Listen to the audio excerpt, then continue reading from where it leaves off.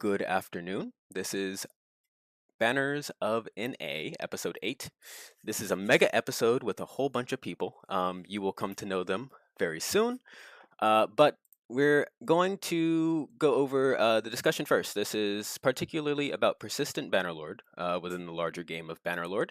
And I have gotten here some very outspoken, some very influential voices to comment on some aspects regarding that game, that server, and things related to them. So, with no ado at all, I'm not even going to go over the structure because I've already delayed this for too long. So we will just go right into the questions. This is the order, by the way, that you see here on the left. These are also the participants. I'll give you a second to take that in and then start with the first question. What should the ideal PB gameplay look like? We've heard a lot of things about it being good, it being bad. People love it. Obviously, people love all types of persistence, but there are some issues with this one. What would you say, and this isn't like what are the issues, but what would you say the best version of this persistence game would look like? We'll start with Cookie. Oh, thank you. Thank you. In my personal opinion, what would be the ideal setting for a Persistent Bannerlord is quite literally more of the feudal type setting, where it's Okay. open world. You have all these little castles or villages, manors, and it's different groups that inhabit each one. It's not these mega alliances that form our coalitions, where you just have three clans that all bunk together, and next thing you know, it's every clan fights against them, or we're screwed. But there's no point in fighting. It's more about the small combat, not the bigger wars. That while everyone does enjoy those bigger wars, it's the minor wars between like 10 groups of 10 to 20 is always the more fun ones in my opinion. And that's kind of what I believe Persistent Bannerlord should be, where it's all about that more medieval setting and feudal setting. I see. Thank you for that answer. Is there any responses to that, or shall we move on? I'll leave the floor open just a few seconds. If no one hops in, then I'll go ahead and move on to Patty Nadros. Yeah, I would say the ideal persistent gameplay is Feudal Kingdoms with a PB overlay. Like the when you press tab and you can see the factions and the kills and handing out keys and stuff like that. If you combined the greatness of Feudal Kingdoms and then with the PB overlay, I think that would ultimately be one of the best mods you can get. The Feudal Kingdoms didn't have that many restrictions to your gameplay, so it rewarded the clans that were on and actively playing. So it gave you more reason to actually stay on and play instead of logging your guys in at 7, warring for an hour or two, getting off, singing Kumbaya, and letting your 3 serfs do all the work for your faction for the rest of the night. On FK, you actually had to fight for every single resource, to even hold your castle for the most part. I think PB protects people too much. They play it like it's an event, a scripted event. I don't necessarily agree with that. It may work in the short term. It may get people to get on and play for like the weekend or whatever. But as you can see over the week, it dies out every time. So I think ultimately, I guess what FK taught me is that you don't need a big pop to succeed. You need an interactive pop that's actually playing. That's actually I would say the essence of persistence is even if you have 30 to 40 people on, those 30 or 40 people are doing interactive things on the map. They're halting each other, they're caravanning their serfs, they're crafting. It's like there's a lot of things going on. In PB, it's like you don't have that because there's a huge influence of just event wars, scripted wars, where as a clan leader, I got to message this person to organize this war. Oh, and make sure the numbers are fair and balanced so everyone can have fun. It's like, well, I think in persistence, the fact that things are not always balanced and fair is the fun part of it because that creates the challenge of everything. Even if you're being warred 2-1, 3-1 odds, or whatever it is, I mean, I don't know, make an ally with someone else, do something different, play more defensive. There's a lot of things that you could do. FK did a fantastic job of that.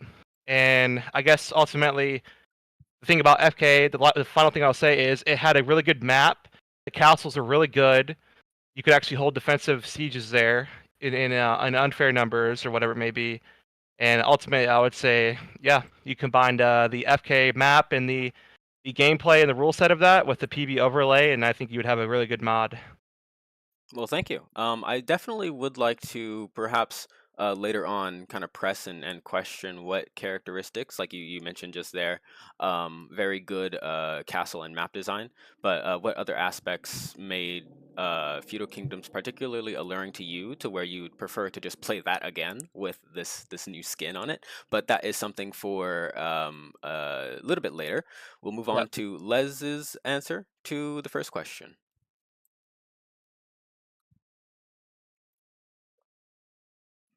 The question is, I will repeat, what should the ideal gameplay look like? And I guess for now, we will come back to Les and go to Sawman. Hello. Hello. So I was trying to think about this because I don't know if I have a great answer, but I do think that PB kind of has an identity crisis in the sense that it is a mod that to me feels like it appeals to like a roleplay audience. Everything feels slower. There's more surfing and crafting involved, but I think that that's goes against most people. I think most people are just kind of casual players. They want to get on, maybe fight some people, maybe do some casual role play. And that's just not what PB is right now. It's trying to be two different things. And I agree, FK was a lot of fun.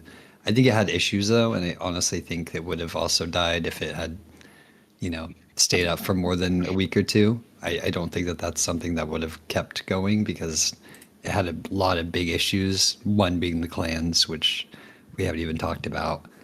But I mean, ideally for me, I hate it, but I am the type of person who's like, oh, I'm just going to get on for war and then I'm going to get off because that's what I enjoy. I enjoy the fighting. If there's nothing going on content wise, I'm just not going to log on and it's just not enjoyable for me.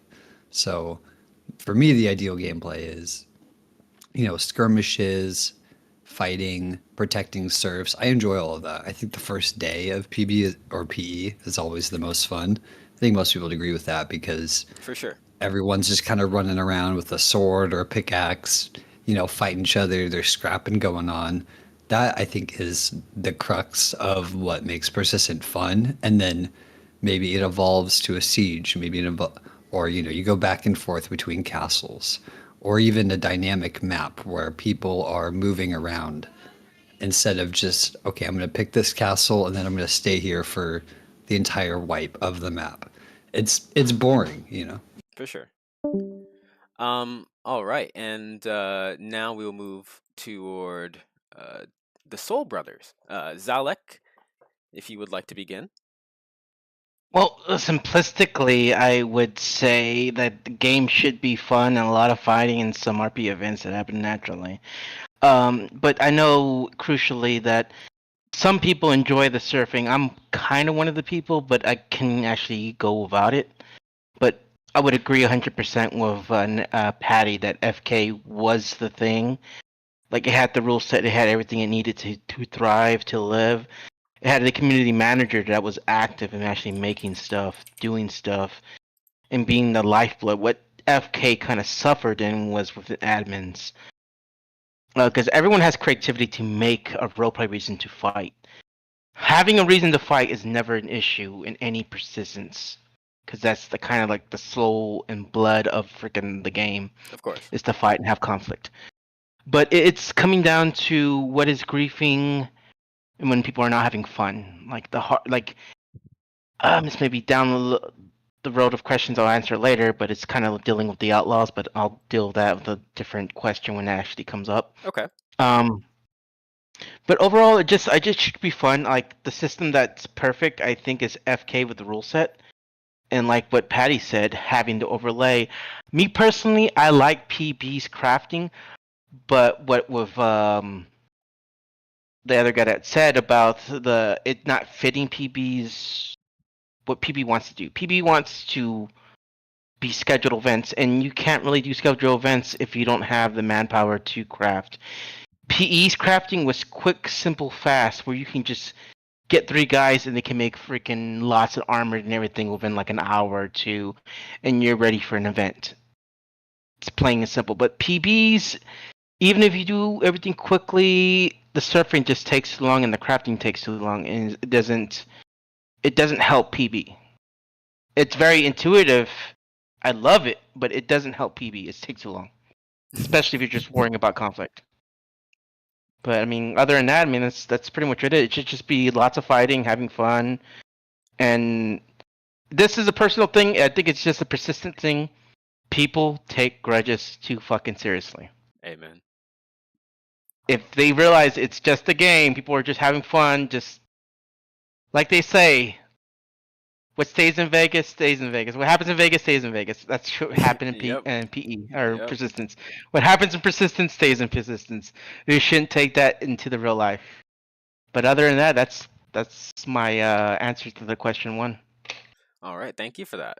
And if nobody would like to hop in from there, we'll move on to Holokron. Hey, what's up? Okay, so for that question, I think answer that. I think what maybe might help, or an idea that would help the gameplay of PB, since everyone's been stating for the most part that PB's community wants to fight more than anything and love doing that. Maybe just get rid of the crafting altogether and do some kind of like point system or money that you get from people, and you can just buy directly from the stocks. That would definitely help with that, and then you can still keep the bandits and everything, or the outlaws in the game. And then most time people get, say, stuff's toxic because people have been farming for like hours or surfing for hours, and then out of nowhere, like a flipping falcon hunter comes out and kills you, takes all your shit and leaves, and then you're like, fuck. Then you try to you get all unpacks, toxic shit, toxic. You don't understand how much I sacrificed for it. And maybe that might help with the toxicity because everyone wants to fight. So instead of like that, people are going to be looking for fighting, or trying to get a group of the crick to go attack somebody to make money. Look for the weaker targets, the smaller clans, something like that.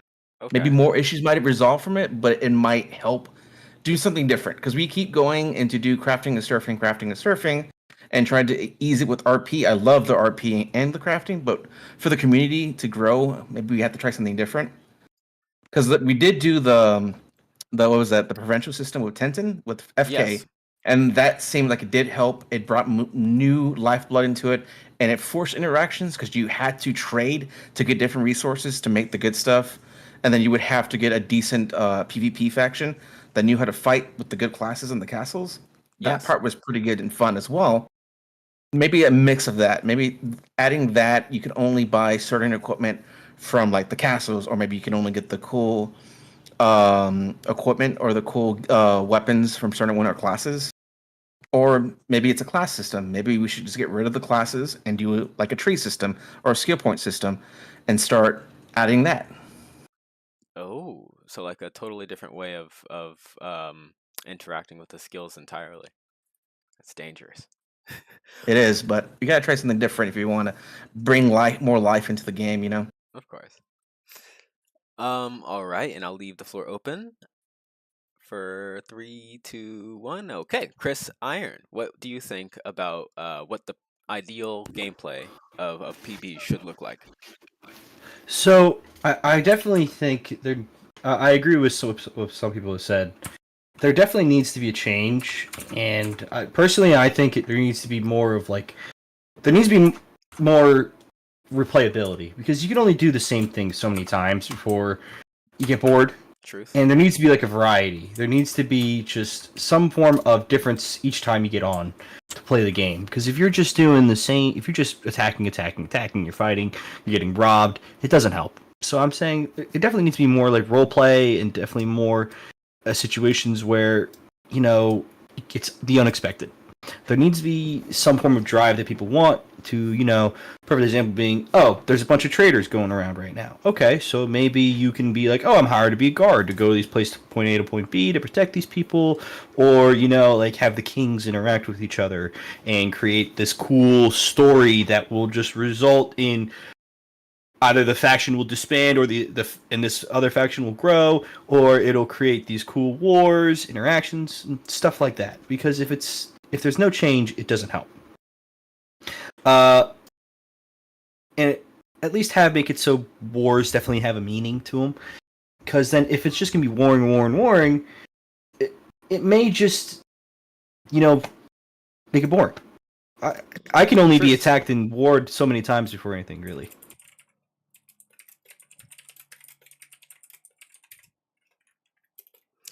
Thank you for that answer. We will now go. Actually, I guess I Check of will Les. summarize. He has an answer. Oh, Les. Yes, are you back yet? Hopefully he's back. Let's see if we can summon him. VK. He did. VK. VK number 1. Nope. No. If they're not number 1, you don't respond. Oh well, maybe he's on the toilet. VK worse than Gondor. It's free time. He's in a business meeting. He's in a very important business meeting. We can move on to the second question. We'll make sure to we will make sure to get his response to this question. I will mark this. Answer later. Lummy, make sure you just hit him a message because I think he did want someone to message him when he wanted to answer. Oh, okay. Yes, I will. We're among kings, and we're no one here servant, so he needs to. Lie, man.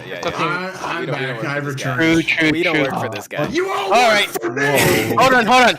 VK's no longer number 0. Now they're number 1 because Les finally showed up. Well, I'm we sorry, can guys. say I'm number sorry. 5. You almost let VK down, Les. You almost didn't show up. You let him So, to say. So the question 1 was, what should the ideal PB gameplay look like in your opinion, Mr. Les?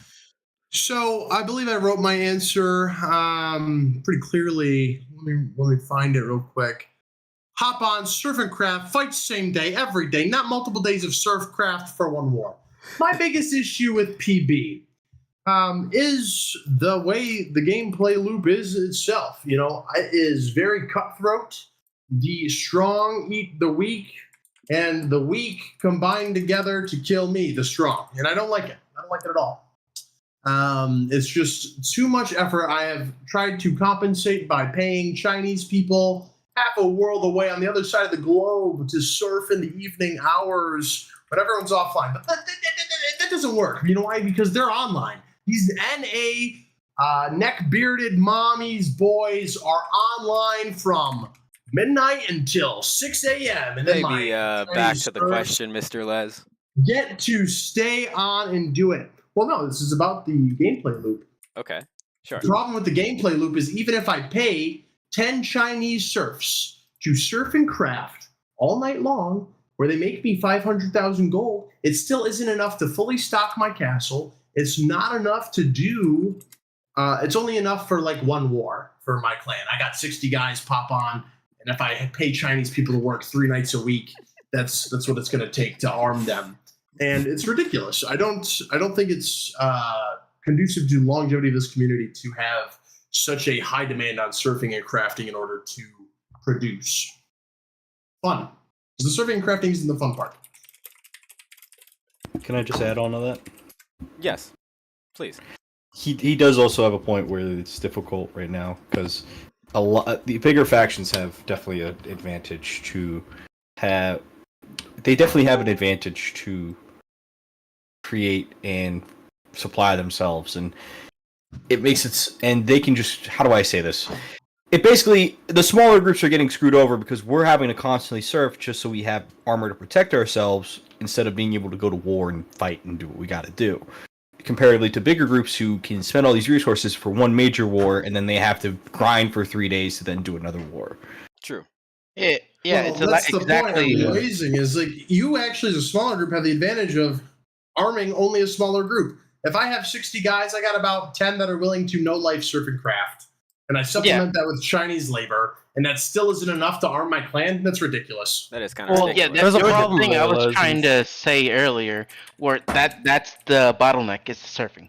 If stocks were always say 100% full, and then we just freaking fight to gain gold, that would solve a lot of issues. Maybe make it so gold. You don't need gold to buy the materials. like maybe you can do is you can sell the materials and you get the money that you need Yeah, for serfs, but maybe if you're a craftsman, you shouldn't have to go and have to buy the materials so then you can craft all the stuff, because then it becomes a point of, don't get me wrong, people gain money, but reality is, if you look at it, it makes more sense for a guy to surf, and then gather all the materials and then just make everything, and he'll make triple the amount that he was actually going to do from buying materials. Like a lot of people do is, and even as Les you just said, the way the stocks are, like 60 guys will run through that in a day, that's not including. And that's including them dying, having to rekit, go out there again. Like, maybe make it so you don't have to buy the equipment and don't put such a low limit on the equipment. Make it so you have it locked by role. So if your certain classes will be able to wear certain pieces of equipment, and it makes it so people have a reason to be the role that they choose. Like, there could be a really good chest piece as an infantryman, and the same thing with the good sword, a good mace, while a sergeant can have a really good helmet and a really good shield. Well, I see your point there, and that's an idea for sure. Really, the solution here that I present to this community is that we leave everything the way it is. We just change the ratios. I should be able to... Castles should be a free day thing. So if Gondor isn't on a day, I can take their castle without pissing them off, right? If someone isn't there, it's no big deal. Nobody owns a castle. You rent a castle for the day. And in 1 day's time, let's say 4 hours of gameplay, I can surf craft and fully gear an entire castle to the brim, where everything is completely stocked. And then we use those stocks that night, and the next day it starts over again. You got to surf and craft, get your gear, and then you fight the big war at the end. I 100% agree. I 100% agree with that. It's just like nobody should own a territory. If you have it because you were powerful enough to take it and keep it. That's what I should be. Nobody should have this. Oh, let's play nice, guys. Oh, you have this. You have this. No. You're strong. You keep it. That's what I think. So if I wanted to put a cap on this section, just so that this one part doesn't get too long, would you all say that a good summary would be like the PB loop should include specifically more fighting in ratio to the crafting and surfing. It should include random unscripted wars, and it should be decided based on RP and the actions of players rather than just basically plans and egos. Yes, I would agree with that. Is there anyone who would have a different? Can you say the question again? I'd like to just add to that real quick. Yes. I just want to say that the gear fear is so strong, and the reason those fights don't happen is because of the gear fear. It's so hard to get the gear. When you get the gear, you can't risk dying with the gear, so it makes less fighting. It's horrible. Thank you, Les. But I think on that, I do agree with you on that. But people need to stop being pussies and actually get over the gear fear. Because small clans, you lose gear all the fucking time to big clans. So it shouldn't be an issue. Yes, but to be fair, for example, I'm a small clan. I get attacked every 10 minutes. A perfect example. And most of the majority of the time, we have to surf so then we can, get the stores, then we can have the equipment and get it. Perfect example was last map change. My stores were always empty because I was always having to buy equipment, get on geared, and then keep fighting, and then we would have nothing left, and then we get warred. So I'm not saying no, we need it. It would especially help smaller groups being able to craft gear quicker and get armed quicker, so then we don't have to worry about fear as much, because we can at least be confident enough to, have enough stores, so then when we do get into big wars and joint fights, we can be effective. It's difficult especially for a small group, comparatively to. Also, the bigger groups will just gank the smaller groups. I would never say that my group is afraid of gear fear. I mean, I throw my men off. Oh no! Okay, 100%. So while we're on this 100%, subject, your people don't have gear fear. Your guys got the most skill. They don't give a fuck about a fucking gear, for the most part. They just want to be able to have fun, bro. Yeah, the grass is always greener on the other side. Grass is always greener on the other side. However, while we're on this subject, But we can go on to that and just say, because perfect example is bandits a lot of the time. Sorry, I didn't mean to interrupt anybody. A lot of times people just play as bandits and they don't lose their gear. They just go around naked. That's true. Yeah. Naked bandits So- should not so- be able to kill. Well, I mean, they should be able to kill them if they're good, but like, come on, it's obviously a broken Like- system based on how Well, much it and then happens. they just steal the equipment, and then they just go set off, and then come back naked again to steal more gear. So there obviously there's not going to be gear fear if you're naked. Like comparatively to a guy that just spent 3 hours to craft, grind, and make that entire kit. True. You know, Yeah, like there's going to be gear So fear. while we're on this subject, we were mentioning like the coalitions of clans and their dynamics with the bigger clans. I wanted to see, are we all kind of consensus? That's the right word. Or do we have like a contentious debate here regarding whether or not kind of coalitions are good so long as they are change and are not permanent? Obviously, all permanent coalitions are bad, but do we all agree that for the most part, coalitions they're are good? temporarily, they're good and bad. Coalitions are good. Coalitions are good. Is there Could I- anyone It's that when says it coalitions are becomes bad? Could we Well, It's when say it becomes permanent. could we all agree then? Sorry, I didn't mean to take over.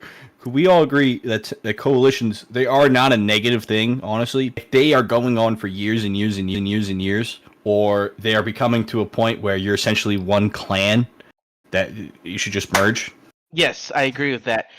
Yes, but that's why the triarchy dissolved, because we want our identities back. We don't want it to be like That's not what I heard.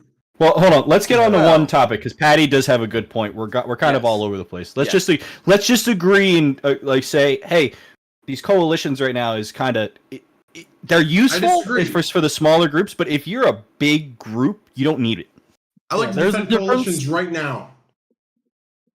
I'll dissolve. I have no There's issue a with difference, in dissolving. my personal opinion, between a permanent like coalition and then the temporary ones where because then it's just a temporary one where you're still clans but you're working together for that time Hey, being. Hey, And all then I the other know ones where is my clan ever gets gassed, we're becoming fucking outlaws and being the skirmish here. That's Well, all if I'm you saying. think- Well, I if want to you say think- that coalitions are definitely important. I want you to look in the face of Winston Churchill, the Duke of Wellington, and try to say that coalitions are a negative thing. Well, Alright? hold up. But the Allied commanders in World War II were like, you know what? Coalitions are lame. And then just let the Nazis run the world. We wouldn't have Gondor today. So Well, my hold- point is, All right, is that brother. Gondor All right, brother. deserves to be coalitioned against. And Well, as hold- long hold as on. 100% needed, Hold on. All right, agree I with am- you. You I'm could seizing, say- I'm seizing the floor back. I feel like I'm being seizing the interrupted. floor back. Yes, you I'm are being being interrupted. You are being shut down. Absolutely In fact, we not. have a debate currently. Should coalitions be encouraged? Please select your circle. There is a sticky note above the main board. Where? Select your circle. Where opinion is that? North of the main board. Should coalitions be encouraged? On the left side, we will do yes. On the right side, we will do no. How do I put my circle up there? It's copy paste. Over here, man. You I- grab it from the dot voting. Oh, some of the colors don't have that. Only the first couple of them. Not to be rude, but could we also just elaborate a little bit? I think if you're in a coalition, you should live together. It makes more sense. You know what I mean? Because if we just have these giant coalitions, it's just going to affect the gameplay. Because a lot of the times, and you guys can't say it's not true, we will literally have a east versus west, or a north versus south, or a southwest versus southeast type of situations, and it kind of makes it pointless to even do sieges. Like maybe make it so when if you have a coalition, you can like, oh, we're all living together, we're all working together. If we don't like our neighbors, we can just go fight our neighbors and stuff. You know what I mean? Instead of having these giant sieges where we have 4 people that own 4 castles versus four other castles, and don't get me wrong. At the end of the day, we all join the same faction, so then we don't kill each other. And then we have to Are we go back and gonna do a formal debate here, or what are we doing? Okay, so we will go in the order of the voting, and we'll start with Cookie. Cookie, can you give your answer and place your circle accordingly? well, okay. Well, okay. So That's- is there that's any a- kind of that's a bit- conditions that we want to put on this? Coalitions should be encouraged, because and coalition would be There's really living together. I Yes? do apologize for cutting off here. Oh, it's okay. But there's like a really big difference between just like a map, like for this one map that we're allied together, and then there's the ones where we're allied to each other for the next like 7 maps. And that's like the thing I dislike that type of coalition compared to like we're just here together for a singular map. But I do believe as well, just like how Chris Iron was talking about, if you're coalition together, you should base together. Okay. instead of having 4 different little castles. I do disagree though about like all factions just joining each other, because in my personal opinion that takes away from the idea of PB. Of course. It's these different groups that are fighting together, but they are separate groups. Because at that point, you should just do the idea where you have 2 factions, 2 castles, and then it's just red versus blue or something. Could I step in Of course. just to clarify? So what I mean by that, what Cookie was, when we do wars, whenever we have these wars of like these four factions versus 4, what happens some of the times is, and a perfect example is when it was everybody versus Gondor. I think my faction and 3 other groups all joined VK, so then we would all have the same banner, and we wouldn't have a chance to have TKing. Or we would do is we would all change our banners so they would be the same thing. That's what I meant, per se. So you would say like the separation is only outside, but like inside, you're the same clan. Outside, you're 2 different communities. That type of thing. I would say that if we are based together, we will definitely have our individuality, and maybe there was a server by Mangos. He did a server where, and essentially what he did was Avalon? yes, where essentially Avalon you was had very fun. That was all like RP server though. Like, right, Can we but limit talk time to 1 second per member in clan? Okay. Yeah. right, So sorry. just to clear it up, what basically happened was you had different people, you had different faction leaders on at a time. You had 4 different faction leaders in each faction, and they would all vote on one guy to be the main boss, and then for a day that guy would be the main boss, and then they would vote for a different person the next time.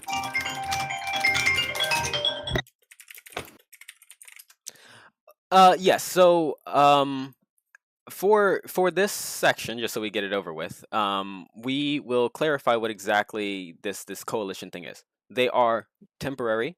Yes, they are. Like you said, game, or no, like server based, not community based. Yes. And then they are not permanent, persistent. LOL. What else? They are not. Yeah, I think that's fine, right? That's the only things we need. I think I'm the Is there only any one other with no. clarifications? I think I'm the only one with no No. on this whiteboard. Interesting.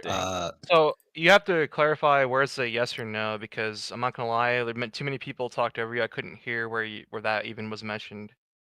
Where's the yes and no voting? It's above the main board. There's a blue sticky note north of it.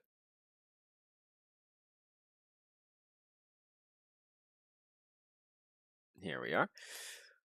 So Salman, did you want to explain or elaborate more on Yeah. Yes. I mean, I think Les would know better than anyone that coalitions are doomed to fail and ultimately kill the mod, assuming that the admins don't step in at some point. And I refer back to Normandy, where there was this famous, literally called themselves the last coalition, and it was honestly kind of an omen. Okay. Because after that, the server died.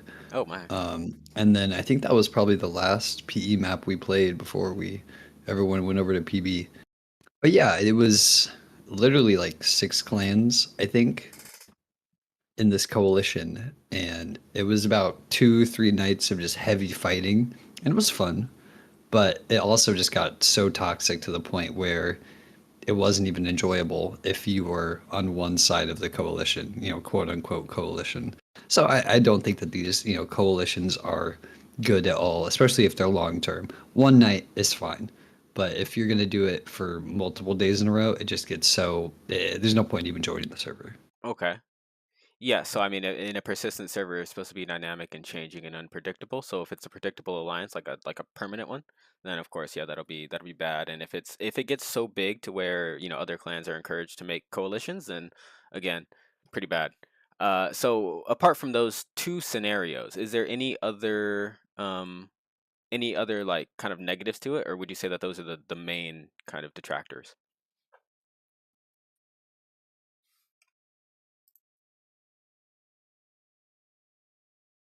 Perhaps that is it. Okay, so we will be moving on. It seems like the consensus, not the consensus, the majority opinion is yes, although we do have some good points in the no column. let us move now to question 2. How can we move when I haven't had a chance to speak on the topic? Yeah, hold on. I haven't had some. Oh, okay, yeah. Come So, on. yeah, if y'all want to individually go through, yeah, we'll start with Les All since he right, put his at the so top. you know, I'd like to say that me and Patty, we've been here the longest, playing PB the longest. You know, we know the history, the deep lore. We were there when it was written. Sawman 2 to a lesser extent.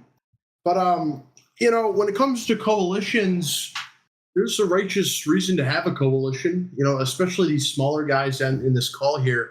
I absolutely encourage you guys to buddy up. You can't hold a castle with 10 men. You can't hold a castle with 25 men. You really need about 40 guys to have any shot in hell in holding a castle for most situations. So I'd highly encourage you guys to group up. But also when it comes to toxicity in our community, the only power clans have is to punish the toxic. And if we want to have a thriving community, we need to make coalitions against toxic groups so that they start behaving and being less toxic, or they stop playing because the community doesn't like them. That's the only way for us to power project in the community to make changes in behaviors we don't like. So I really am a big fan of coalitions. And historically, crusades. Historically? What do you mean? Like, has it ever actually helped the community? Because it only ever seems to kill pop. Yes. Byzantine was has driven helped, off of the PE server. Byzantine was driven completely off the PE server. They were bullying every clan. They killed the horde. Well, really, nobody was playing. It didn't die. Okay, so is the not argument done. that I would like to rebuttal that. I was part of that coalition with Les, so all the clans that were back in PE, we took them off the air. It was peaceful for like a week. They came back on and reinserted their. Well, okay, so peaceful. let me. It's a hold on. It's peaceful. So you guys just didn't fight at all on this persistent. No, there was fighting.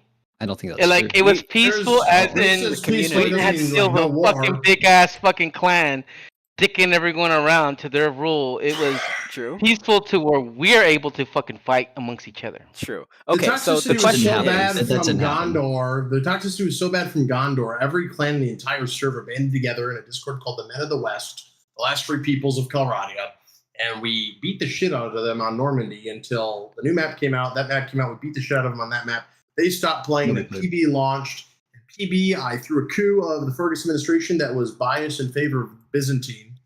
And we played on that, and we got up to, I think, 250 players at max, and that server that lasted for a while. But then summer came, and I handed it over to Getty. That's where we're at today. Now Gondor's back and playing again, and they're the reason the mod is dead. I wouldn't say that. Actually, the thing is, oh wait, hold on. Hold on. I would agree with you, Les, 100% of the time. But this season, Gondor wasn't the issue. They were hardly ever on the server. What?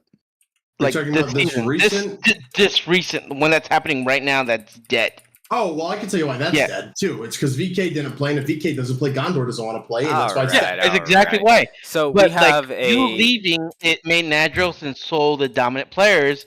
We kept winning our fights over and over. Now, NATO and Kingdom of the Franks don't want to play. Well, NATO's asking me to come play, and that's probably why. We've been playing. I mean, Gondor's playing with Nadros. Why haven't you guys been playing for 3 days? We've been trying to, do something, Yeah. Oh, man, trying to get space on. Taking back the conversation, we will move to question 2. Question 1 Bring is now Gondor. over. Bring Gondor back. Excuse me. I have not been able to speak. Okay. Yes, please, Patty. Save us. Coalitions are not the problem. There is a solution to make everyone happy here, though, is a provincial-based system that I wouldn't say forces, but makes natural alliances based on territory and also resources in each settlement will provide a unique resource in this province. So there's it would make people have to work together in a natural alliance.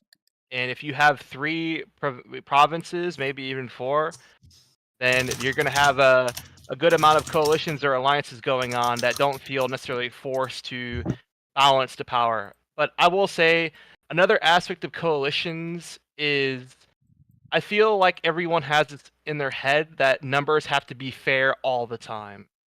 The thing is, in a mod like this, where the vast majority of the player base want to win, numbers are not going to ever really be fair for people. That's persistence. So I would say the smaller clans are the ones that complain the most about the numbers. I mean, I would say every person here that started their clan in the beginning, there was never numbers in their favor ever. It will never be that way if you're a small clan working your way up. So the numbers thing needs to be ruled out. Like Les said, buddy up, find an ally, find people, not even an ally, like a business partner. Be like, hey, look, man, I'll craft you this, I'll bring you this if I can get exchanged for a defense or for an alliance with you, you know, or like a defensive pact or whatever it may be. I feel like a lot of people they don't want to do that, and they want to do a revolving door thing where they like, hey, I'm gonna message this guy at 5 o'clock, get your men on, we're gonna siege this person, get off after the next. It's like, no, dude, make real alliances, play with your alliances persistently throughout the day, and then that will stop this coalition warring at 7 and 8 o'clock, where that's the only thing happening is you'll have more persistent gameplay doing that. So basically, ultimately, what I'm saying is provincial-based system is I think the answer to this coalition problem for sure. Okay, yeah, I think that's it does make it kind of a smarter game. Like it raises the IQ of things you can actually do instead of every single castle having everything you need. It's not really realistic or fun. I think one of the, and I will share a little bit of an answer here. I usually won't answer the questions with the guests because there's not a whole lot of time. But for this one, I will say it's incredibly unrealistic to imagine a scenario where every single castle in a short area is self-sustaining. That's just crazy. So is there anyone else who would like to make their point as far as this debate on coalitions? Chris would. Chris. The only point I would make. I haven't really made any comments on this yet. Yes. So everyone's we'll do good. Chris, and then we'll come back to Zion. Let Zion, because I know I put in a little bit. Okay. What would you like to say on your side? You also, if you want, you can copy and paste the little circle if you want to click and drag it, What do you mean? Oh, okay, like the one let's next to see. your box. Jesus, I'm on my third beer here while we're doing this. Uh, I had to get popcorn. I don't know how to do should this. I be That's honest alright, of how that's much I alright. drank? Let's do it at the end. Text it. Let's admit Text it at it, the okay. end. So Zion, what were your thoughts as far as the coalition debate? Well, when it comes to coalitions, it's just a time bomb until it hits its ultimatum where one side's ultimately dominates the other feels disheveled, quits. It becomes a system of kind of mentality where you start losing and morale gets broken by everybody. I've noticed a lot of servers usually end once you hit the coalition stage in the map, like a big coalition. Okay. Usually So that ends most of the servers. There's this big moment where everyone's all pissed off, all mad, fucking crying about Greece, and being upset over bullshit, and then it just collapses. We go months without any server. People then come back, and it's a repeat. that's not a bad point. That's definitely one that people have mentioned before. Would you say Yeah. that? Oh, I'm sorry. Was someone else gonna? Yeah, It's I kind would of what like a to. lot of us call Sorry. like the PX cycle. It's kind of what continues to happen throughout all the years of persistent Warband or persistent Bannerlord, apparently. So you are right about the coalition. So how coalitions may have been fueled off of winning, right? So when you have I'm not trying to be so nerdy about a provincial system here, but if you have a provincial system, you're not fighting to necessarily win. You're fighting for your territory, for your actual your ability to have your resources. There's a purpose behind it, other than hey, we need a war to just win, man, just to win and just look good. It's like it's not about that. It's about defending your province and your territory, supporting your ally that has the flags or whatever it means. It's like there's a purpose behind that. It makes alliances have purpose instead of just coalitions to beat the bad guys or coalitions to team up against this person. You have more natural alliances. Maybe in the context of coalition isn't the most healthy thing for the server, but I think alliances are great for the server for what it's worth. Like I like to piggyback off that. Yep. Okay. What Patty just said about, alliance clans like, oh, they're coalitioning just to get the W, and it shouldn't be about that. I completely agree with you that is what is going on. And I'd like to explain a little bit more why that's going on. everyone in here, I feel like most of you would understand this. You might not have experienced it yet, being a smaller clan yourself. But when I have 80 personalities in a Discord, a lot of them aren't built for the PB situation, right? And that's the issue as a community we're having is numbers. And you need numbers to have a community, and to have a good PE server, you need numbers, right? So we need to tailor gameplay towards having people. And any clan that is my size that loses multiple wars in a row is going to lose members. It happens to Gondor. When they lose a bunch of wars in a row, they stop bringing on as many people. People play to win. And when your clan cannot deliver a win, I mean, if I got, my dedicated core group of VK members will never leave me. However, when I get, 40 new recruits, I'm going to lose 50% of them if I can't win. When PE first came out, I was bringing 80, 90, 120 guys sometimes to events, but then the entire server would siege me. It was Blackfire, Wendfire, England, NATO, and Etria at one point sieging me all as bandits. And I had 120 regular troops on, and we got slaughtered. That's just a huge morale buff. So you're going to lose members if you lose wars repetitively. So that's why, coalitions are transitioning to event-based sieges is what I've had to do in the past to keep my clan together, to keep it playing. And I'm one of the bigger clans, so you guys want me to be playing, I'd assume. We can't be gassing each other off the servers, and that's what's going on. And these coalitions are the only way to safeguard your clan from being gassed. Yeah, but that's what leads to the gassing, though. Could I? It is Could I a pull- continual problem, but I think this is actually a pretty deep subject I didn't know until we started laying it out. We will leave this here for now. We'll come back to it later on, or make it a completely different discussion itself. We will now, since that has been thoroughly beaten, move on to question 2. We touched on it just a little bit. Can I say one thing? Yes, sir. PB brings out the worst in people. It does. That's yes. all I gotta say. I've noticed that as well. I think that's. I will not say anything further. And we don't have to. Should outlaws exist is question 2. We have outlaws, which in my opinion, I guess, are the archetypal kind of chaos agent that, no matter how much you build up and try to sustain your stability, there's always something that comes along and degenerates it or destroys it or makes you have to struggle in order to keep it, maintained. So bandits serve as that. However, the core issue is there's no stability to threaten. And so when there is no stability plus bandits, it's absolute chaos. That's my point. But what if you don't think that outlaws should exist? What should replace them? This won't be a debate. Will just be your points. We will start as usual with Cookie. Outlaws.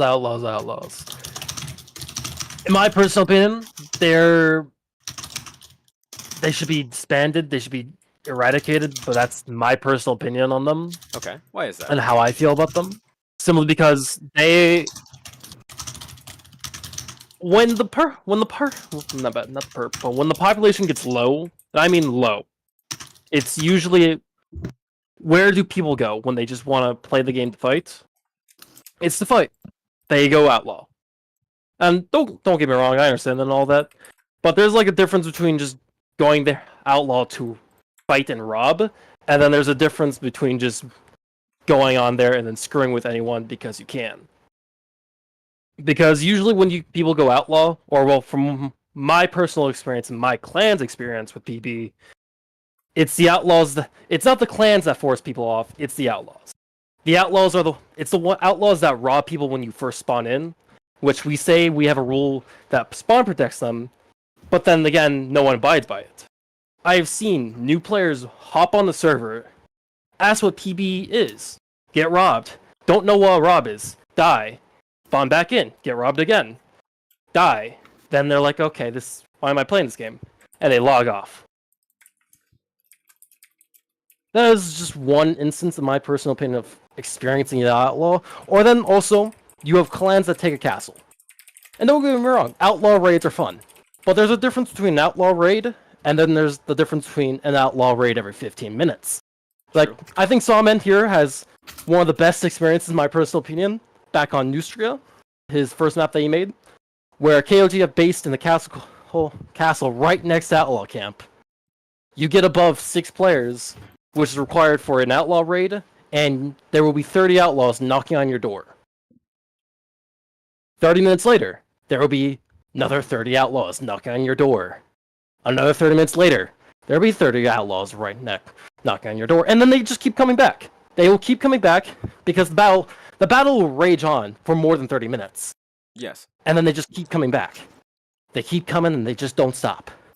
And it's because, well, it'd be different maybe if they were just spawned somewhere else. Like, that takes more distance, or battles don't just last that long. Now, that's just my personal experience and idea of PB, because in my personal appearance, like, idea and opinion, it's that, from what I've heard, Outlaws seem to be a bygone product, something that should probably be removed and replaced by something. And by the way, just going off my own prior experience, when server pops do get low and they can't do their outlaw raids, they will just take over a castle, call the outlaw faction or call it something stupid, and then just play as a faction, which is better than which is better because then they are regulated by a faction's rule set. Okay. Instead of the outlaw rule set. Which then also we have a counterbalance to outlaw, which is Town Watch. But Town Watch is whitelisted. Town Watch is a whitelisted thing, so you have to boot up. Not only do you have to then join the Discord, or join the game, join the Discord, apply on that Discord to become Town Watch. Meanwhile, you can be some random person, just join Outlaw, and then go screw with other people. True. But with Town Watch, you have to go through this entire big old process. And yeah. Well, thank you. Next up, Patty Natros. What do you think about the bandits? Do you think we should have them? Absolutely.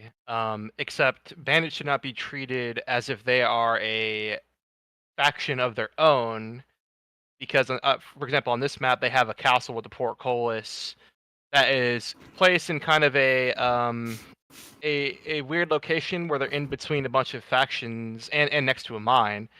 I think outlaws is in the context of an outlaw, it should be done similar to how it was done on, I think the map was called Albion, where they had these underground tunnels. They had these, maybe some teleport, cave little things going on, but underground tunnels underneath the main city, where these outlaws can kind of, go in and out with their pilgrim hoods on, and robbing people instead of, like that's what an outlaw does. It's supposed to rob and haunt people, not raid castles like they're a faction of 15 to 20 people or whatever it may be. Outlaws need to be changed up a little bit. I don't think giving them their own castle and fort is a good idea. Truthfully, I think that underground tunnel system is a wonderful idea. I don't know if anyone here remembers the map called Albion. It had these it was like an underground sewer. Best map ever. Yeah, that was a great map, and the city was wonderfully done. That city was wonderfully done. It was a central part of the map. And the outlaws, they operated from the central part of the map, not on the corner where they're going to go camp some small clan's gate until 5 in the morning. I don't agree with that at all. I don't understand why mappers have ever treated them like a faction of their own, where they have a fort. But basically, simplify it.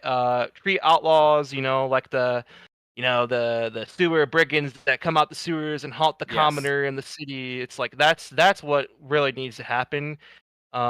Because I don't think outlaws are a problem at all. Actually, if you know how to counter them, you get a war party going. You ask your allies for help. It's it can be done right. But yeah, that's all I had to say. Well, thank you. I don't think I disagree with that. We'll move on to Les. Hi. Hey there. I had to turn you down a little Actually, bit. Give me 1 second because your keyboard is incredibly loud. Yeah, what I is your forgot answer? I have. I turn off my echo location, my echo cancellation, so I can play my theme song. Oh, okay. I'm like, I would like to take some time to talk about the bandits. I don't like bandits. 5 minutes. I've been server siege, but I have 5 minutes to talk about this. Yes, we all have 5 minutes. That is way too much time, brother. We are on question 2. Well, It's been you an hour can and a finish half. it. You can finish it quicker, and then we can move on. Oh, it will be very quick. The bandits, I don't think need to be a faction. I think it's just conducive to trollish, toxic gameplay. I do enjoy playing Bandit, but that's when I'm in a truly tight mood. I think that we need to not have commoners. We need to not have bandits. There should be no role play element. I like role play, but not forced RP. And the bandit class is a forced RP class that is being abused and not used in an RP fashion at all. It's completely just used to inflame and enrage and to kill new players. I mean, bandits love to go and RDM the commoner spawn. That is what they do. They like to enrage serfs. I mean, it's just horrible. They act like, the principle behind bandits is that we need an antagonist on the server to make, the serfs are afraid of bandits type thing, but the factions do enough robbing, raping, and pillaging on their own to not need a bandit, right? Every faction member riding around on a horse is a bandit. They'll dismount their horse, get on your cart, and head out of there with your stuff, Walter Bloomberg style. So I think bandits are garbage. And then my next question is to Lami. Lami, I want to know, how long is this going to be? You can leave and come back anytime. We have some questions here, so we'll just go until people either we finish all the questions or everyone leaves. Mr. Sawman, what do you think about the bandits? Yeah, I mean, I would actually completely agree with Les and Patty about this. I think they have their place. Like if you have a city, I think that's where they thrive. Their job should be to maybe disrupt, cause a little chaos in the city. But just like outlaws, you need a counterweight, which would be the town's watch. If you have 30 outlaws on, it's just not even worth logging into the server at that point. You can't go anywhere without being murked by a bandit. So there needs to be a counterweight there. They need to be balanced for sure. But I think they play a role. Interrupt with that, the Town Watch? Yes. Sure. Town Watch, it being whitelisted like outlaws, I mean, no, outlaws or nobody needs to fucking apply for anything. The limiter factor of fucking Town Watch, it is whitelisted. If people could just go in there and willing to help Town Watch, it would even it out. Mm. But So- being whitelisted, it limits the factor of people you can defend. And if you get overwhelmed because you got little numbers, you got some good players in there, but nobody can fucking fight against someone that's like a Forsaken or a VK member. That's one. They're worth 2 or 3 members. Like people, like literally, like naked, they could kill 3 fucking Town Watch people like nothing. It shouldn't be limited as a whitelisted, but it's always been whitelisted, and I think that's Town Watch's downfall is being whitelisted. What is there anyone? Here Anybody who... that's good, like Oh, I'm sorry. I would, but we're not doing it because it's whitelisted. Well, I We was don't want to gonna lose that ask- identity. I was gonna ask, is there anyone here who would disagree with just simply making bandits and Town Watch the same level of access? Like no matter what, you can either be either or, maybe even limiting. So however many bandits there are, that's how many Town Watch. However many Town Watch, that's how many bandits there can be. Do y'all like that, or is that too far? I think it should be vice versa. I think bandits should be whitelisted and Town Watch should Yeah, be. if I can interject here, I do apologize, Yes, Chris. please. Yes, please. Personal opinion, I do agree with Chris here where he was talking about they should be whitelisted because it's really a lot of toxicity does come from the outlaws. They're just there to murder and to cause chaos, which is Yes. fine.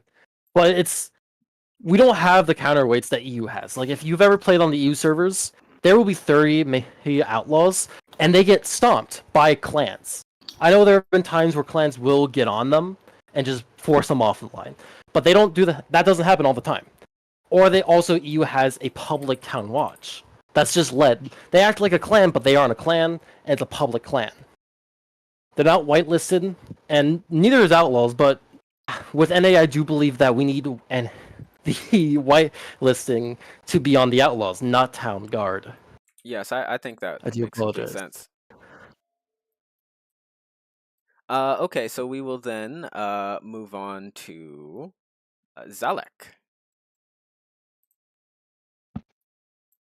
Mr. All right, Zalek, I'm yes. here. Just give me a quick second. I was just in the John. Oh, you're okay. Give me a second. Take your time. All right. I need to read my notes real quick. What did I hit for this? I say outlaws shouldn't be like. Maybe they should be eliminated, but just make them into a clan. Apply the same rules that clan members get. Because if that will bypass the restriction of being whitelisted, but also give them like they can be warred by other clans indiscriminately. So that would put down their numbers. Outlaws aren't very great at actually working together because they're always too busy like farming off fucking people that are peasants and such. That would give more incentive for clans that want to keep them in check to kill them indiscriminately because they'll just war them and do them. Because SOEL has no issue dealing with outlaws because that's our favorite pastime. We like to fight them, and they like to fight us. Just they like to fight us a little bit more when we don't have our best players on, but like it is what it is. You get farmed if you're weak. They lose gear if they're not strong enough to fucking defeat a non-peasant army, you know. True. But if they want the ability to actually have cav and decent, like, because I know there's a lot of decent fighters that are for that play bandit. If they had the ability to actually be a cavalry, they would be. Yes. They'd be Because scary. in PE, there was a lot of them. They called them ghetto cav. From Byzantine to VK, from everywhere. They were the scourge of the earth. Yes. But give them that incentive. Give them that incentive. But also, I think they should be in the clan and have them run by the same things that clans, the clans have to go through by. That would level them out. Makes sense. Instead of just being exclusive, oh, they can do whatever the fuck they want with no handbars. Also, I think the punishment shouldn't be a ban. What's worse than being banned? Playing a game you want to play, but you have to grind resources out for the fucking peasants. For like the normal, whatever the fucking automatic faction is, like the peasant faction is. You have to give X amount as a punishment. Say, oh, because banning someone kills the server. 100%. What if they say the if you N-word? ban someone, I double, triple them the amount. I don't give What? a fuck if they say the N-word. They should be triple the amount. But if they dox, permanently banned. Permanently banned. Yeah, I If agree you with that. bring What if anything they into say the real world, N-word and the F word? I don't give a fuck. It's fucking America, man. We have the Yeah, freedom of it speech. is You America. send the You N-word. can't. I mean, if you can. But if you dox someone We in got real life, N-words and F words in America. F word's fucking a common fucking, like, everyone uses the F word. The F word doesn't mean Well, shit. okay. So the thing is, the N-word. there's nothing that is like completely inoffensive or completely offensive. So we can leave that aside. I mean, yeah. I mean, the Well, I N-word just is think banned, there should but- be a punishment. Yes, 100% they should be. But that person that likes to go around and dicking people around left and right, if they break a rule, they should be punished. Okay.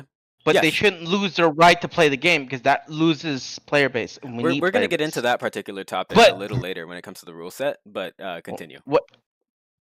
What I want is them to be in the mines surfing, doing what they don't want to do, surfing for X amount of. Like children. Like children. Yes, Well, I mean, exactly. Like thing children, is like that, just that would make in us. their fucking.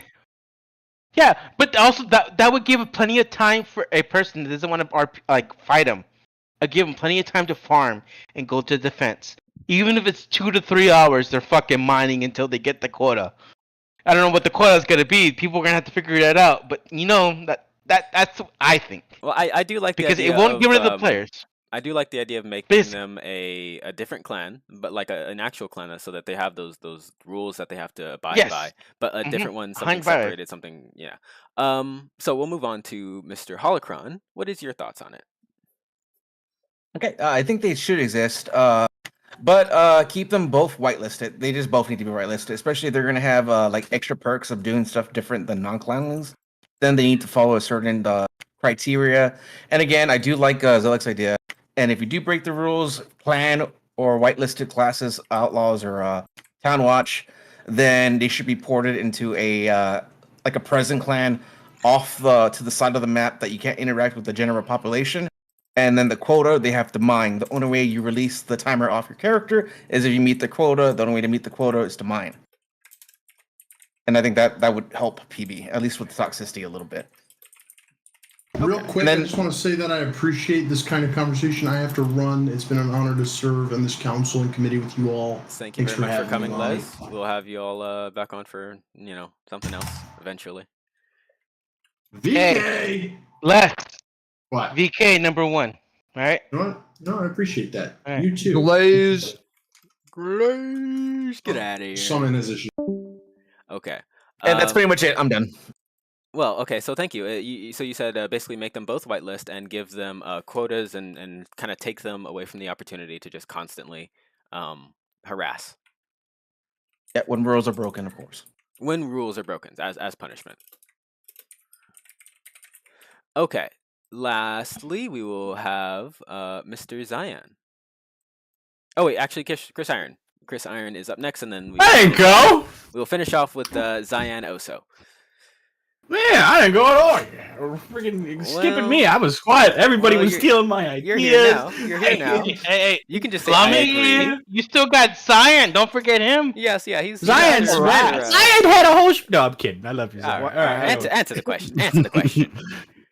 I definitely think that if there is nothing to change the way the bandits are, they should not be a thing. Because, especially considering I'm seeing more bandits, I see people nobody here can disagree with this.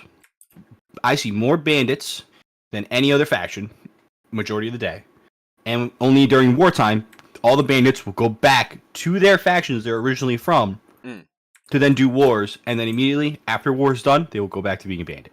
There needs to be a change which will stop this from happening and make it so especially considering bandits can do everything. They can steal whatever they want. They can do whatever they want with no repercussions, while factions have repercussions and they have limits. Yes. It's unfair to everybody, and it just doesn't make it fun. I think and especially considering from what I was told and from what I've seen and from YouTube videos and streams and all this other stuff, especially from when Warband, bandits had a reputation system where depending on how high or how low it is, if you have a really good reputation in that game, it makes it cheaper to buy equipment. It made it cheaper to do things. People had a better view of you because you were a trustworthy person, comparatively to a person that's negative who in-game repercussions resulting in, it costs more to buy equipment. It costs more to do things. It takes longer.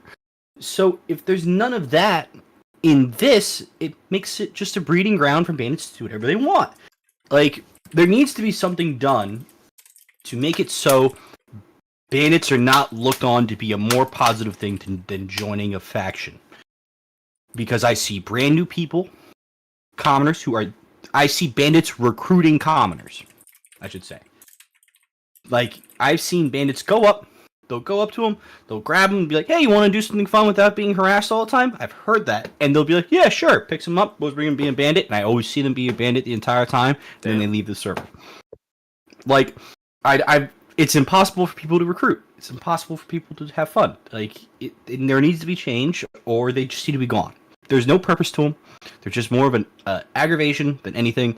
And yeah, their purpose is to be aggravation and insulting, but their main purpose is to be a tool for roleplay and interaction.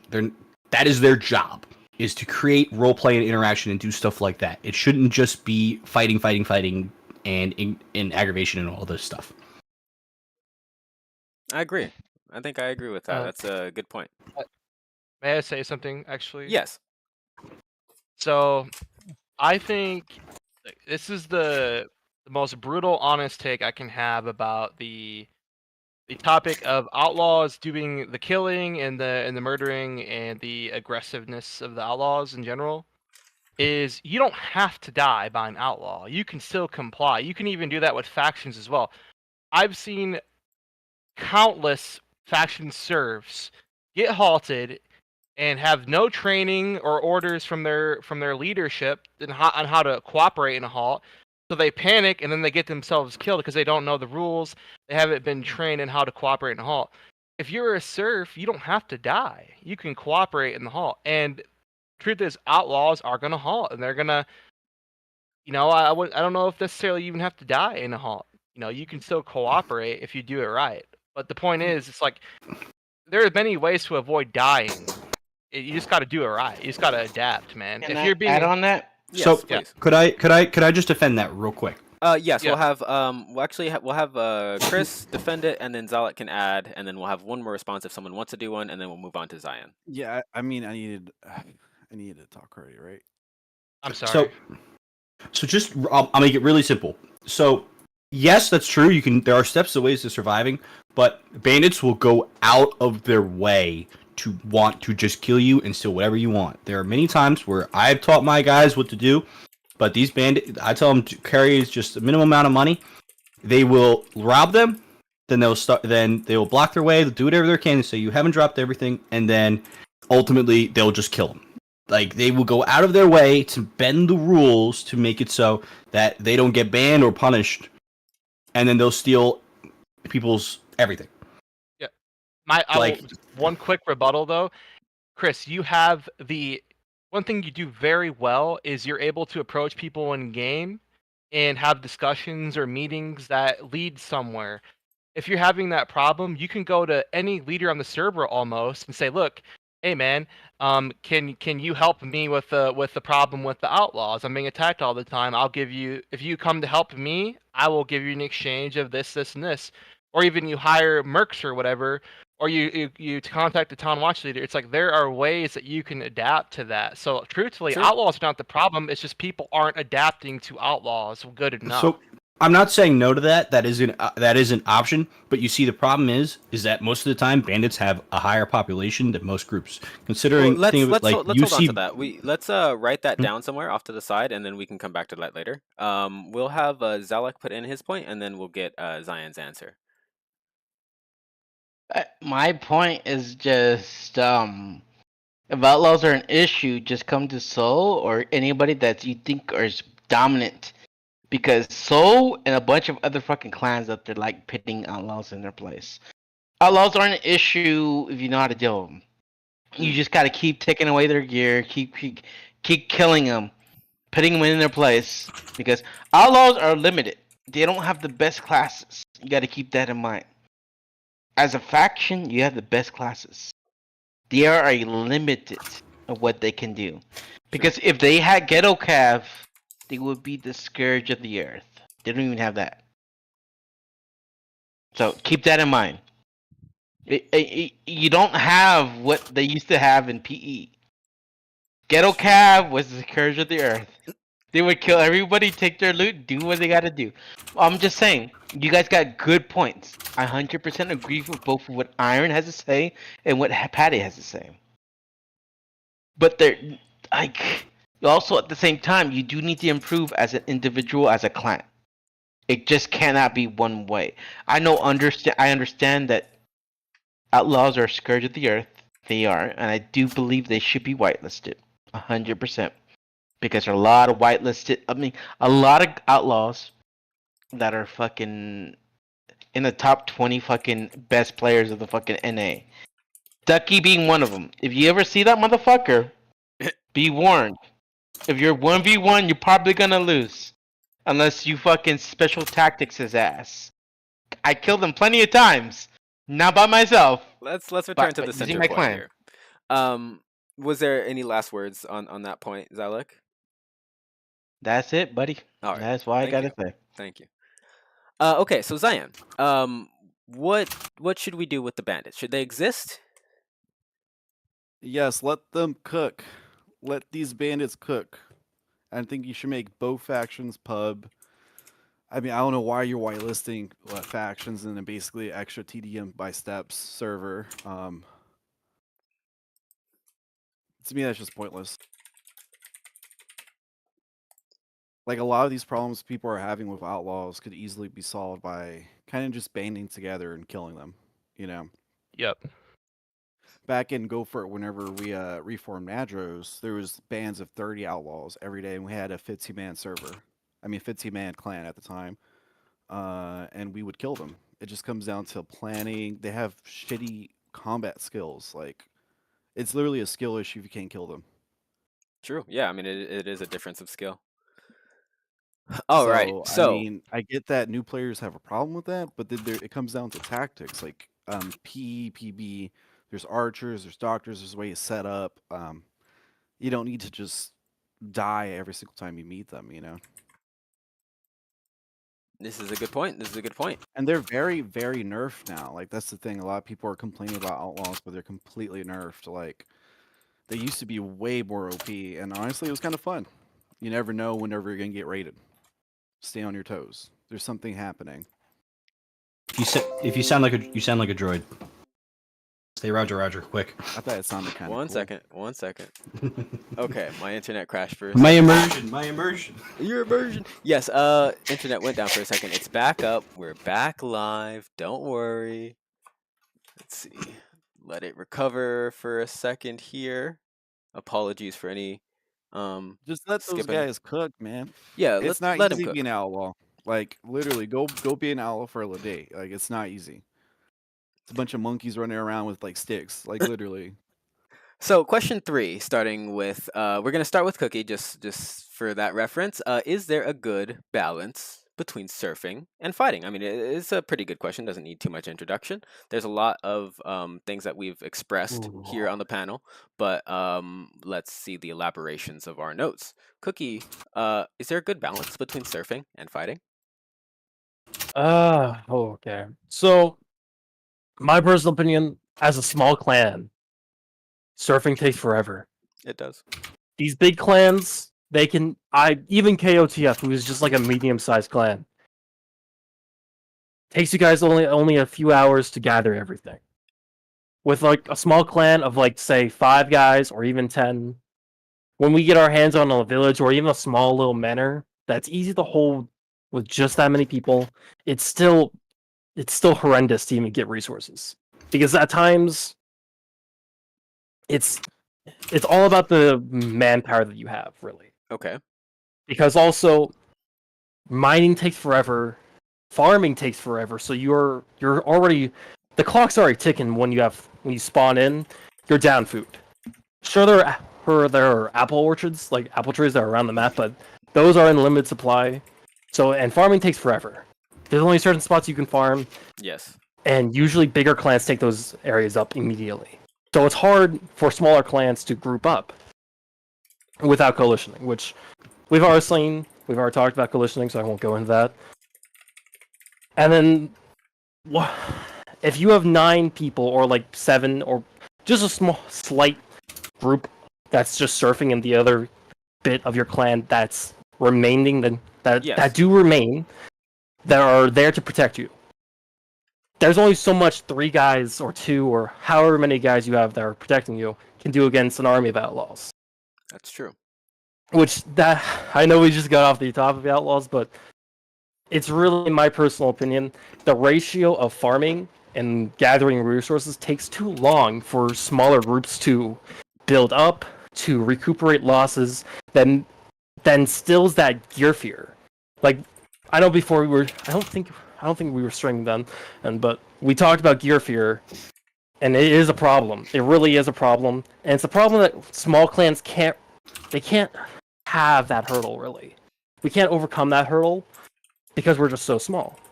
Now, I get it, coalitions and all that, but at times it's just not a good idea. And as such, I like that. Really, if the ratio did change, or even the come from the alteration of craftsmen and surf together, that's just a bigger step in general. Because when you're crafting and surfing, you have to go as a surf, you have to make sure you have the proper tools, you then have to go out to a safe location where you'll know you'll be safe, and then you have to farm there. Yes. And you have to come back. You then have to either give all your resources to the craftsman or turn to a craftsman, which takes up money, which takes up time. And even then, at times, and then once you're done as a craftsman, you have to go back out. There have been instances, and I think everyone has done this at least once or twice, because I do it often. You run out as a craftsman forgetting that you have to swap back to a surf. Yes. And like, shit. Yes. I just ran across the map to get a non-collected iron mine, or an iron, and now I gotta run all the way back to my castle or area of residence to swap back to a surf. So would you say, and then come back? Kind of simplifying it, would you just say that it takes too much to produce, like not enough? It takes too much time to gather, and it takes too long to produce, and by taking so long, it instills a gear fear. Where clans will sit inside castles, they don't want to push out, They don't want to take fights because, shit. We spent maybe 12 hours or like even in 3 days worth of time to gather all these resources because there was nothing else. And now we're getting during those 3 days, we had wars declared upon us. We had to fight off tools in hand, and now we're fucked. Yeah. We just got this gear, and if we go into a war and lose it, we're fucked. Well, thank you. I don't really know there. I really don't know a good solution to it because I'm still. My clan formed on an abandoned PB server. Yeah, I feel like So that's I do less apologize of that. an easy question to answer, like how much production should go into gear, because there's so many different points of view on it. But we will go ahead and move to Patty Nadros. What is your take? No, yeah, that's for small groups. There is nothing more of an inconvenience than having to be a serf that can't craft, be a crafter that can't serf, and then being a serf or crafter that can't even fight back or put on any gear that's you're able to defend yourself. So the simple solution is do what shout out to my boy Tenton did. He combined them all into one. That way you can have a designated civilian group of people that can just play that peasant class, throughout the night and not have to worry about being restricted to a certain thing. I mean, I have been told by a lot of the PB administration that they have been working on that, but I don't know, man. It's been year and a half, and that hasn't happened yet. So I'm beginning just to stop believing them on that one.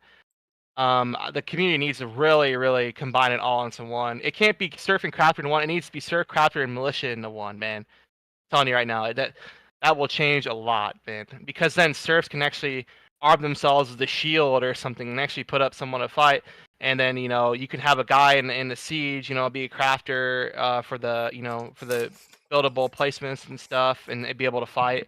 There's a lot of things that you can do. So yeah, I think the simple solution is you combine serf, crafter, and militia into one, and you have a 40 or 50 endurance to that class, 100%.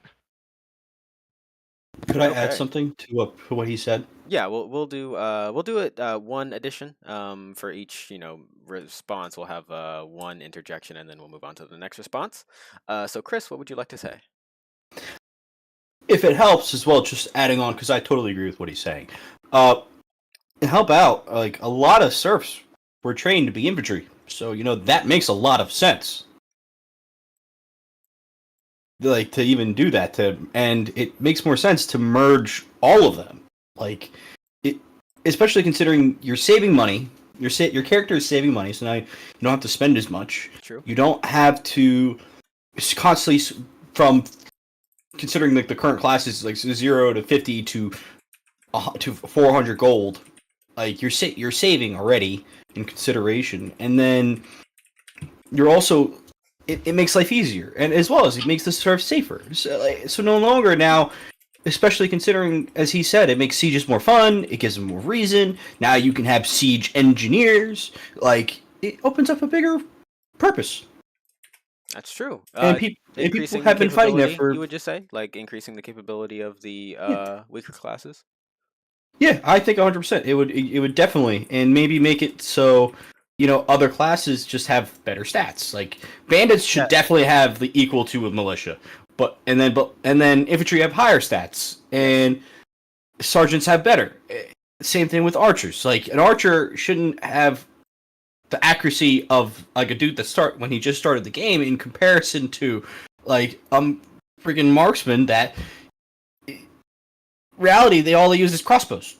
You know what I mean? So, if I may add one thing to that, even maybe this peasant class that's universal, crafter, serf, and militia, maybe even you have it where they can wield like a good enough endurance where they have decent armor, but they also can have like a crappy bow or something that they use.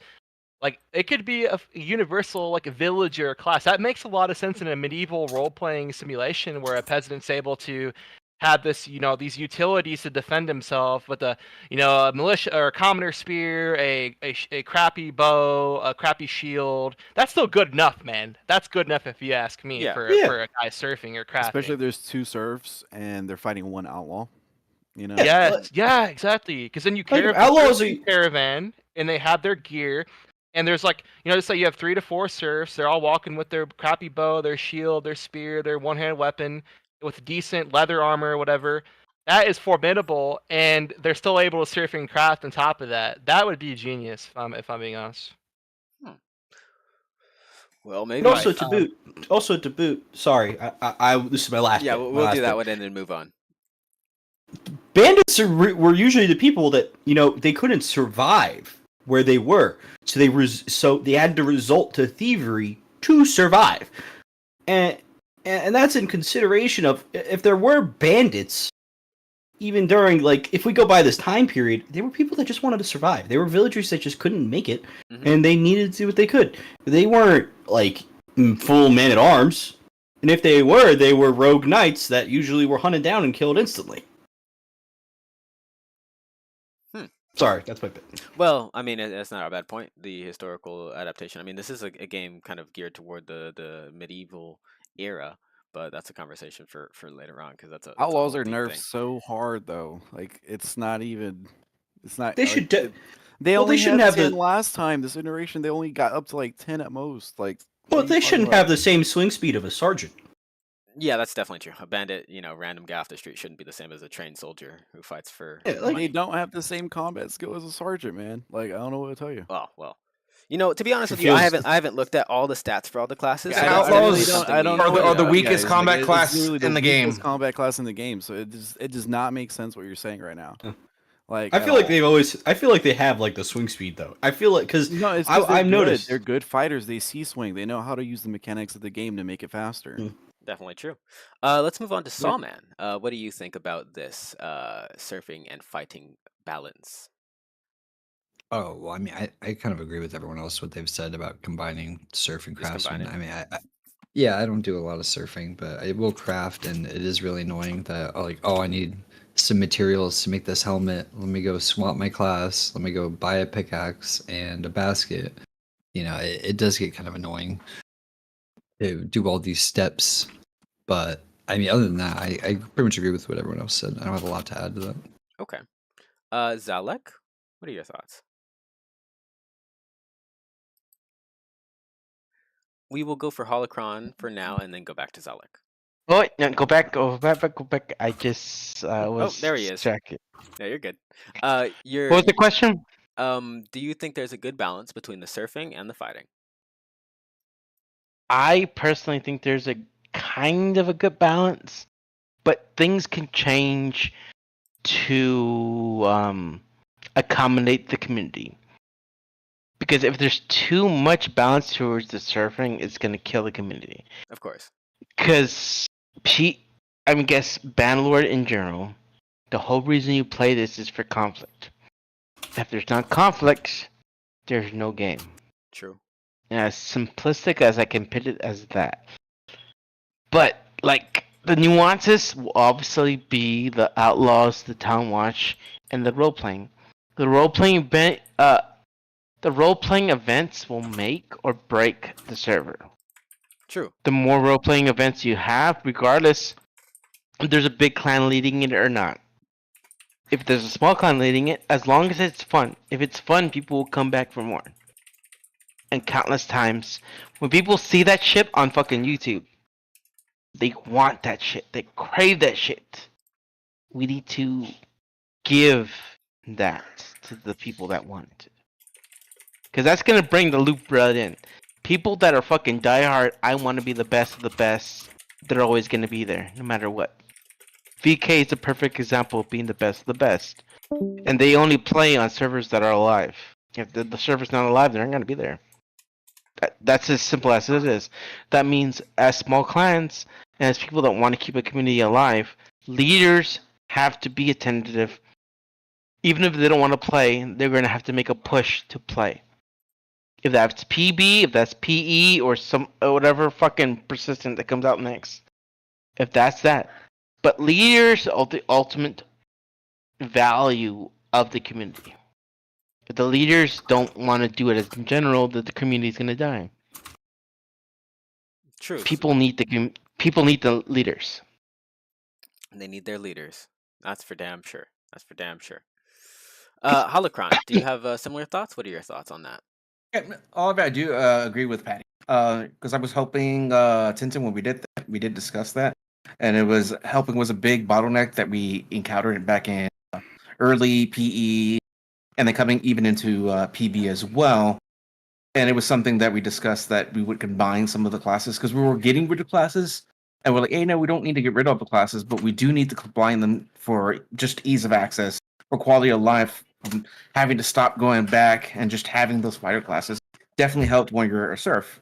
And like Yes. everyone that made the point, it's perfectly history. They were the main army of the damn flipping medieval times. Well, the peasants were the serfs. And they were the levies. That was them. They were the farmers. So it would make sense when we did that in FK, and which was awesome. I just feel like we need to bring that back into the current persistence. But other than that, that's all. I don't have really anything to add. Just agreeing. Well, thank you for that. Let's see, Chris Iron. What are your thoughts? Just to add on, I agree with what Holokron. Well, we probably all have the same consensus. Yeah. Patty. These three need to be added.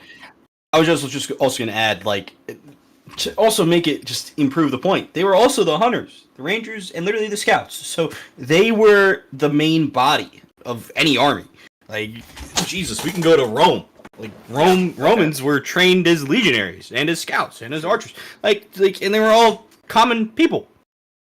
Like, and so it makes more sense for serfs to have the ability to do more than just be able to swing a pickaxe and this when they should be able to craft and survive and be able to fight. So definitely combining these weaker classes just improves everything and improves quality of life. And I think it'll also help the commoners, the new people, because the new people that come in, they don't know what they're doing. You gotta get, and they don't know any of the mechanics or what needs to be done, and it can be very overwhelming, very, very fast. To having to, join a faction, and then, I gotta spend money to switch to a craftsman just so I can grab a hammer and then craft this equipment. I have to buy all this now, and then, I have to be a serf again to go and... Sorry, burping. Yeah, okay. To go and gather materials again, so then I go back to craftsman, vice versa, and then, perfect example, be like, we're at war. I need equipment. I have to spend 400 gold on getting the class, and then another $5,000 of gold that I've just spent 2 hours to surf to buy a crappy set of equipment. It does seem to make the whole process a little bit more complicated. Yes. Yeah. A little less complicated. Yeah. Convoluted. Yeah, convoluted. Yeah, having to do all those things, all the extra steps and stuff like that. We're being grammar people. We know big words. Big words. Yes, we're smarty pantses. Pantses is the plural, in fact. Mr. Zayan, what are your thoughts? Yeah, I mean, it's not rocket science. Just like make one class that you can serve and craft with. Maybe shoot a bow and hold a sword and a shield. Like, it's low tier. It's not that hard. Well, I guess I guess we're all on a consensus then. We don't need as much as we like have. It's not that hard. Like, you're making extra steps. Yep, just surfing and fighting, and that's it. And all the other stuff besides fighting should. Like, we don't need a footman class. Like, there's a sergeant footman class, but no one even uses really the footman class really that much. Like, let's take it out. Let's take Can it I out. interject with that? Yes, Can I please. interject real quick? I know two people that actually religiously use that class. Funny enough, sorry. Footman? Yeah. Well, we can skip that. It's a terrible. They say it's actually easier to swing than it is the sergeant for some reason. You're just faster. You have more athletics. You have 10% more athletics, but it's really not that big of a difference. Yeah, like one of my clan members messaged me and happened to also suggest a better inventory system. Inventory, okay. Yeah, I hate being only able to carry 4 things. That's a very controversial one in the PB community, is inventory system. I really like that question. I will save it for a debate at the end if we have time. Okay. Man, we're going to 1 o'clock. Okay. Yeah, we will do a on? speed run through these next questions. We just got to question 4. We'll do a little speed run. So starting with Cookie, what are the current issues and solutions regarding the rule set? Now, I wanted to have the rule set available for us, but I couldn't get the link to it, so we'll figure it out later. Well, that's the common problem. Everybody thinks they know the rules, but they really don't. And if you do know the rules, it does lead to admin interpretation. Yes, So the Are admins they have final are the say. rules written kind of vaguely? Is that the issue? Yes, it's There up are to them times, to make yes. the So- decision. one primarily one that I have experienced as a newer clan and a clan leader is that there's a difference between when an outlaw asks you show pouch and show item pouch. Because you are to abide by the outlaws, which this is where wording does get into interpretation. So admins will at times, when you say show pouch, they will interpret money pouch. Yes. Others will interpret item pouch. And if you don't show the correct pouch, they have KR on you. They don't need to say anything else. If you show them the wrong pouch, they can just kill you. And then it was perfectly legal by the rule set. Now, Interesting. I don't have the rule set here with me, so I'm not really sure. Thank you to Off the top of Chris my head. Iron and Holokron. They sent the link, and I'm Oh, going thank through you. it. The stream can see it. I don't think y'all can. The stream can see it. I'm just scrolling down quickly. But if you were going to continue, please do. I really don't know how I can say about any changes to the rule set immediately without rescanning it real quick. But the only real thing I do have to say, since we have been talking about like changes and all that, is that you have to run that stuff through the EU community and not the NA community. Really? Mod changes are not. We don't have NA developers for PB besides I think 07 Dragon, X Dragon. I think he's the only NA developer on the NA side. Yeah, he is. Yeah. Can I interject on PB. this as well? Please That do, was the yes. whole I need the reason. interjection.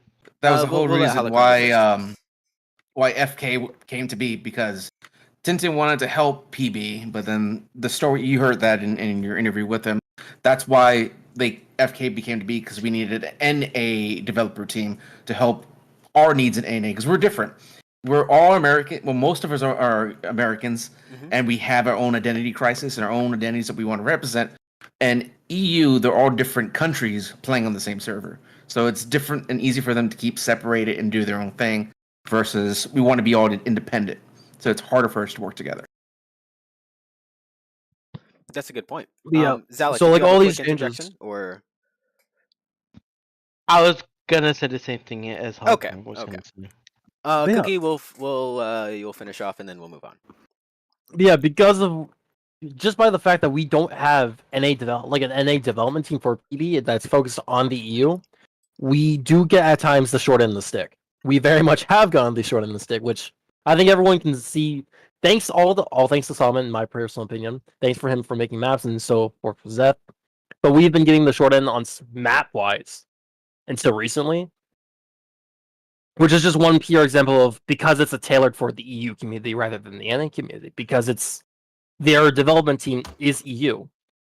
Our suggestions are kind of on the backwater or like the back end because we're the NA community.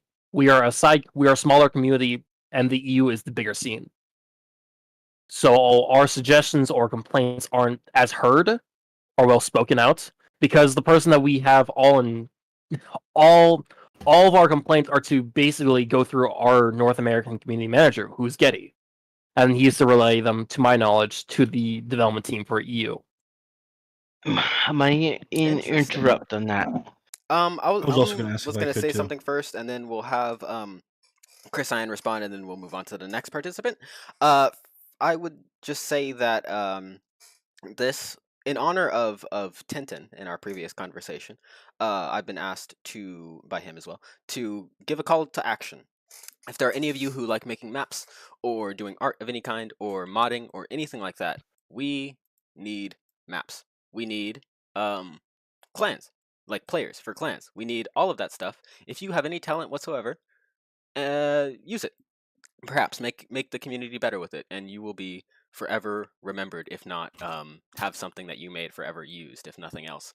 But I mean, as you see, that brings a lot of respect, honestly. Like you see how we talk to Tintin and about FK, because things that were made with passion, things that have real life and spirit behind them, are what is latched onto by people. So if you have any skills out there, and you want to make the community that you're in better, if you're already listening to this, you're already a player. I bet you're already a PB player, or at least a Bannerlord player. Come here, use your skills, and make the world a better place if you can. With that, Chris Iron, you had a point. Honestly, I just forgot it. Oh wait, no, I didn't. I just brought it back. So I was going to say it was just to the map part. We actually had somebody that was really prioritizing the NA side of things, and there was drama, and people took advantage of the rules and got this person banned from the community because these people went and released their public information, and the admins didn't approve and just got rid of them while this person was making maps for us. And this was a European person that was doing it for the NA community because they saw what was going on. And they have like 6-7 maps that are just huge, and they're for us that have never been used and been vaulted. So it kind of shows that people warp the rules, and it's not really for the NA side's benefit. I would have to interject on that. Someone that brings IRL shit to real life should be banned permanently. Don't give a fuck what they bring to community. If they this wasn't them. This wasn't them. This was people harassing them that posted the information about them. Oh, so this was the person person being that harassed. got, like, ran out of the They were community. being harassed, and they Alright. got ran out of the community, and they were banned, and they were trying to appeal, but the admins didn't care. But they got punished because these other people were the ones that did. That means That's what I there meant. should be a stronger admin community, because That is actually this isn't written down. That is actually a point that I was going to bring up during another question. Let's see, whatever. I was going to bring that up later. So we will touch on that. For now, can we have Patty Nadros? What is your answer as far as the current issues with the rule set and any solutions that you might have? And just before he answers, this isn't like we're not like bashing the rule set. There has to be some kind of rule set. And this is the best. This is literally the best we have because we don't have anything else. So this isn't criticism of whoever wrote the rules or whoever arranged the rules. This is just getting the communities, the representatives of the community, their opinions on, and their elaborations too, like how they really feel on how this is and why, like what we feel about it, how it should be compared to how it plays out in the real world. So apologies, Mr. Patty. Yeah, I would say that there are too many restrictions to persistent gameplay. I'm going to touch on this as fast as I can. This is something that's been bothering me for a long time now. There is a large, I won't say large, but there is a good amount of people that have power or are veterans in the community that label the term like persistence like a joke. At the end of the day, we're playing persistent Bannerlord. We're not playing event simulator where we balance and script everything we do. It's a persistent medieval simulator. Everything you do is in the aspect of persistence, and that means the activity, the clans that have the most activity, or the players that put in the most work, are rewarded the most. Feudal Kingdoms did a fantastic job at that. The clans that wanted to log their guys off and not give a crap about what's going on at 4 o'clock, 10 o'clock, or 11 o'clock, they were punished, and then they would get on the next day and complain about it. This is a persistent simulator. I think that if we're not going to do it that way, then change the name to something else, because I think there's too much of a confusion in this community of how the mod should be played, and we're calling it persistence, but it's not persistence at the same time. So in terms of the rule set, the war timers and the limitations of warring people and the halt limitations, I don't know, they need to be changed a lot, man, because it doesn't reward the persistent players at all, and actually it almost turns going out and playing as a chore more than it should reward you.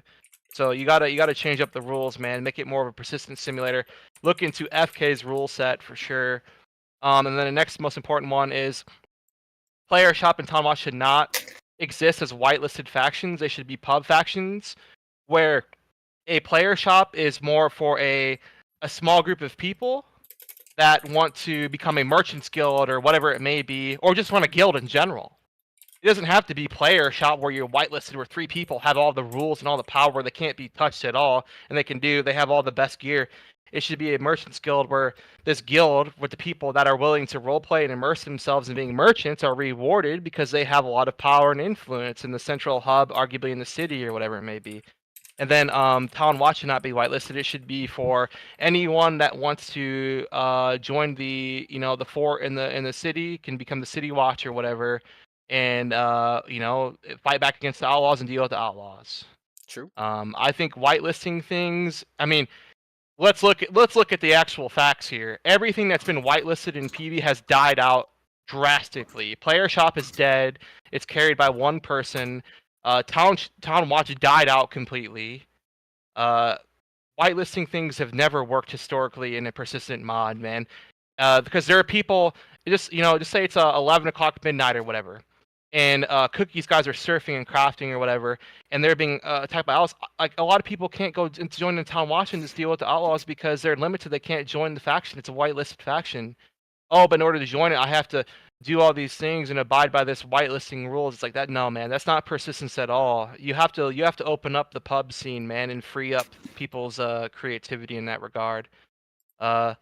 Yeah, but stop whitelisting stop whitelisting everything, and stop having too many restrictions on persistent gameplay. This is an event simulator. This is persistence.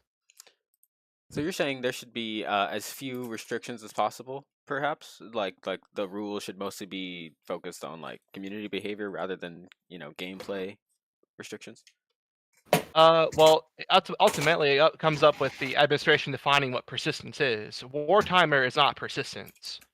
That's not persistence at all. That actually makes it to where people are only obligated to log in for a certain amount of hours a day, because that's their purpose is, I have to come on and defend my castle during the day because of the wartime or whatever.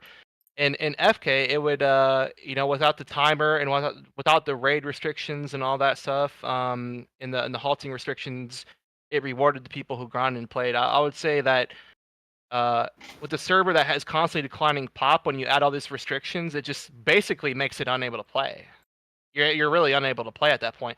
Oh, this faction has 5 people. They don't have enough people. I can't even war them. I can't even raid them. It's like, what are we doing here? I feel like outlaws are even screwed the most when it comes to that regard. But ultimately, what I'm saying is, we'll talk about this later. Okay. We'll take a look into like the FK rule set and how it freed up the player base to where the people who were playing persistently were rewarded the most, and the people who treated like an event simulator, where they had to put half-ass effort because they felt protected, they were punished.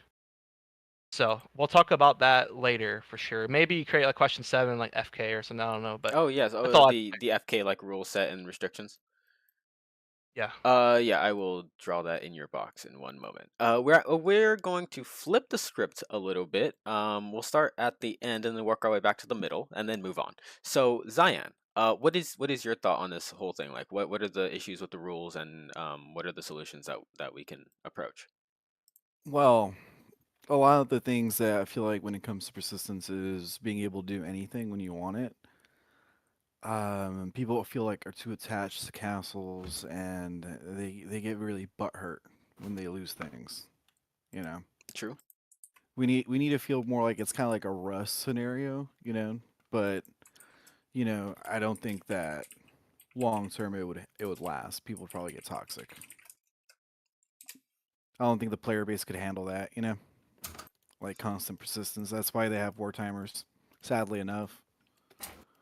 Do you think that the kind of sensitivity of the community is an easier issue to fix, or probably a harder issue to fix? But do you think that's an issue that can be fixed so that we can return? I think that's the issue that can be fixed, but it has to be like an issue of mindset. People have to be like, okay, I might log in, I might not be in a castle, I'm gonna take it back. Like, they can't have a quitter mindset. It's like, well, yeah, they took the castle when we were at night. All right, let's group up, guys. It's our glorious return to our home and take it by force. Like, there's a story to it, and that's Yes, kind of there how is. that's kind of how it's been in real history. Like you look at Robert the Bruce, and the fucking Outlaw King, the movie. He went into hiding, like, but he came back and took back his kingdom. That's the whole. That should be what persistence is that feeling of being able to claim land and keep claiming it. You shouldn't have a entitlement to it. Yes. Yes. Yes. Yes. I just want to really quickly add. This is something I'm very passionate about. It's because I saw the amount of success from FK in this regard. Is no one owns a castle, and no one should feel entitled to something just because they're a formal clan. Like, if you're not getting on to defend your stuff, you don't deserve that castle, and any random group of 5 people can come take it if they want. Now, obviously, I'm not encouraging a 2 a.m., 3 a.m. castle cap and offlining someone, but the war timer needs to be less restrictive, There needs because to be Cassie Bellis. at the end of the Like, there day, has to if be you reasons were for war. if you're getting your castle taken on a nightly basis, it's probably a sign that you're weak and you're not able to retaliate properly, or that you haven't set up a good defensive pact with your allies or your neighbors or whatever, to where you don't have to worry about the repercussions of that. Like, if you were a formidable clan, you could easily have this gentleman's thing where you talk to your enemies about, look, trust me, you're not going to want to take my castle offline because we're going to come after you the next day or whatever it may be. It's like, you can do something like that diplomatically. But clans always fearing about the offline thing is it's like fearing the boogeyman, man. It's like, that doesn't really exist the way that it's portrayed, I will say. Yeah, If someone's getting to offline, add, there's a reason behind it. yeah, and to add with it, and it was always fun too, trying to rebuild. Like, maybe, I guess we talked about alliances or getting people to assist you to retake your castle back, or regain your forces, do something strategic. If you can't get your castle back, maybe you have to go get a weaker clan, take their castle. And that was the beauty of, I think that's probably why PE lasted so long for it was, because you were able to take different castles. Sometimes you couldn't always get your castle because they were a bigger, better clan. So There you was have to one go with somebody server- else. There was one server that we had an address where we went through 4 different castles. Like, you can't give in. You gotta have that dog mentality. Mm-hmm. 100% agree. Dog in 'em. Oof. That's called persistence, man. That's Defend what's persistence. yours. Have a purpose Consistence. behind it. To be fair, this community is not like Persistent Empires at all. I don't think Well, it's actually, like Chris, yeah. you were up next, so if you want to extend that point that you were making, go ahead. Well, I was gonna say, considering how this current community is, the way we are acting is not how it is on Warband. It's not. And don't get me wrong, Warband has ups and downs, and it has fun times and bad times. But there were factions on there that always had that one keep that they always kept. You can't say no to that. I think the Lannisters were a good example. Yeah, but why was that? Well, the Starks. Why did they keep that keep? Is because they were good enough to keep It's it. because they're good Right, enough. exactly. But I'm saying they kind of took claim to that, and they always did. But I'm not disagreeing with you on a point. But the community we have now is everybody wants to have every single faction was like, well, we want this keep, and we're going to keep this keep the entire time, and the rule set has twisted and turned to be that type of situation. Like, there's even a rule, if you guys look in the rule set, where after the war is done,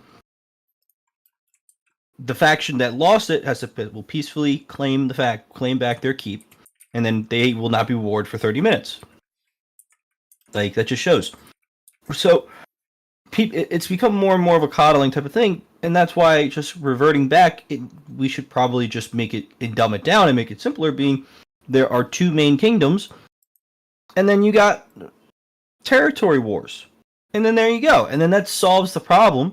Provinces, yeah, you have provinces, and then there you go. And if you lose that province if the one kingdom takes over that province, that faction will still be there, sure. It's just because, hey, they don't really want a place to be. But at the end of the day, they're aligned now to this other fucking group. And it's ever constant turning war, because then there you go. It's a persistent war instead of just persistent kingdoms that are always just changing every 5 minutes. You know what I mean? Interesting. I like that. I would add on to that. If your clan is big enough and strong enough, it should be a fucking a drop in the bucket just to take over some fucking castle. If they don't have the numbers, if they don't have the skill, it should be easy for you. Say if you're VK, if you want a castle, you're gonna have it because your people are gonna let you get it. But a perfect example is, at least when I got back on, I took over this one castle, and I had 5 factions come to me and say, this is England's castle. They're gonna come back and take it, and I'm like, okay, they have to get on. You know what I mean? Chris, can I add something to that? But the thing about that, though, is that is the culture of the community, where as a new clan, a new guy that actually sees the opportunity and you take it, you get punished by these veteran players who all gatekeep the community, don't want someone like you to go off, or not Exactly. not offline, Exactly. but take a castle that's no one is using. It's just, I don't know, man. It's just a typical, like, hey, let's gang up on the new guy type Exactly. attitude. That's Look at why a free win. this community needs to change, and it needs to change into a way that makes more sense. That's why I'm saying again, it needs to be changed in such a drastic way. It just needs to, we need to grab it from the roots and rip it out. And I then agree just with change you. it. I agree with you. It's got to cater to the small clans, because the big clans are always going to be there. But the way they've been acting, they only act as an event. It should cater to independent player growth. Like it should have tier systems. Yeah, it shouldn't. It should make it where people don't need to be in clans necessarily. You gotta make where a culture where people are fine like roaming and Let's stay going on to track. new. That's why. You know, That's new why clans. just staying on the track. That's why you have 2 main kingdoms. Like you can literally just say Northgard and South Strand. There you go. 2 random names. There you go. And then you just have what? You have 2 main castles and then 4 provinces on each side. There you go. Well, And then so Very good. No, here, I'll give you. I will note. sorry. I'm sorry, I neglected my duties as a host, keeping us on track because I was so enthralled with this conversation. I don't think I need to apologize for that, though. It's a great conversation so far. Chris, I'll have you finish up that point, and then we will move on to Holokron and then Zalek. We in still the on 4? end, Question 4. We're still on I question think 4. there definitely needs to be change because considering that there's no growth, there's no enjoyment, there's no reality, there's nothing in here that is promoting growth. It's only promoting decline. You'll have a short growth spurt on a new map because, oh, it's a new map. It looks nice. I want to see how it looks. And that's the only reason why people come. And then it's the same exact thing over again. Oh, I got halted by bandits. Oh, I'm done. Or I got halted by somebody, or I constantly got warred. True. That's just a skill issue, dude. Skill. I'm saying it from the individual person, not Yeah, from my the perspective. individual. Okay, so Mr. Holokron, what are your thoughts? Okay, I'm gonna make it short and sweet. We need some kind of provincial system like FK had, and then bring the rule set for PE. Well, you just don't hold the cancel. If you can't hold it, you don't hold it. It's gone. Whatever. Get it back, or take another one. That's it. Okay. And I'll just note, as far as the rule set goes, I don't know how many of you, I don't know everyone's familiarity with it. I guess that the offlining and the capture rules seem to be the most pressing issue. If there are any other issues or solutions that you see or improvements that you see regarding the rule set in any other way, you can talk about I this. know what helped a little bit with that type of system was adding iron doors. That helped a lot with the Yes. iron offlining. And the only time they could get in was breaking the rules to get into the castle with the ladder or glitching into the castle, which are both bannable anyways. So if you got caught doing it, you got caught doing it. Yeah, dude, Iron Doors, man. The only people that oppose Iron Doors, honestly, are the big Zerg clans that can overwhelm you at any given moment with their numbers and just break down your doors. Iron Doors or portcullises will easily help with people's, the late night harassment, or they can put up a good fight and actually defend their castle without it being raided on a nightly basis. I will say Sargoth, when I had that and it had a portcullis, it made my life so much easier, especially considering I was next to bandits. It made life so much easier and it made it more difficult, especially when I was a small group. Like, it made it easier and more fun for me to be able to hold back against these guys and have these fun times in defending this castle and kicking people out. And those are very fun times. All right. Zalek, Holokron, were those your... I don't think Zalek talked yet. We'll give It's him fine. some time. Is that like Okay. Okay, so if I think that's everyone for here, we will move on to question 5. Do you agree with the common reasons for the decline of persistent servers according to like the general reasons that were given? And I will give you some specific examples. With regard to a video made recently by Warbandman, he talked with some clan leaders and asked them like directly like, why did you die?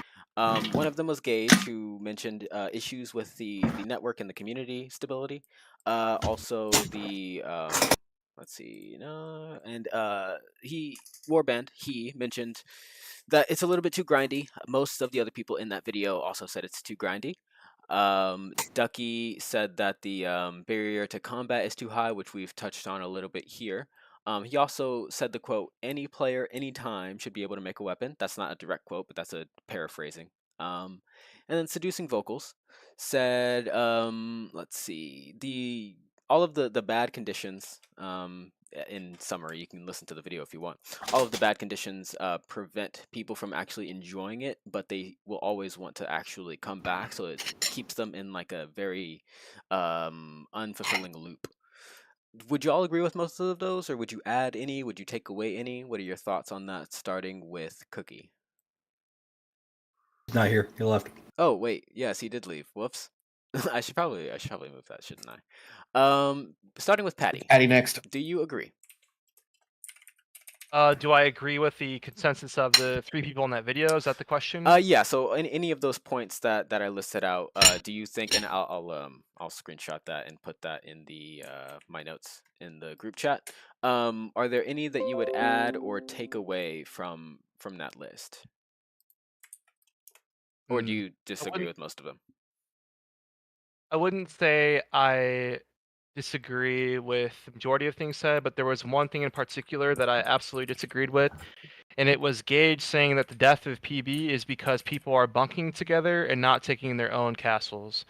So the thing about that is the revival of PB was based on a small map with limited. Can you tell me them again? Sorry. Um. I exit out of that thingy. Oh. Okay. So, essentially, the points were from Gage. The points were the issues with the network and the server stability, and from Ducky, it was that the barrier to logging on and getting in combat, there's too much sitting in between you and actually doing that, and that a large amount of gear and value is kept out of circulation because people just hoard it or keep it and don't spend it. And then Seducing Vocals says that there's a network of combined conditions that make it like it's great as an idea, PB, but so people will always go to it, but once you get there, there's like not enough to do, or it's not of a good Yeah, quality. there's a lack of quality of life, Yes. which I kind of agree with Seducing Vocals on. With Ducky, I think that anyone should be able to make a weapon anytime. That's kind of badass. I think it should be like low tier weapons anyone should be able to make. You know, like a commoner spear and like Iron Sabbath, whatever they call it, just Iron Broadsword or some shit. You know, just something simple. It's just but even that is just a quality of life thing. You know, it's just not really enough for an individual person to do in the game. You know, when I first logged on, the interactions what kind of kept me around. But there's lacking in mechanics and kind of there's no wanderlust really in the server. Nothing changes in the map. You know, I feel like there's more that people could be doing for it. That's true. Yeah, I definitely think that. Like That I've been like a game master in several different like RP servers and events and stuff like that. I think something like a light position like that could do a lot to adding just a value of adventure. You know, Let me interject on it's this very particular repeating part. gameplay. The thing that kills that 100% is not enough content. Not enough content, but it also dips into the people that like to make maps. I think we don't use enough of the maps that are previous, like the other older maps. A lot of those maps are solid. There needs to be like a rotation of maps. I think they should go 100%. back and update them. They should add like fucking like FK had fucking dungeons. You know, like that was Yeah, cool. but that was part of the lore. The lore makes the dungeons. It gives inspiration to the fucking map makers. If there's no fucking lore, the map makers have to make everything off their mind. But if It's you a give lack them of story. enough lore to the universe, it helps them inspiration. I don't know if you noticed this, but that's how fucking FK thrives. They use what was in the lore to expand. If that goes to the fucking map builder, that makes so much more they can do. Because honestly, it's stagnant with the map builders. When they have inspiration, they make gold. But you need inspiration. It doesn't start from nowhere. They need it. 100% they need it. Because I was in FK. The reason all this fucking insurgency shit happened is because the fucking lore masters created it. We saw a need for something special and we made it. And then the map makers made it. That's what happened. You can't discount the lore masters. They make the world you play in.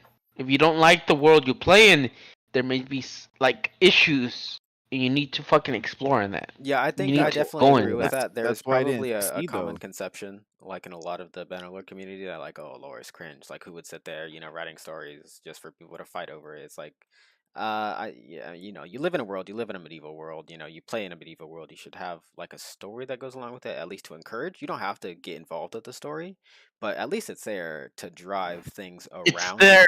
to expand. Yes. It's not there to be the main focus. You just go in the world. Yeah, foundation but to if build upon. they're in the background, the foundation, it gives stuff to create stuff off of.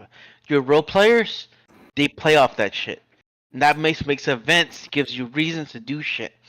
But killing, rinse and repeat, everyone gets bored of that shit. Well, Everyone I likes would to say fight. like a That lot is of people the key get bored. thing. Some people don't get bored, but like more people will get bored if it's only fighting than will get bored if there's fighting and RP. Yes.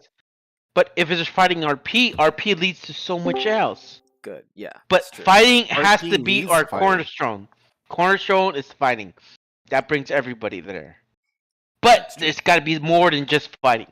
If it's just fighting, River's dead. We have Hey. another guest here, Mr. Maddock, if you will say hello. Hello. Hello. Do you happen to be in a clan, Mr. Maddock? I'm in Nadros. Nadros, okay. So Nadros, if Nadros are you coming in. click on or I'll send the link again. If you click on that, I actually gotta there is leave soon, guys. So Oh, okay. you guys take I it easy. might be in Madras, Chris, but I've been doing this since 2012. So, No, I hear you. I was just laughing. I was just laughing. I'm like, I know. I'm alone. I'm just making myself abundant. That's all. I'm by myself. Oh no. Okay, so basically the way this goes is there's questions here. We ask them, we talk about them. If you need to interject, you can, but just try to let the person finish their point. And as you can see, there's a board. You write anything you want in your box on the board. You're assigned a color, and then in the big box on the right, the green one, you can doodle or put anything you want. I believe. Would you mind linking this to me? I Oh really, yes, I'm yes. kind of lost. I'll send that link again. While I do, was that is that not just that answered that question? We're on question 5 right now. That was previously the Zion's question. So Chris, how do you think about the question? Sorry, I just got sidetracked. I had my answer Oh, it's already. okay. It's about the It completely made me forget. What was the question one more time? I'm sorry. It was about Warbandman's video. He was talking with some clan leaders about why they thought PB died, and they gave some answers. If you want, we can pass on you, and you can read the screenshot, and then we can come back around. Or Well, oh no, I read it. I've already read it. I'm just drunk. I'm kidding. So I definitely agree with some points that it's definitely too grindy, and we've talked about these topics already. I feel like, and we've definitely touched upon a lot of these topics from each and every one. So I really don't have much to say. Really, I think everybody's really touched the topic about this.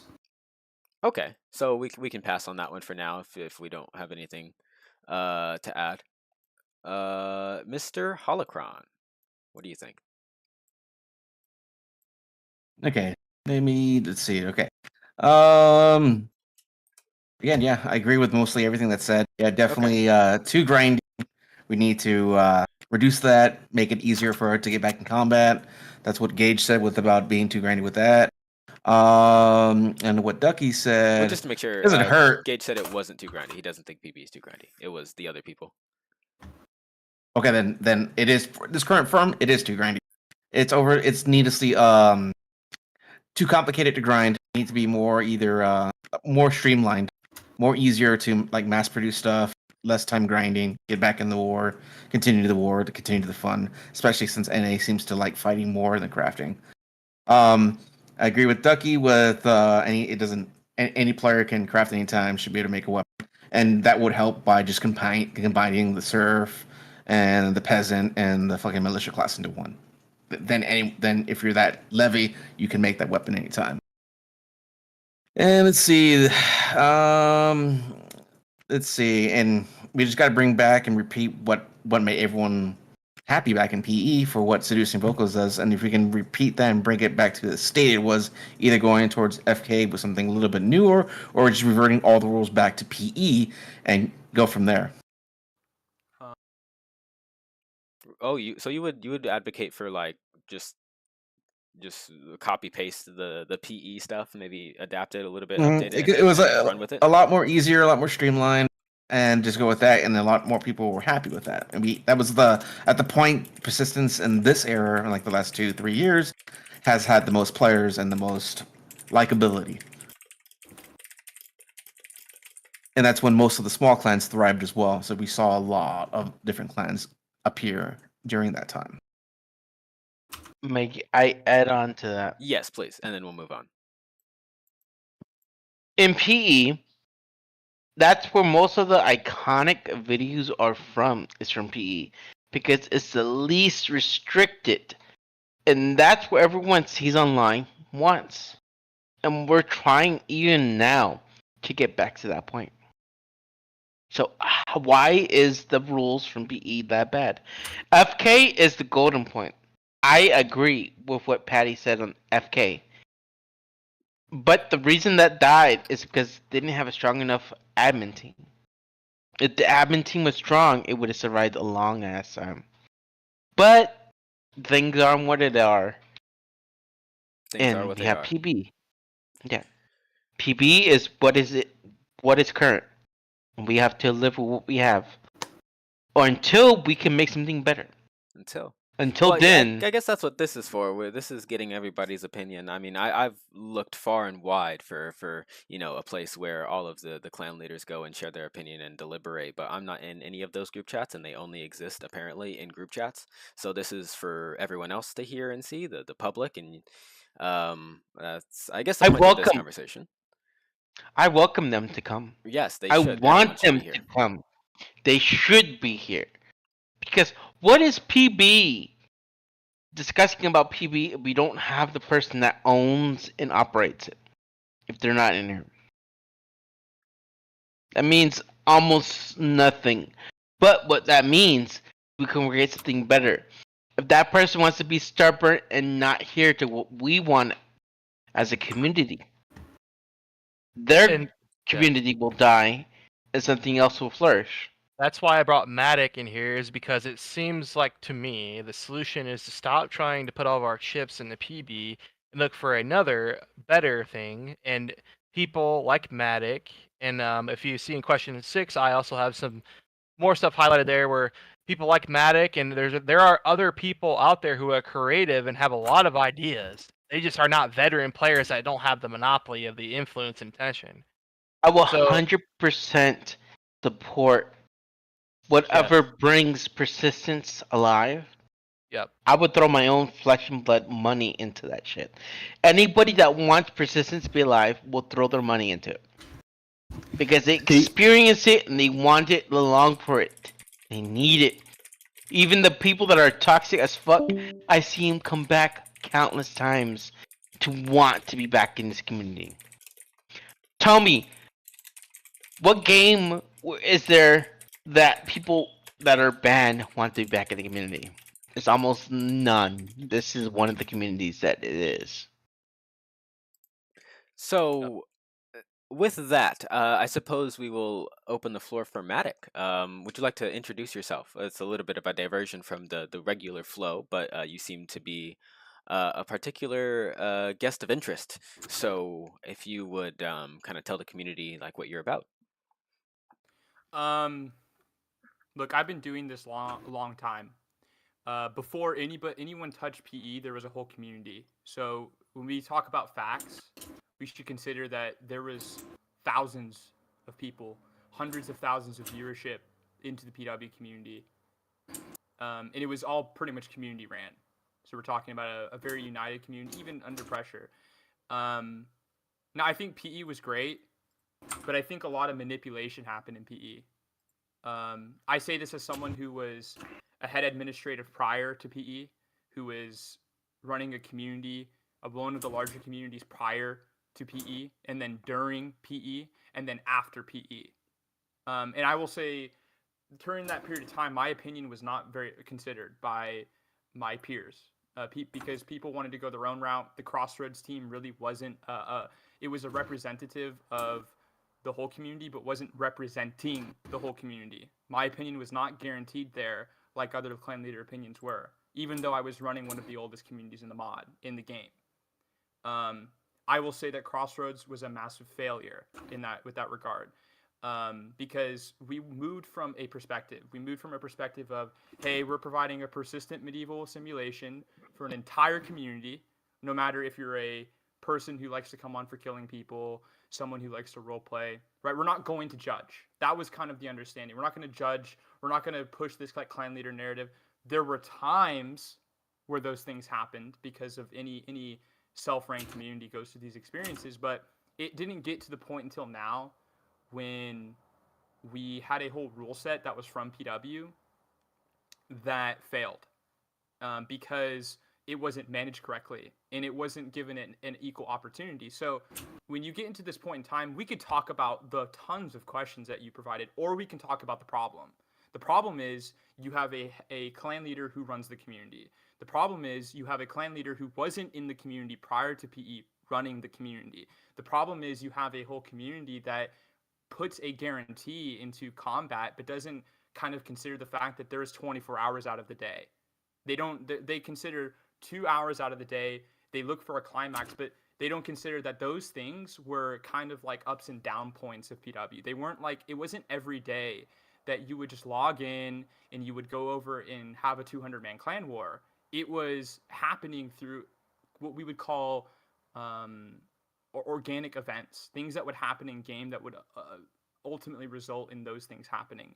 You don't have real diplomacy anymore. You don't have real combat anymore. You have event hours organized on clan leader chats that nobody can guarantee on because half of the community already left. So yeah, we could talk about all of the cool little nicks and crannies, but let's talk about the truths. Yuri is an old player. He's worked exceptionally hard on his mod. And just because he hasn't open sourced it doesn't mean that it is a bad mod. But we as a community have both failed in the EU side and the NA side. The EU's already moved back to PE. So you have to put this in perspective. They already moved back to PE because they were mismanaging their community, right? They had mismanagement in their community and they moved back to another mod. Not because the mod was bad or anything, because the community was mismanaged. Nobody wanted to log in. So if you have kind of an ultimate perspective coming from NAEU or whatever you want to call it, then that is the problem at hand. So my solution to it would be they need to create a rule set that's a persistent medieval rule set, like a light role play persistent rule set, and they need to not fuck with it because they keep fucking with it over and over and over. The moment somebody complains about losing because they're incapable of performing, it becomes a massive change when it shouldn't be. We shouldn't be validating morality. We should be validating fair play. We don't validate fair play anymore. Fair play existed on PW, where if I went and killed a doctor, okay, I'm a bad person for killing that doctor, but I'm not going to get banned for killing the doctor. And this is kind of a mixed judgment that goes on within the entire community. And everything gets manipulated in between that. You understand? Every single thing that we do is manipulated in between that because we're not willing to accept a loss. We can't accept losing for some reason, like as if in baseball you don't lose or as if in football you don't lose. Life isn't perfect. Life was never fair. And if we stop doing this whole bullshit of not looking at it like that there are winners and there are losers in life and in the game, then we're never going to change. And we're going to go in this endless cycle over and over and over. And I say this as someone who managed the community for in and out those periods, someone who spoke with old community managers and old head admins from NA and EU. I've had head admin in NA and EU. I've done it both. I've ran big clans in NA and EU. I've done it both. So I can guarantee my perspective. And I can also guarantee the fact that the people that are managing the community now don't have that perspective. They're not willing to also consider that perspective. So if you really want change, it's either run a persistent medieval rule set that is judging fair play rather than morality, or don't try anything, because anything that you do will not matter if you can't get that one piece done. And I've done this for a while now.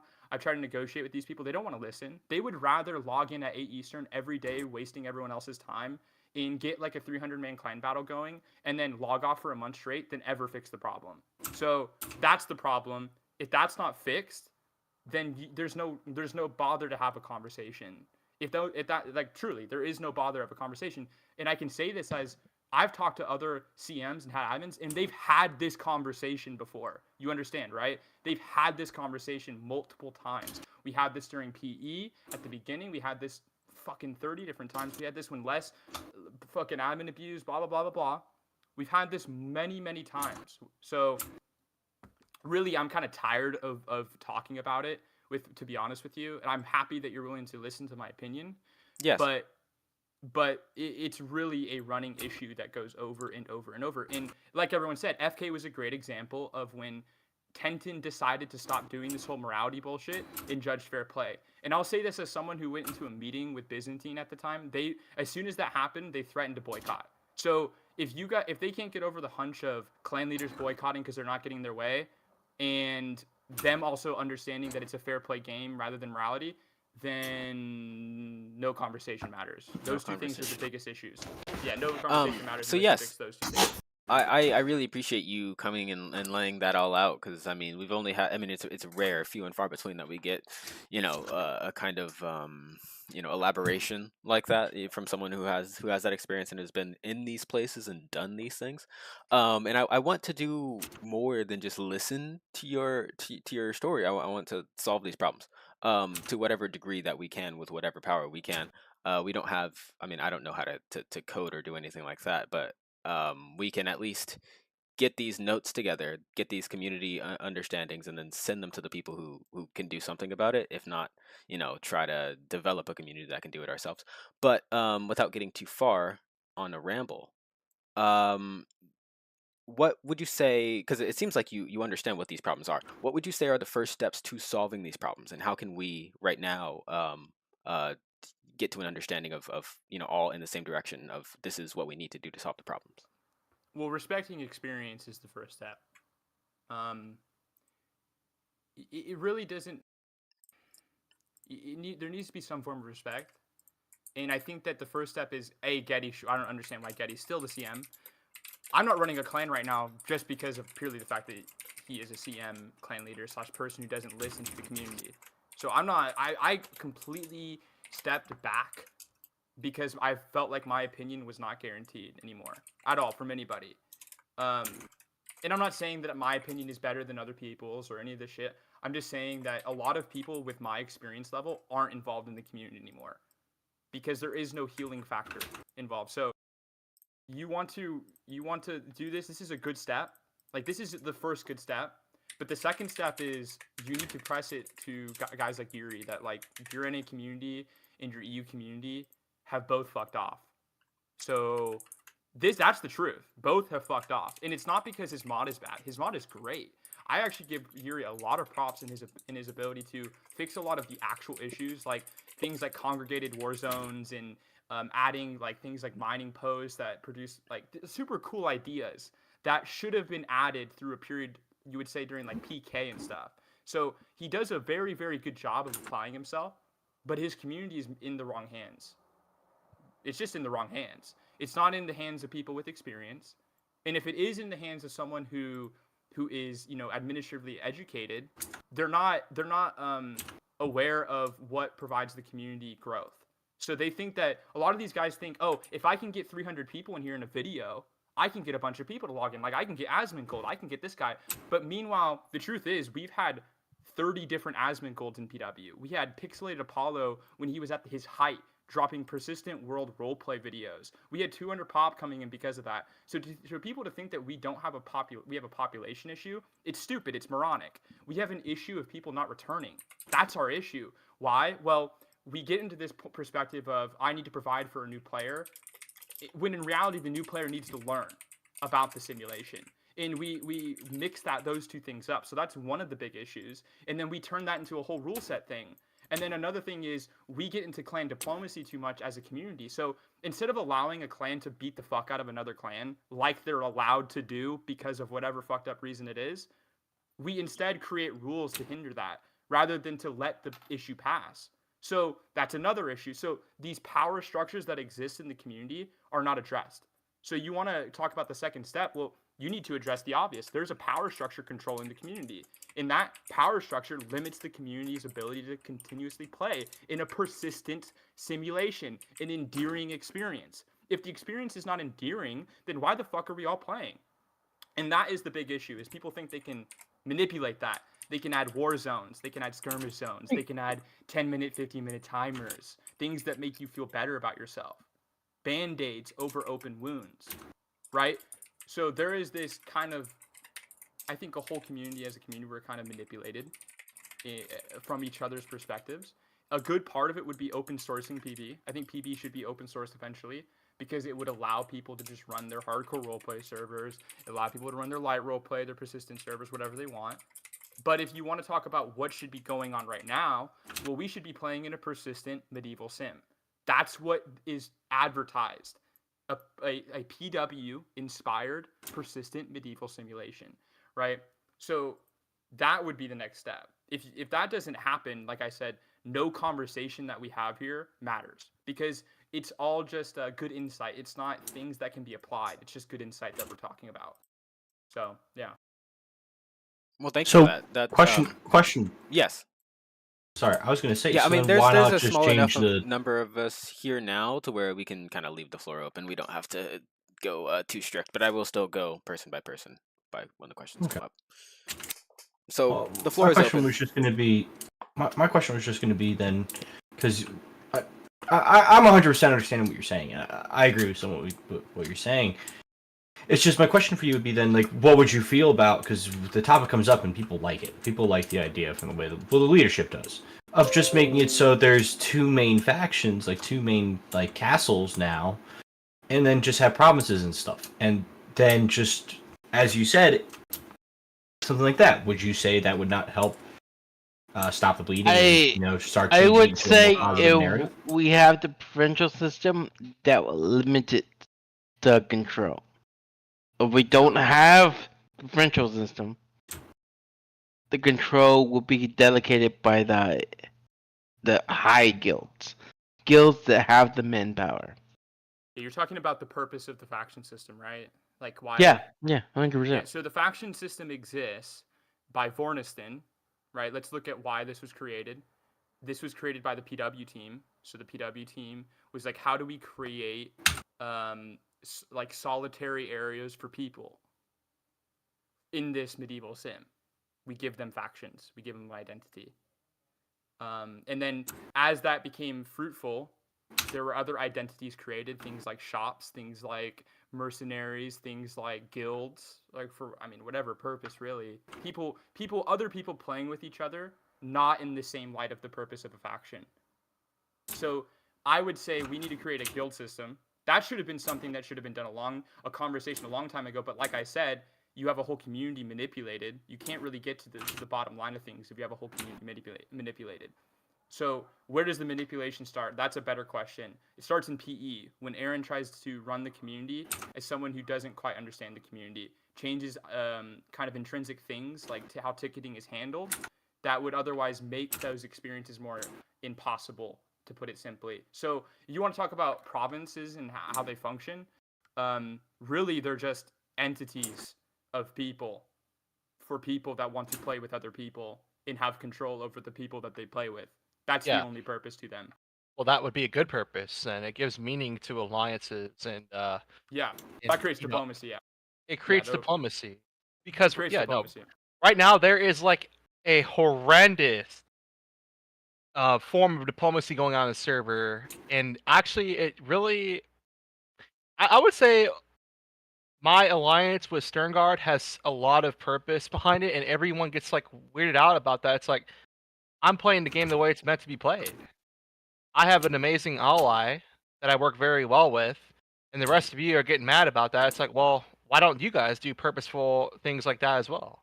Like, Yeah, or I mean, the best thing would be to offer them a better alliance than you are, and then make it, make it have to work hard. Like make them have to work hard to keep what is there, unless there's something better. Well, that's the issue with downscaling.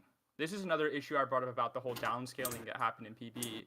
Was we had coalition warfare issues in PW. So we had issues of like groups of people like Patty's saying, I create a great alliance with somebody. This alliance is honored by a group of people. It's in my complete right to uphold that, right? Well, other people would start to do this in PW. It became meta, and then coalition warfare began because of the scale. So the scale was very small compared to what it is now. We have had the ability to upscale since Cappadocia. You guys understand that, right? So we have had the ability to kind of space it out much more like how Medieval Sim realistically would have been for a long time now. But the reason why we haven't was we kept adding more rules. We kept adding more power structure. And the power structure made it to where you had to play almost like in a meta rather than you were really making diplomacy with people. Yeah. It made it the experience actually became more endearing because of that. And in fact, people talk about the endearingness of PW. I would go weeks without fighting anybody. And then I would have like 4 days of just fucking bloodshed because of whatever's going on. It's just what is going on with my clan at that moment in time, right? It wasn't like my diplomacy was necessarily tied with other people. It was just more experience started to build up. Would you say, like, were you hinting at a second there, like at a system where you had kind of not eras but certain periods where it would be like cycles of war and then peace and then struggle and then war and then peace? Okay. Yes, exactly. The experience was less endearing because it was allowed to be endearing. So how do I explain this? I have the ability to stock wipe somebody, so they're not going to stock wipe me because they have the ability to stock wipe me as well. That was what was a big thing that would go on in PW. So we wouldn't stock wipe each other. And as a result, we would create natural diplomacy where we would say, hey, look, this is a little too much. Let's cut this out of our fighting because if we add this to our fighting, we're going to kill each other. That's just what happens. Exactly. There's no longer conversations between clan leaders. And in fact, as someone... No, there isn't. I haven't had a conversation with a clan leader since FK. Because you can't talk to it. There's no communication that can happen because the moment that someone doesn't like what the other person is saying, it's as simple as walking over and destroying them. It's as simple I would like as to add to this.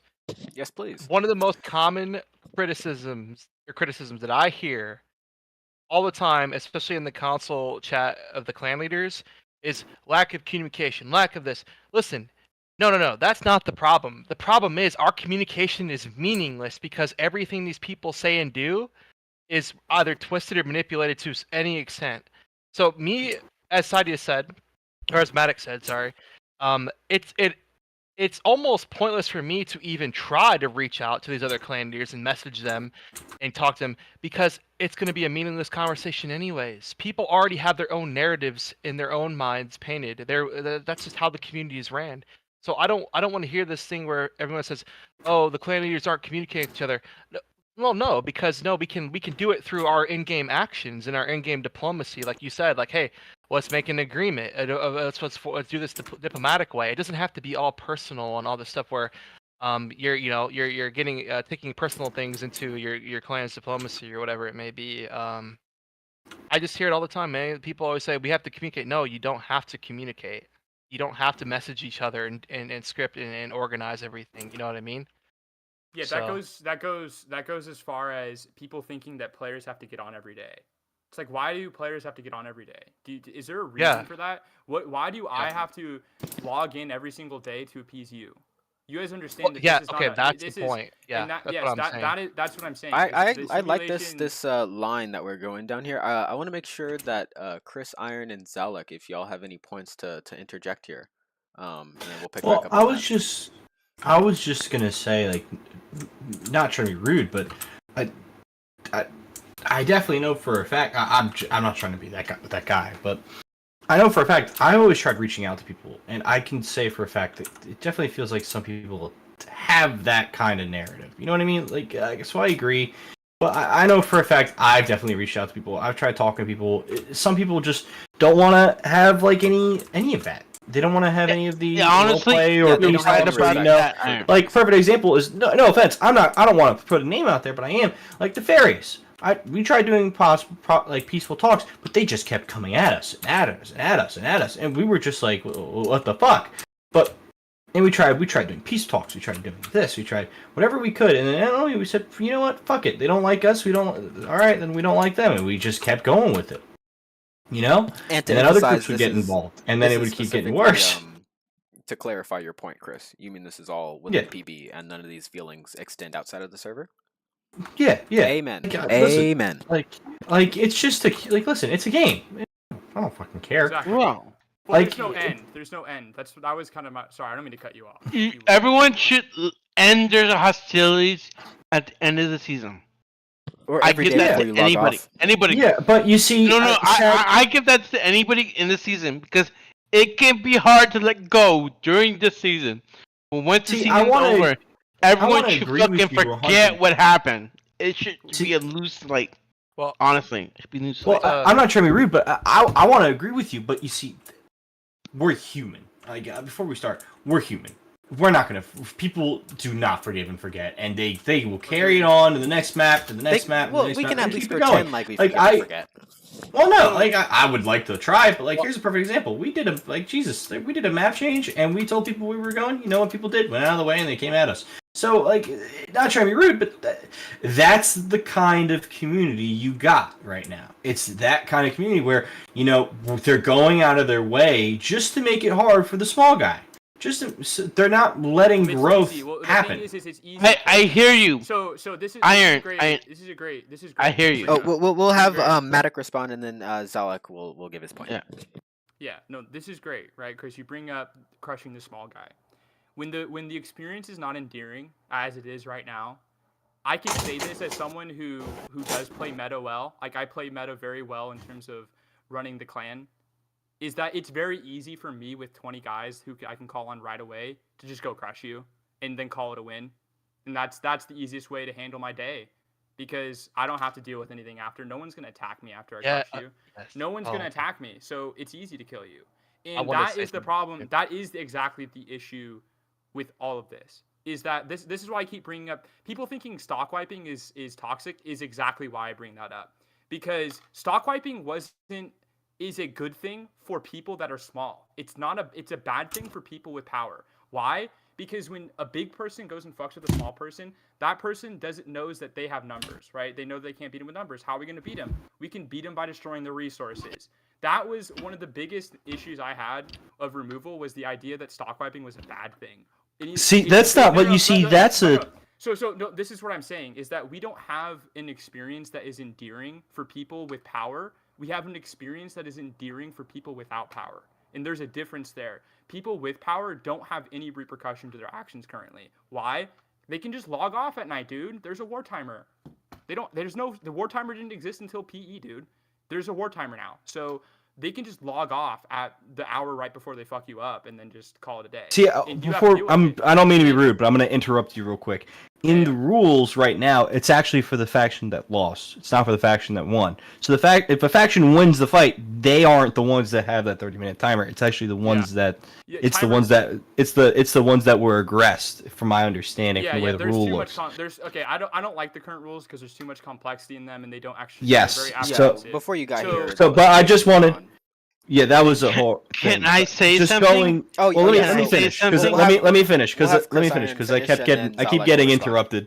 Let me just finish my bit.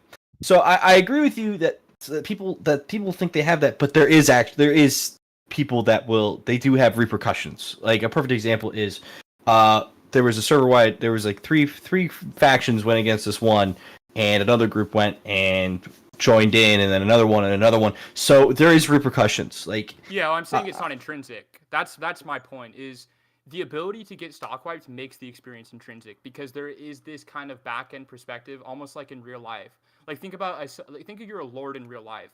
and you're pissing Well, off just so certain we groups don't of get people. too sidetracked, we'll have Chris Iron just finish off his point if he can, and then Zalek respond, and then we'll come back to Matic. Okay. All right. Well, no, I was just saying that at the end of the day, like,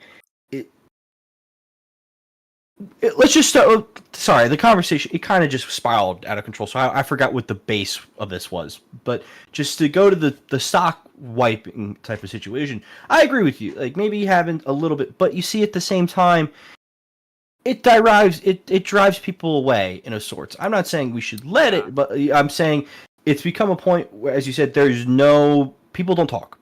There's no conversation. Like, I will do is, like, just from my point of view, I will go to a faction and I will literally knock on the door and I'll be like, "Hey, is somebody here?" And I will go up to that door, like, and I will do whatever I can to get the fucking leader outside and have a conversation with them and try to handle a role play and have a conversation with them and do, like, "Hey, listen, I'm under attack by these guys quite a bit. Could I have your help?" Like, I did it with the orcs on the last map. Would you say that this is another one of those, like, cultural issues that really just can't be solved until you have people? Well, with a it different is. mentality? It is solved.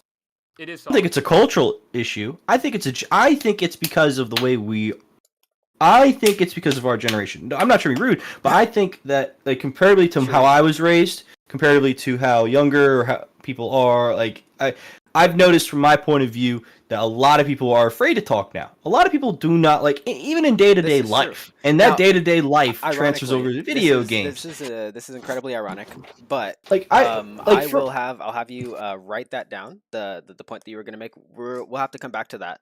We'll have Zalek give the point that he was going to give, and then go back to Matic for now. All right. It's been such a time. I think people need to stop being pussies. Give what they need to give within the rule set. Try to manage what they can. And then go. If it's not what you want, go to the rules. Counter them. Try to do your best. Other than that, adapt. The only way you can be good at this fucking game is adapt. You stay stagnant, you're gonna lose, you're gonna quit, you're gonna get out of this game. The key word of fucking persistence is being persistent. I've been here from fucking a long haul. I've been here since 2022. If you can't be persistent, you don't belong here. Sorry to say, you don't belong here. Now, I'm also of the opinion that you are. I think it was Tintin who said this. You're not safe. You're never safe. No one should ever think Never that they safe. have any. No one is ever safe. 100% agree to him. The only thing I don't like about Tintin. Oh no. I'm gonna be 100%. I don't like honest. about Tintin. I'm gonna be honest. I like everything he does, all his concepts, everything he does. I don't like how he quits the group. If you're ever part of his group, prepare for that group to be dissolved within 6 months.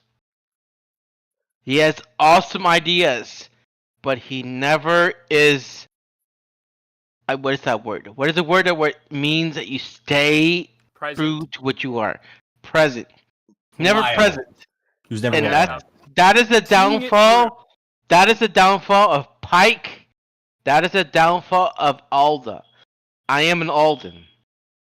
True and fire. Like, Alden all the way. If Jasper were ever to fucking come back, I would dissolve my position as a fucking stern guard. Join that motherfucker. But until he grows his balls, I'm gonna say this for real. Until he grows his balls, I won't fucking join him until he grows his balls. And that is until Alden comes alive. Alda is dead until Jasper fucking grabs his balls. Enough said. Enough said. All right. Well, thank you for that. That's I guess we all have our experiences and our points of view. So thank you for sharing that one. And that's what a community is, of course. It's coming together, sharing views and debating them if needed, and then coming to conclusions. You wanted to get into PE. This is personal. Personal is what PE is. Whether you want to improve it or not. Is what PE is. or at least was supposed to. Yeah, PE persistence. All of it's personal. If it hasn't been clear enough, all of it's fucking personal. We People reject get it. We people reject people it. take it. People take this shit personal, man. The relationship. If it really wasn't do. personal, you wouldn't have fucking like the fucking egregious shit that's happened. So I'll make Alright, this a alright, quote. hold I'll on. force this to be a quote. Whenever your computer's connection to the server ends, any drama ends. That's the Bible verse there. That's actually real. That's actually real. That's Yeah. yes. All But Wait, actually, you know drama what though? ends I will admit, with- I don't know, dude. I'm getting real sick of hearing that because I hear it all the time. People laugh about that, but they don't do it. Okay, they don't do it. And I know that you guys are joking, but man, we can all be better at that. Oh, okay, so- because so the way Patty- the way as a clan leader, the way I run my clan is I do exactly that. I don't take things personally. I make sure that everyone's disciplined. They're not trash talking and slandering people behind their backs. But everyone always jokes, "Hey guys, let's keep it in game." No, they don't do that, man. This community does not do that. Everyone has Yeah. their own narrative they want to Pe- paint. Okay. They want to villainize whoever they. people Yes, whoever it is I for their agree own with that. I leverage. agree with that. I people think, in this community, sadly, people definitely go out of their way just to make it Go so out of the way. go it's out of their petty. way. It's So- petty. Which Allow is- me, but you I- may be which new to is- that, oh. but it is true. You No, have I- all these veteran players. They're telling you what it is. I will say, I Take- definitely Take that. observe. Take that salt. I will. I take this and these opinions very seriously.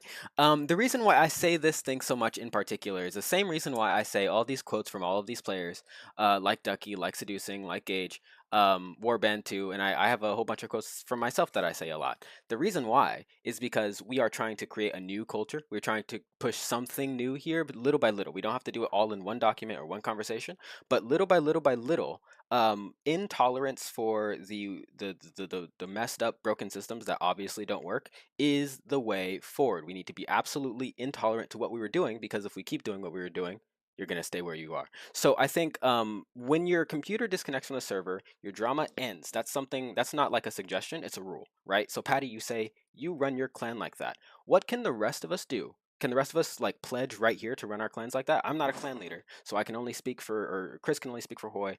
Zalek can only speak for Soul. But would we all say that that's a good principle to adopt in our clans and start enforcing that there is no drama after It's a you good get off the server? mentality. It's a good mentality, but okay. I'm not gonna get into the exact details of something example I can give here, but when people do reach out to each other, there can be amends made and people can get along. But then there's always an old player that comes into the fold and brings in their opinions and gets involved and brings up drama and beef from the past. And then they manipulate the situation and make two people hate each other even though they don't have to, just because of their allegiances or whatever they're doing in game. So I'm telling you right now, man, I don't believe a word from the veteran community when they say they don't take it personally and that it isn't personal. They're trying to have fun and play the game. That's just simply not true. I'm done pretending. That's true. That's not true. That is It's not true. Honestly, and even I can between- acknowledge, as an idealist, I can acknowledge that it's not true. Although my argument is that we should at least push it, since it's something that we are trying to create as an ideal, or at least get close to. And so, 100%. maybe We we want can't like this force community to people to grow. do it. Maybe we can't instill it in all of the rules from top down. But I guess So, the can question is, how close can we get to it? See, I think personally, if this also helps just as well.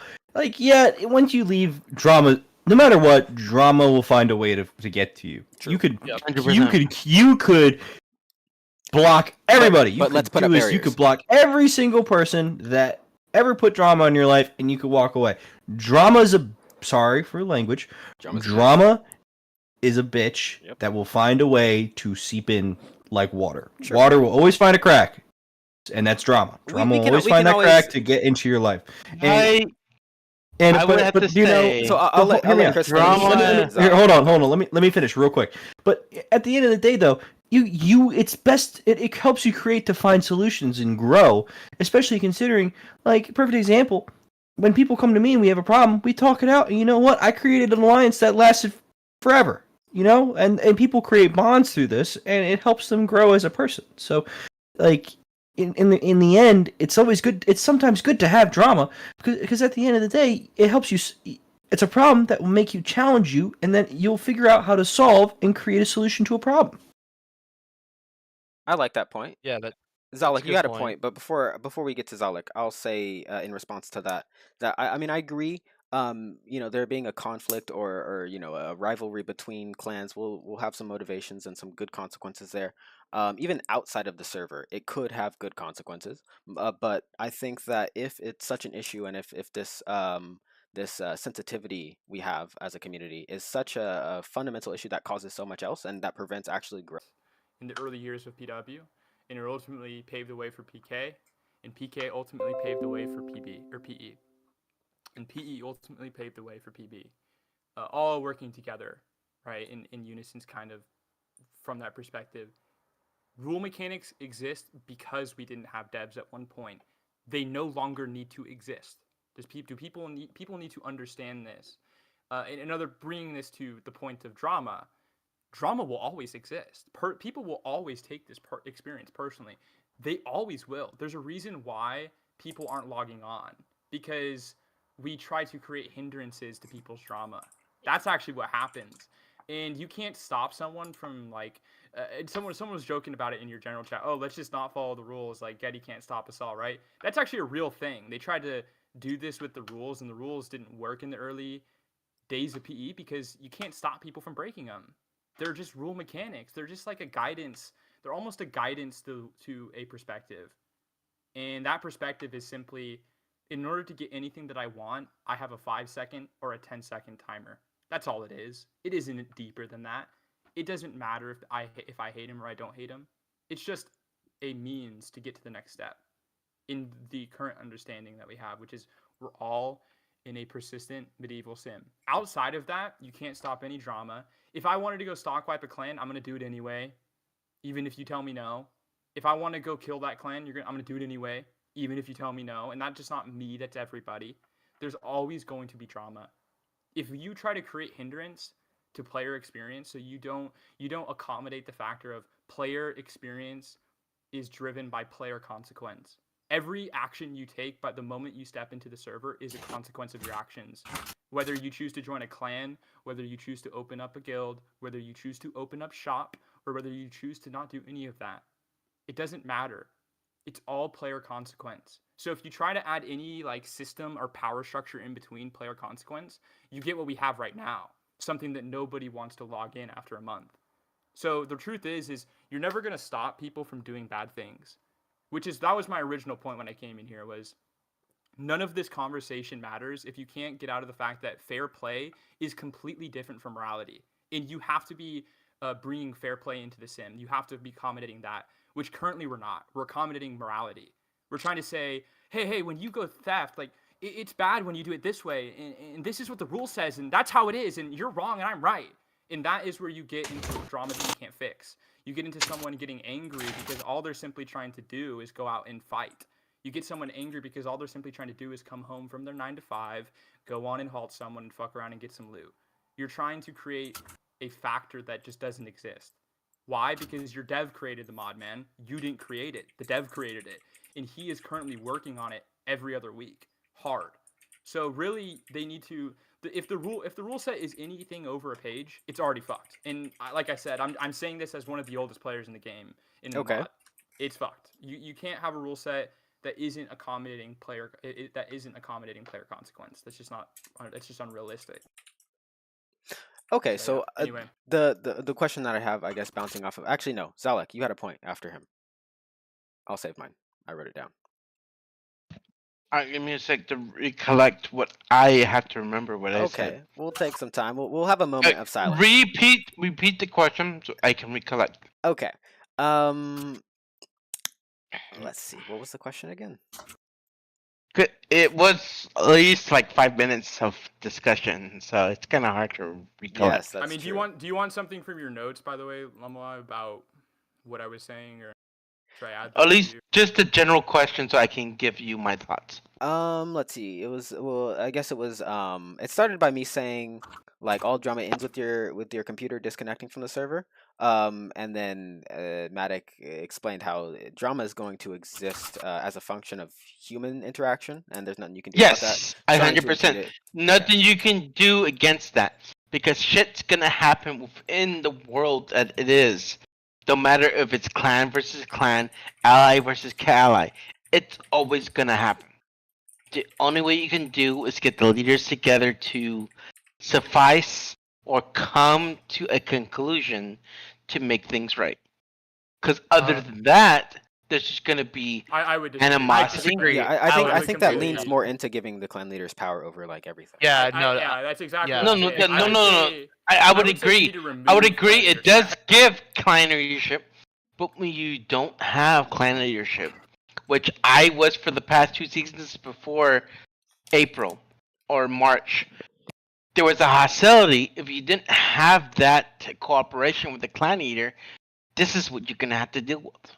Yeah, that's the manipulation of the system, man. That's Yeah, the that manipulation is of the the system. manipulation of the system. Yes. That you Yes. have to be a good boy and cooperate with the big dogs, or you're gonna get crushed. That's literally Yes. the That's a manipulation. manipulation. 100%. I agree with you both. But that was reality of what the smaller clans had. No, to yeah, deal you're with. right. If you had to, if you want to survive a small clan, no, you're exactly right. No, you're exactly right. True. Though I had a question for you, Matic, after.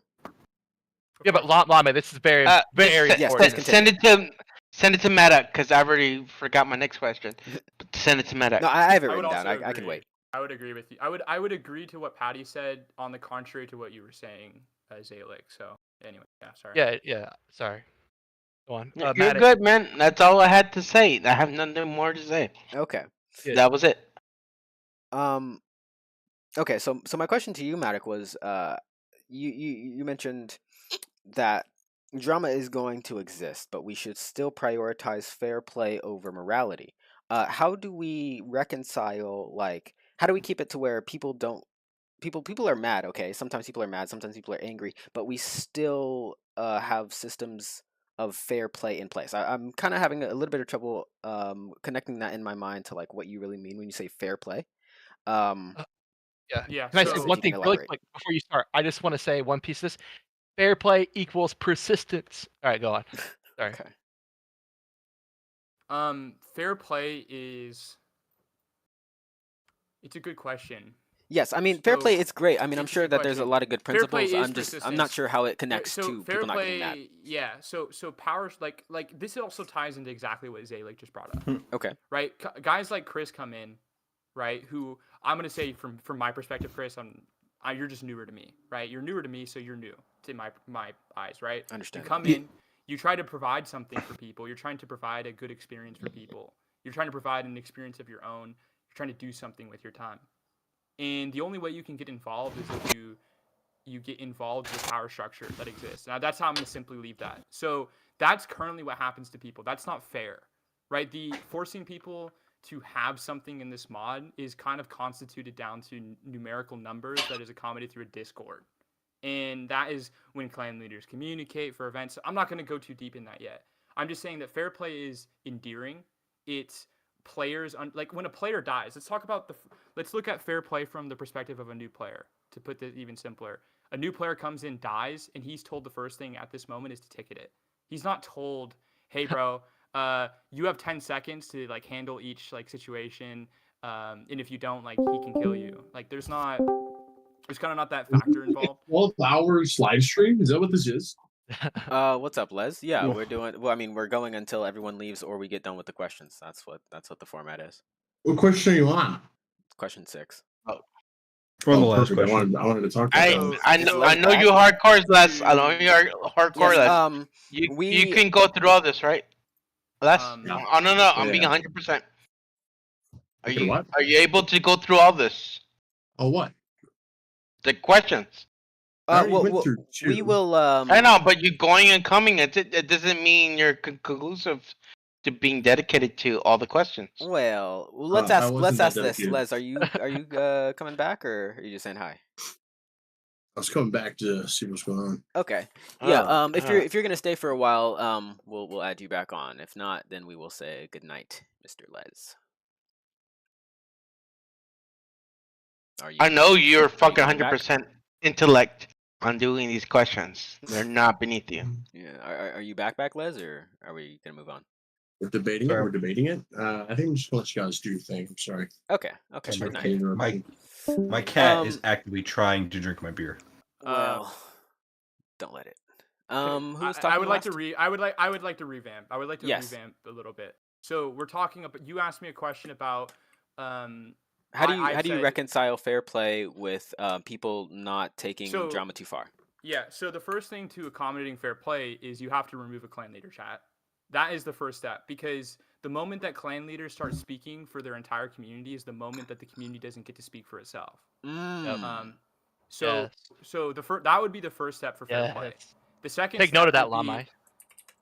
That is, yeah. Clan leader chat didn't exist until PE. Another thing to bring up is we had meetings prior. We didn't have these like we didn't have the ability to instantaneously change something because we had clan leader chat in a community to speak for a whole community. So that would be the first step to accommodating fair play. The second step would be remove all factors of power structure in the rule set. So anything that says you can't do that because of a number needs to be removed. It just needs to go. That includes, there needs to be, I used to be anti-wartimer. I'm kind of for wartimer now, but there needs to be a revamp of wartimer and these other, just a lot of things need to, in that perspective. But anything accommodating power structure needs to be removed. The third thing is talking about mentality. You brought up mentality. People, how people view the situation. We need to completely talk, like when we have another community meeting, it needs to be about the mentality of that, hey, we're in a persistent medieval sim. Just because you lose your fucking shit in your cart doesn't mean your entire clan boycotts, okay?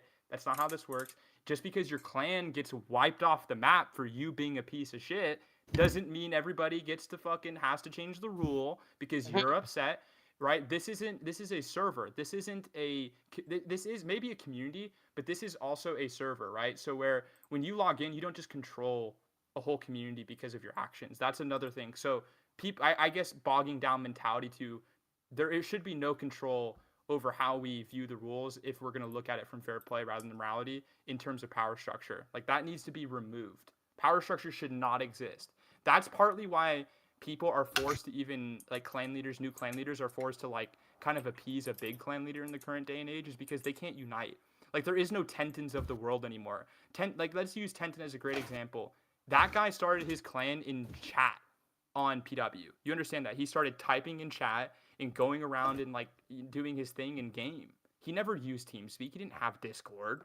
He didn't have any of that. He just was in game. He was just in game playing. And he started a whole clan through that. So we have to consider the purpose of what we're doing here. We're not here to appease each other.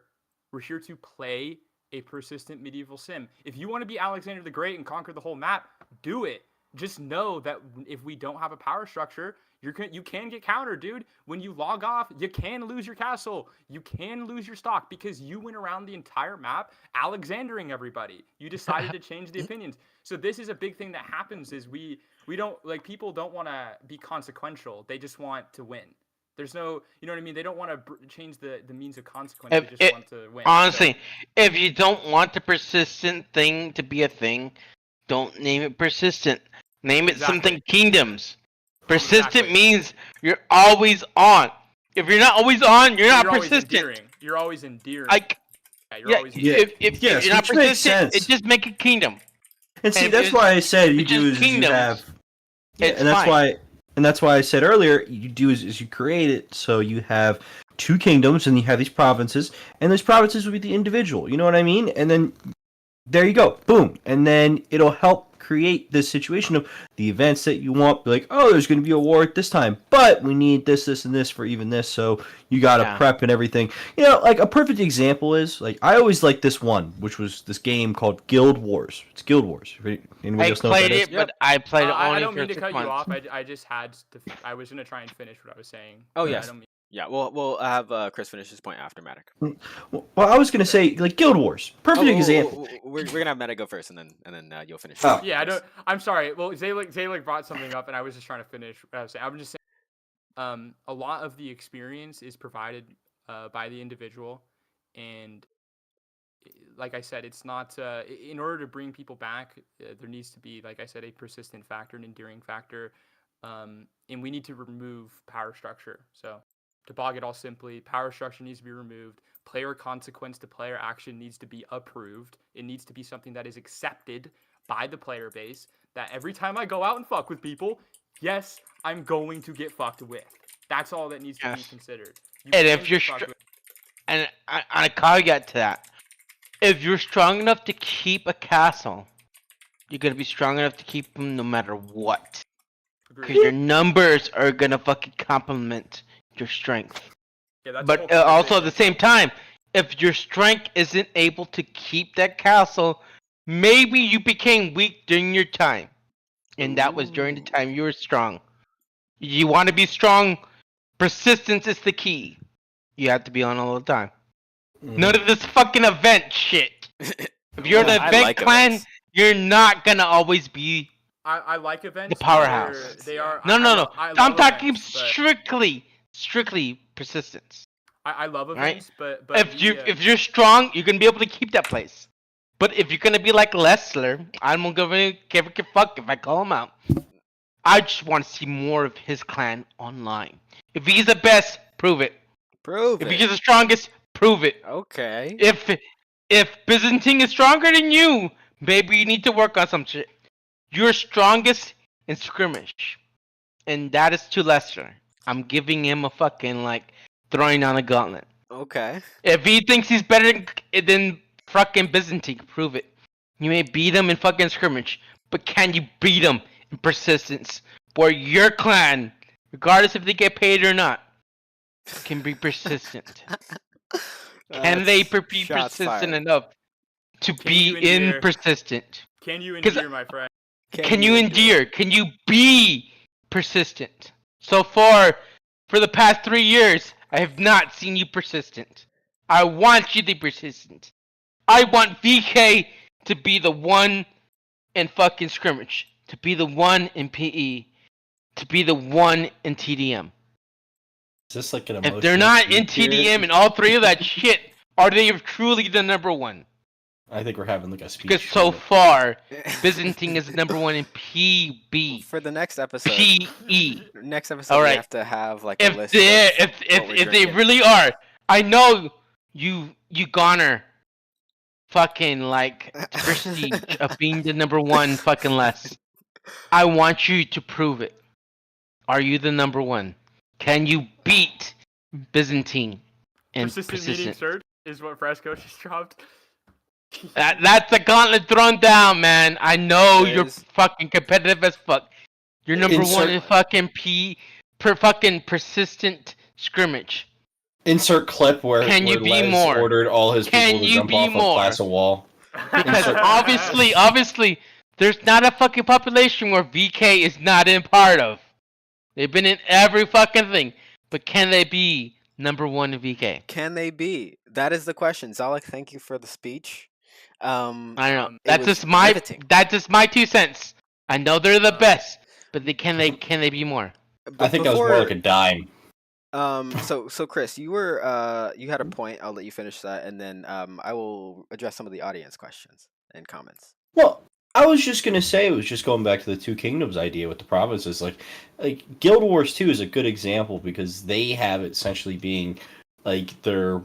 Well, I don't know enough, but from my understanding, they have these really cool events where you have these guilds that essentially affected how certain areas were. Like, they were events where if they don't complete those events, if it can either make it harder or easier for you to complete and get better equipment, loot, stuff like that, and then it helps you advance. So if you think about it and you put that into a persistent empire, but if let's say we change the name to be the Two Kingdoms, or something like that, like some form of how red versus blue type of bullshit. Yes.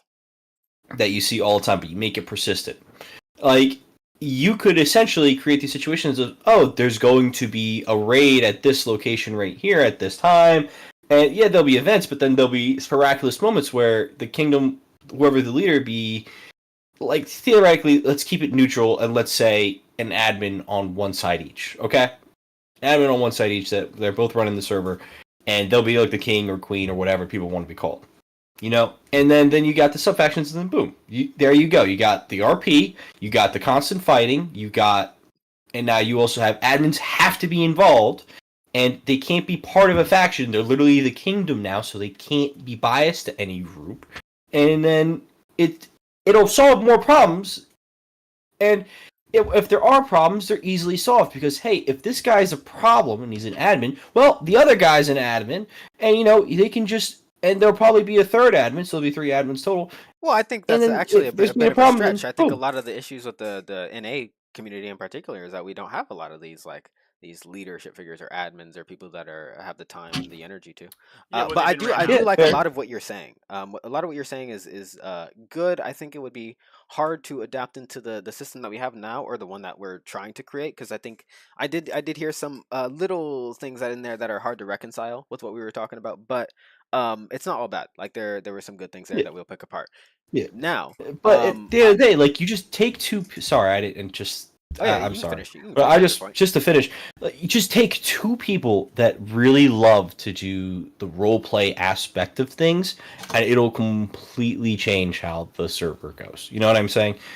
Yes. You take 2 people that like get really into it, like they go, oh, like I am the king, or through the red, like anything. Just do voices, do the funny, do whatever they need to do, and then boom, there you go. It'll change the narrative, and you know what? It Yeah. will the top. Everything starts from the top and it trickles down.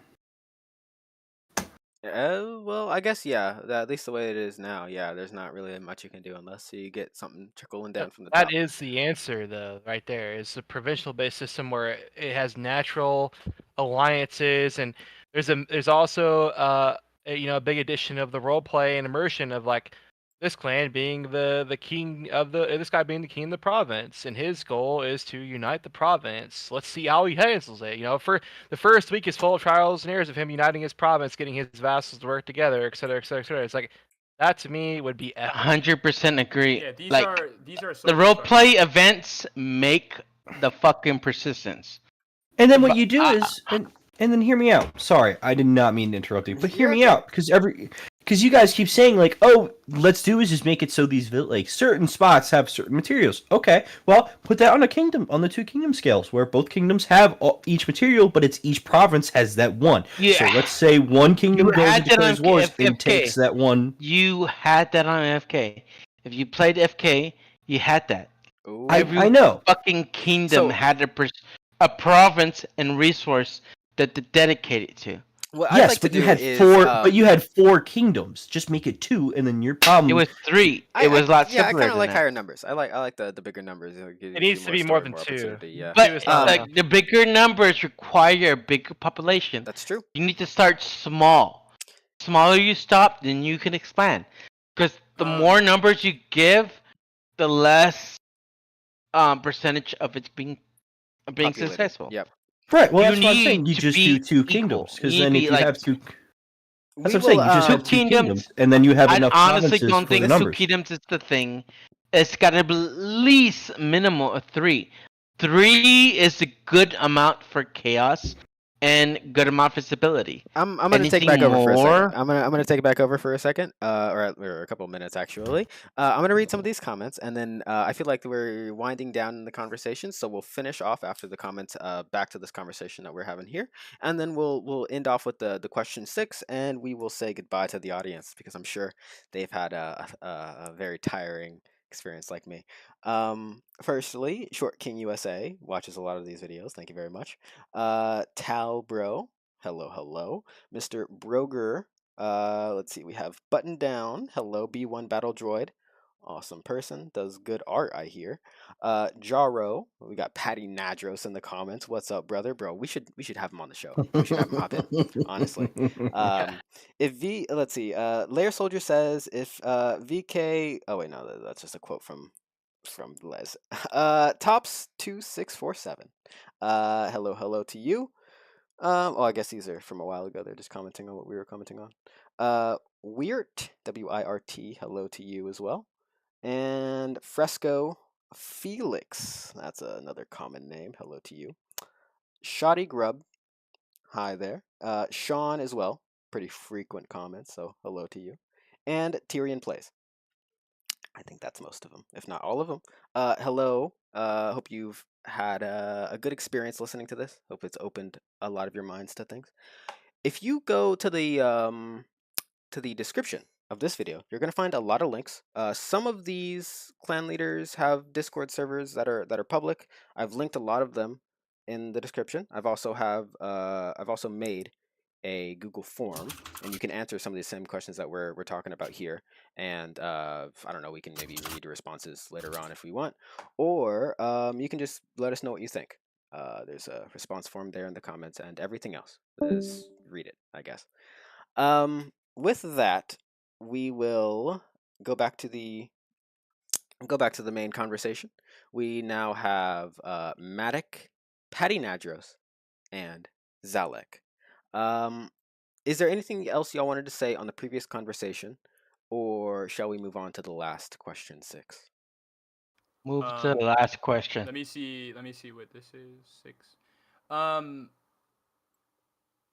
mean, I would like for you to add, if you would. I don't know if what these quotes are being used for, but if you could add player-driven consequences, or player actions are player-driven consequences as an emphasis, I would appreciate that, because that is, when we talk about the soul of what we talk about, that is the soul of what we talk about.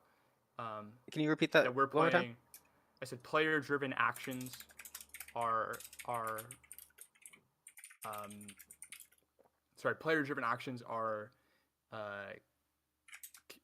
go hand in hand with player-driven consequences. Sorry, my brain is. I'm saying it 3 times. My brain. It's okay. But I do the same thing. In what that is accountability. So when we speak about a lot of this, like, I love social structures. I think one of the coolest things about this community are social structures and what people are willing to do to keep their experience alive. I think it's a beautiful part of our community. And I think it's undervalued, because if you look at, we could have radical change in one day, but it doesn't change all of the clan leaders I used to play with are gone. It doesn't change all of the commoner doctors I played with are gone. It doesn't change that all the outlaws that I fucked with are gone. It doesn't change that all the commoners that would play commoner every day are gone. A lot of those people are gone because of how it is now. And in order to heal, you have to move in that motion of player-driven action completely goes hand in hand with player-driven consequence. And that goes from clan leader to player. And everything in between is social structure. So I think that social structure is a very cool topic, but like I said, it's created by the players, man. The players, like, let's talk about persistent racism for a second. I know that sounds a little bit joking, but It's actually a real thing, where we started to accommodate rules for, like, things like high shop and just factions. We started making rules around them. High shop, outlaw, and public faction. We started making rules for those things. It's racism. You're trying to accommodate something for somebody, even if it's a negative or positive, it's a little racist. I don't know how to put it in any other way. I'm saying it as a joke. Treating them differently based on their characteristic. Yeah, I guess it's exactly racist. Yeah. Where those were originally things that players started just doing. They weren't just like things that, like, we all existed within. It was more of like, hey, I like to come on here because I got a long day at work and I just like to doctor. You know what I mean? I just like to heal you. I just like to give you bread and wine. I'm not trying to get in your clan war. I'm not trying to get into your conflict. I'm just here having a social conversation on a platform. There isn't any of that anymore. We've over-accommodated ourselves. So there's a healing factor that needs to go involved when we talk about all this, is that Rome wasn't built in a day, and the community that we once had was not destroyed in one day. Like, when I talk about all these, like, things outside of social structure and rules, it's like, it wasn't just destroyed in one day. It was destroyed over constant conversations with people, and voices not being heard, or voices that are heard that shouldn't be heard. And Amen. those things destroyed the community, the people that I'm talking about, over time. So a lot of those people don't exist, man. And if you want them to exist, then really go back to look at it crudely and see how that benefits the community. Because if you allow, like I said, the moment that we're allowed to just log in and break a door is the moment that you'll probably get 90% of the community back. I say that as a joke, but that's the truth. Like, the fact that you can't even go up and break a door anymore, without basically getting banned, and that's pretty much how it is at this point, is, like, pretty much the issue with everything. Is that why are we banning people over breaking doors? When was that a thing? I don't know when that was lost, honestly. I didn't know that was lost in PE because it wasn't a thing before. And it probably was an argued thing before, but it just wasn't really a thing before. I could pretty much break any door and do these things. So I'm not going to go off topic too much, but definitely player-driven actions are also constitute player-driven consequences. And that goes from every single angle, and that is the narrative that we play in. We play in the fact that we're all playing for ourselves, and that's it. We're playing for our own experience. Wait. Yeah. Well, you gotta speak for yourself there, because truthfully, my community is not ran that way. No, of course not. That's not what I'm Oh, saying. either. no, sorry. I get what you meant. The principle of it is Yes, why we're logging in is that we're logging in for our own experience. Yeah, that's what I Yeah. meant. Well, Okay. exactly. Well, that's the thing though, is that's kind of what it generally should be. That's a very positive way of looking at it. But on the contrary, I feel like people log in for something more insidious than that.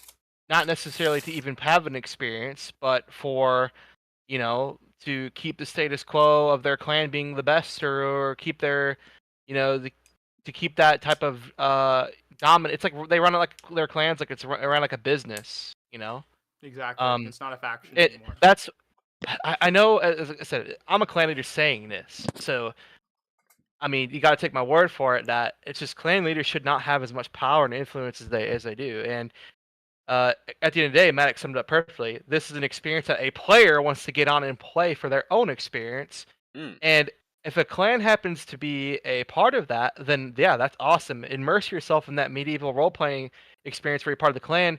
But what I've seen happen is people take clans too seriously, and they're like holding their clans hostage, where if the clan leader doesn't want to play, then he doesn't have all of his 30, 20 guys not play. It's like, whoa, hold on now.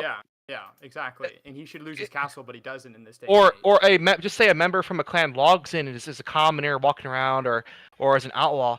They look at me with disgust because their clan leader has propagated them to hating other clans and not playing with any other clans. It's like, whoa, hold on now. Is this not a individual experience here? Are we not playing a video game, or is this a personal level of people can't play with each other and have fun type attitude? A personal level of control. Yeah, is actually what it is. There's a lot of controlling going on, and not experiencing going on. That's what I was going to bring this up in unison to boycotting. Okay. People should not be taking boycotting so seriously. And Absolutely. in fact, when a clan quits, you should just go take their castle, and the next person runs it. That's actually all that should happen. Yep. We shouldn't have to change rules because some asshole feels like not logging on. He should just not log on. In fact, we should be encouraging people when they don't want to log in, don't log in. You can come back in 2 weeks, bro. If you're upset because of something that happened in game, we should be encouraging people to log off. Honestly, because I will hope that you don't burn out. This is a big thing that happens. Burnout happens. Yep. Why are people burn out? Because they feel like they have to keep some fucking status quo. It's like the status quo needs to break more often. When honestly, status quo is fun to have, like when, big bad Byzantine, you know what I mean? Like, it's fucking fun, it's awesome when they're going around fucking with everyone. But I have a point on that really, when you're done. Yeah, really what should happen is the status quo breaks when the clan fails to keep the status quo going anymore. That's when it breaks. It shouldn't be, oh, I'm logging off because I lost one battle, or Byzantine starts going, it's just like, I don't even want to get into the whole drama. It's just the fact that we should not be freaking out when a clan loses their castle, man. Even if it doesn't matter. Yeah. If you lose your castle, come back later. Yeah. That's all you got to do. You don't have to fucking make a big deal about it. It's just come back later. You lost, bro. We actually have a very interesting conversation going on in the comments. We have Kel Marca says, as someone who plays PB outside of the events, like the plans, things that clan leaders do, most of the active 30 to 40 players were role players that kept the count up. And Agreed. so what was said was by Sean, what would encouraging roleplay look like? What do y'all think encouraging roleplay should look like? Encouraging I'll tell you. roleplay? I'll start. Okay. Maybe examples or concepts or whatever. So, role playing is not to be taken as literal as people may seem. You can role play in the medieval simulation. That's the whole part of it. Like as a king of my clan, where I have things like making alliances and in setting roles of a marshal that leads, this party, my infantry commander. There's a lot of things you can do in terms of role play, but to encourage more role play, I will say, is there needs to be more purpose into our diplomacy and our territories and our castles that we hold, et cetera, et cetera. Because I think we can all agree that if your castle is just a pixel to you, that you losing the siege, you lose nothing. In exchange, you can't lose your castle no matter what. You own that castle no matter what. And what's even the point at the end of the day? Yeah. The role play comes into the story-driven aspects of what you're doing. Like I said, it's a medieval simulation. Let's not forget this. This isn't clan wars. This is a medieval simulation. Yes, the ability to involve yourself into something is part of the role play. Yeah, and also whitelisting factions for the pubs is ridiculous. We should never whitelist factions like player shop entire and factions. So can I bring up what that guy had said? Yes. I'm gonna read. I'm gonna read it Yes. off. Kel Marka, as someone who plays PB outside of the events, like during the last map, most of the active 30-40 players were role players that kept the count up. So this is something that's always existed, right? Where we would go through down periods throughout the years, where shit didn't happen. People weren't fucking with each other. They're at school, they're at sports, they're at life, right? Shit just wasn't happening. Who was online? Who was keeping the motion going? It was the role players, dude. It was the guys who would log in to go role play as running a shop or go out and halt people. Even if you don't think that's a roleplay action, it is, right? Anyone involving themselves on a daily basis was a kind of really roleplay. If you consider how we ran the sim, was that the part of the light roleplay is the fact that we even have a halt system. That's the roleplay. The halt roleplay is that in order to obtain anything that you want, you have to go into chat, type out a set of actions in order to get what you want, right? Yeah. It's called it's called dire die situations. If I can right? interject a question, was there ever like VoIP back in the day? Because I feel like it would be much easier. I Nope. think the first time I got Nope. halted and I got killed, I was typing too slowly. I was typing, but it was just too slow. Yeah, it was longer than it is now. We didn't have 5 seconds. We played off of 10 per comply because we typed. So we did 10 seconds per compliance because 5 second, like it just wasn't realistic 5 seconds. But whatever. It's like VoIP and all this shit now. But roleplay really is like the daily experience is really created by the roleplay community. Like if you had, let's look at this from like how a servers ran. If you just had persistence but no roleplay, then you wouldn't have any role players. You wouldn't have anyone logging in early hours. You just have a bunch of clans running metas, right? People logging with numbers and trying to beat each other with numbers. So you have the roleplay because every player can involve themselves in some way, shape, or form. Let's use me as an example. When I go around and start killing everybody, if we were in a real endearing experience, people would see that. You understand that, right? People would literally see with their own eyes me doing bad things, and then they would go over to the people that are hurt, and as good people, they would try and help those people, and it would eventually turn. In the old days, it would turn into a pub faction. And pub factions were scary for clans in the early days, dude, because pub factions were stronger than clans, dude. Because you could just keep coming at someone over and over and over and over and over and over and over and over and over. Like it goes on and on and on forever if you wanted to, right? So clans really wouldn't fuck with pubs. So really that was a role play, was that like clan wasn't gonna jump out of line because they risked the chance of them losing their castle on the day by messing with too many people. So where is that now? Where is it? It doesn't exist. When a pub gets killed, he gets told the ticket. This is kind of backframing on the conversation a little bit. That's okay. There is a role play. The role play experience is created through a persistent, endearing part of the fact is that we're an endearing role play is what we're really in, right? We're in an endearing experience. So, role play is really created by the daily basis players, and those people keep the community around. The clans have never kept the community around. Do you understand that, right? Clans always come and go. Yep, they always come and go. Clan leaders quit because they don't got time, or they just come and go, man. That's just how it is. They log off to avoid losing. They log off to avoid losing. Yeah, people leave. It's whatever. Like clans come and go. It's always the people on a daily basis. The guys kept the community around. Why? How are they keeping the community around? Well, they were able to contribute to what was going on. When they were pissed off, they could go break a door, but at the same time, they could get shot in the head for breaking the door. so they would go get friends, and then they would create a faction, and then they would go. It was a constant cycle And yeah, of teamwork almost to create what you wanted. So Okay. that brings me to my next point, and this is I think I've found something pretty catchy here to Yes. say about roleplay. Another Is quote. that brings it to my very important note of mine is so there is a lack of retaliation and pressure on the clans that don't form or stay inactive and don't participate in the persistent aspect of it, because role players can't immerse themselves in the medieval simulation of taking sticking it to this big clan that doesn't participate, isn't active. They can't take their castle or whatever, because guess what the clan leaders do in retaliation to people do that? They take it so personally, and they get real hostile about it. So anyone that acts in a role-playing way of playing persistently, right? I mean, that's a persistent thing to do, is a group of pubs get together, take this big castle full of boxes full of loot that isn't active for a whole week. That's a role-playing thing to do right there. You're immersing yourself in a story of building some group or whatever, or taking it on with the biggest faction. Yeah, going from then- kind of like squatter to hero type thing. Yeah, but guess what? The role-playing gets shut down because then the clan comes back saying, "Oh, you guys are toxic and you're gonna pay. We're gonna kill you offliners, and not only kill you in game, but hate you personally as well, or propagate their clan to thinking, hey guys, all 40 of my members, I want you guys to know that this clan is toxic. You shouldn't interact with them and shouldn't talk to them. And if you ever see them, make sure you halt them or kill them or attack them or whatever." It's just this personal thing. So basically, what I was gonna say is, role playing will always be hindered because of the personal animosity that exists in the community. If we want role playing to succeed, we as a people need to be hold the clans more accountable for their personal animosity.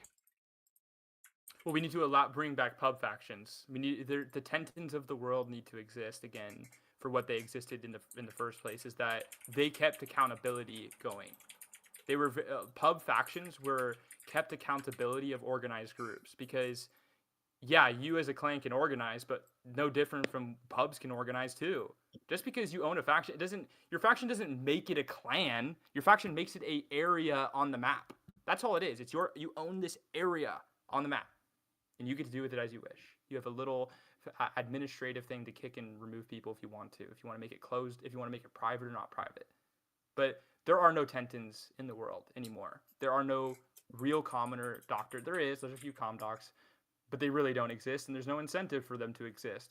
And there is no incentive for a pub player to work with the next pub player, because, I mean, the current system of help is shit. Like, the literal system of help does not work how it should work. So even if a pub player did want to get help from someone next to him, he gets punished for it by the rule, as is. But anyway, I digress on that. The experience is not it's not roleplay friendly. That is for sure. It's not roleplay friendly because there is no player consequence to player action currently. There is just, how many numbers can you stack? That's it. If you can stack more numbers, you win, honestly. Or you get the big ass war. That's it. You get the big ass war, or you do win. So in most cases, you just form a clan. Anyways, it's there is no player action to player consequence. There is a rule set that accommodates morality instead of fair play, and until it's willing to create fair play, right, things like keeping people involved rather than morality, then it will otherwise not keep people involved. So yeah. If you wanted, I mean, there's also been a rule set created, by the way, if you don't know, by the community already. Really? It just was, yeah. I went to every single person that with the goddamn sense that knew what they were talking about to make sure it was created. It's already made, and if you wanted to put it in tomorrow, can we show it right now? Let me see if I can get the original. Let's see. I think our peak was 40. We have 25 watching now, but that's quite enough. Yeah, this is a rule set created through a lot of old rules, to put it simply. A lot of looking back on old rules and things that didn't work and removing them and only adding the things that really were, like I said, about fair play. Okay. And I talked to guys like Ducky, fucking Legalon. I mean, I can be inclusive to myself. You talk to yourself? Do you I need mean, meds? I'm saying from experience. From experience, I'm saying I've included my own opinion Oh, on this yes, of because I have course. my experience. But I'm saying people that ran servers back in PW and PK were people that got judgment on this. Maybe outside of like Clarky or like Fergus, but they kind of. Anyway. Let me see if I can find the original for you. Yes, please. And I was gonna say earlier, but it got away from me.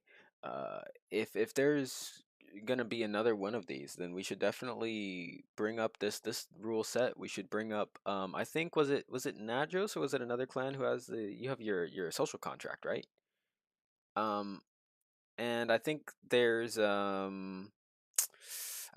there's some kind of benefit to getting everyone together and like hammering out actual standards that we should all It's proceed by, I or at least agree. encourage. It's Because been if done. most of us are doing it, then everybody else will do it just by passive. It would take a neutral moderator. That's the thing, because we've done that literally a dozen times in the last couple of years, where we gather as clans, we talk, and then the conversation actually gets dominated by the biggest and baddest clans, biggest and then one. then they decide basically an ultimatum approach. We'll get along, guys, and it's just not. I'm telling you right now. This isn't quite the original. But this is pretty close to what some of the old stuff have and some of the new stuff. You can even read the introduction if you want. Let's see. The After we go audience through can't this, see this. I can. The audience can. after we go through this, I would like to ask a question that would be really good for the entire stream and for everybody here. I would like to ask a question. Okay. Yeah, I mean, we still have some people in the comments as well. Matt, can you I don't think I want to read the whole thing out now, but I will definitely take I note can of go this. over key points if you Oh want. yes, yeah. Like If you want to things- highlight some key points, I So- was gonna say before this that if we got the FK rule set, if we get this, if we get everything else, we can if we put it together, it might be something that at least players can encourage their clans to do. Us clan leaders can Yeah, do. I know we so- had like 5 clan leaders right now who would be willing to change up the way they do things, right? So. Yeah. So before I break any of this down, none of this matters unless we change how the ticket system even works. Okay. Like no one should be getting ticketed for anything without evidence. So for any rule set we ever create to work, you want it to work in a really perceptive way. You can't just like fucking ban people without evidence. You need people to provide evidence of repeated offenders, right? Because we're kind of assuming everyone does want to involve themselves rather than break rules, right? So when players make mistakes, you can't just ban them, right? You have to highlight a key mistake. So none of the rules matter unless evidence must be admitted to a ticket. And admins are actually handling infractions in game and getting people to understand an explicit understanding of the rule set, so they're not manipulated, right? They're not manipulated. So first things first, right? It says this rule set is intended for a persistent medieval simulation. It provides a framework for roleplay action while maintaining the value of persistence and the perception player to understand what is consequential. So RDM has always existed. Go down. These are zones. Now these are like fucking. This is not really on the contrary to old rules, but these exist because of cross correlations and EU rules and all these things. But not really something I'll break down. Okay. Raid zones either. I won't break any of these things down. Demanding, right? Demanding is a big part of why we even play. So what is a demand? A role play action where one player instructs another player or group to do something. That's all a demand is, right? If someone is even intending on making a demand, they're probably already intending on killing you. So if anyone's using this, it's a role play action. So I have that whole breakdown as well, right? These are kind of been the explicit understanding of what is valid in demand and what isn't over the years, right? So old things and new things. Okay. I don't know if you're showing your viewers this, but that's what. No, they're not able to see this. Yeah, I mean, a lot of this is self-explanatory. Yes. So the big thing about all this, right? This is where, like, I don't quite know if they have this in the current NA rule set, but they did have this before with the way that they worded how demands work. So when demands occur, members of the same faction do not need call for help. Or no, my bad, I apologize, wrong one. Help can be called in from any side. So this is morality, right? This is my example of morality for people. I don't know if they still exist in the current rules. I assume that they do, and they did before. Is that there was morality involved in if someone decided to attack someone. So say I decided to attack Lamalai. I believe that's your name, right? I don't mean to butcher it. Yep. I decided to attack you. I halted you. A player saw this, and I decided to call for help, right? That calling for help is a form of giving someone a kill reason. So it doesn't matter if I call for help on what side or what side that person chooses to help. You understand? That is morality. This is where fair play and morality cross correlate. The ability to call for help is just a light role play action, right? It isn't a form of choice. It's if I get a help call, I can just join the fight, right? Because I don't care whose side I'm on or whatever. If you have to look at it from the perspective of the player. So really, we don't look at it from the perspective of the player currently. We look at it from you're in wrong action for attacking someone. So you're going to be punished because you're in wrong action for attacking someone. That's kind of how it's defined currently. So when someone halts, they can't help. They can't call for help currently. What I'm trying to get to is that's Okay. a morality thing. That isn't a fair play thing. That's unfair to do to a person halting. It doesn't matter what side somebody joins in on a fight. Administratives don't need to judge morality. They just need to make sure, did you call for help or did you not call for help? That's administration 101. So that doesn't happen currently. It's currently judged as morality. And that creates a big issue with ticketing in its own conversation itself. So big one there is how help is used.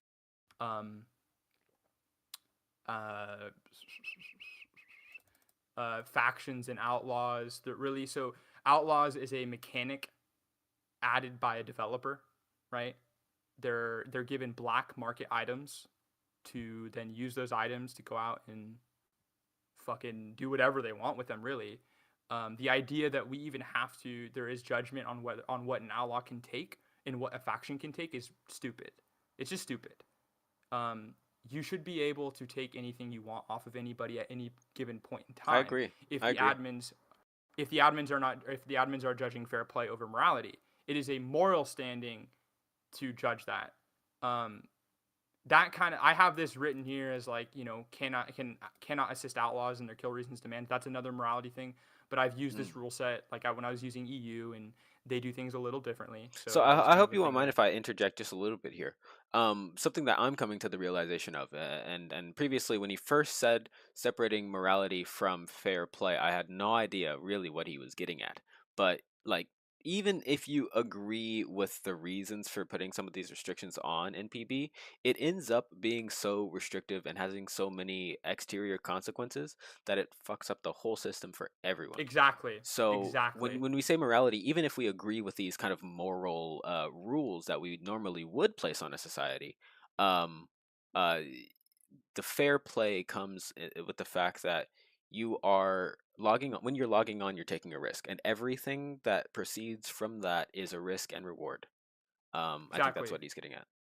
Yeah, the only idea of fair play is, did you break a mechanic within the game to get what you wanted? That's a big factor to understand with all that. Yes. It's not that you're okay, let's take an example. People will disagree with this. They'll go, so if I go in and I start capping everyone's castle, you know what I mean? I just start capping everyone's castle. It's a morally wrong thing to do. You know what I mean? It's not cool to do. It's kind of fucking and wasting everyone's time. Should you be allowed to do it if we're actually doing this as fair play? Yeah, you should. You should be completely allowed to go in and start attempting to cap castles. What does that do for the community? It makes people log in, man. It makes sure that when you take a castle, there's a consequence. That let's look at reality. If guards in real life in the medieval era didn't have guards at night, then fucking normal people would just jump over the castle walls and fucking kill everybody, dude. That's exactly what they'd throw a rope up. Would you not do it? Would you not throw a rope up and fucking just go in? Because it's that easy. And that's how it is, man. So there is a drastic difference between enforcement and and really administration is the current administration is focusing on enforcing morality-based things, and they're creating more problems for themselves because they're trying to bring concern to players' opinions, and they don't realize that they burn the other player's opinion by being in concern with the player's opinion. The administration should not be involved with player opinion at all, even when things go horrifically wrong, right? Players need to fix their own problems, right? They need to just go in and deal with their problem. Whether like I learned this the hard way. I say this, and let me give a perspective. When I was a kid running a clan, I told everybody fucking no. It resulted in me getting kicked off the server, dude. That's what happened to me as a kid. I'm serious. I was an asshole to everybody. I was like, nah, fuck you. I'm right. You're wrong. And I just got burned off the server because I held this kind of high horse I held a high horse thinking. But when I came back, right, I was much more calm, and I was much more helpful, and I was much more concerned with people's opinions because I knew that people didn't like when I was a piece of shit, right? So if people were allowed that experience, they're allowed to endear their actions, and if they had that for themselves, the community would heal over a period of time. It wouldn't happen in a day. It wouldn't happen. We couldn't just put this rule set up and then things would be fixed. That's not what would happen. Things would go wrong, right? Things would go very wrong because people would be able to hurt each other. And this current community is very toxic. I will say it's much more toxic than its former. So they would do much more worse things to each other now than they did 10 years ago. But over time, the real people that really want to be involved would stick around. So, yeah, I think I'll leave it at that because we're going to get into a very, very deep convo. Is that the rule set needs to be player consequential and player action based. There is no authority with the administration involving morality, right? The authority of the administration should be to make sure that the mechanics of the game are functioning and that we're still maintaining the efforts of a light role play so that we can continue to evolve into an actual light role play experience, which is what Yuri is trying to do. If you look at Yuri, you got to give him his props, man. The dude is not concerning himself in a way that is negative. He's concerning himself in a way that is positive, and he needs a community that can back him and really support his ideas because it comes from PW, man. It comes from his former, and that is inspiring. I think that's inspiring is that someone 10 years down the line, after the original dev is gone, is still trying to apply himself. Is still trying to keep the concept thinking alive. So, yeah. Well, I guess it's our job here to make sure that continues and make sure those ideas don't die, those good ideas. And then whenever the circumstances change, like I honestly think that with the rise of VoIP, like it's getting into more games, it's getting more stable.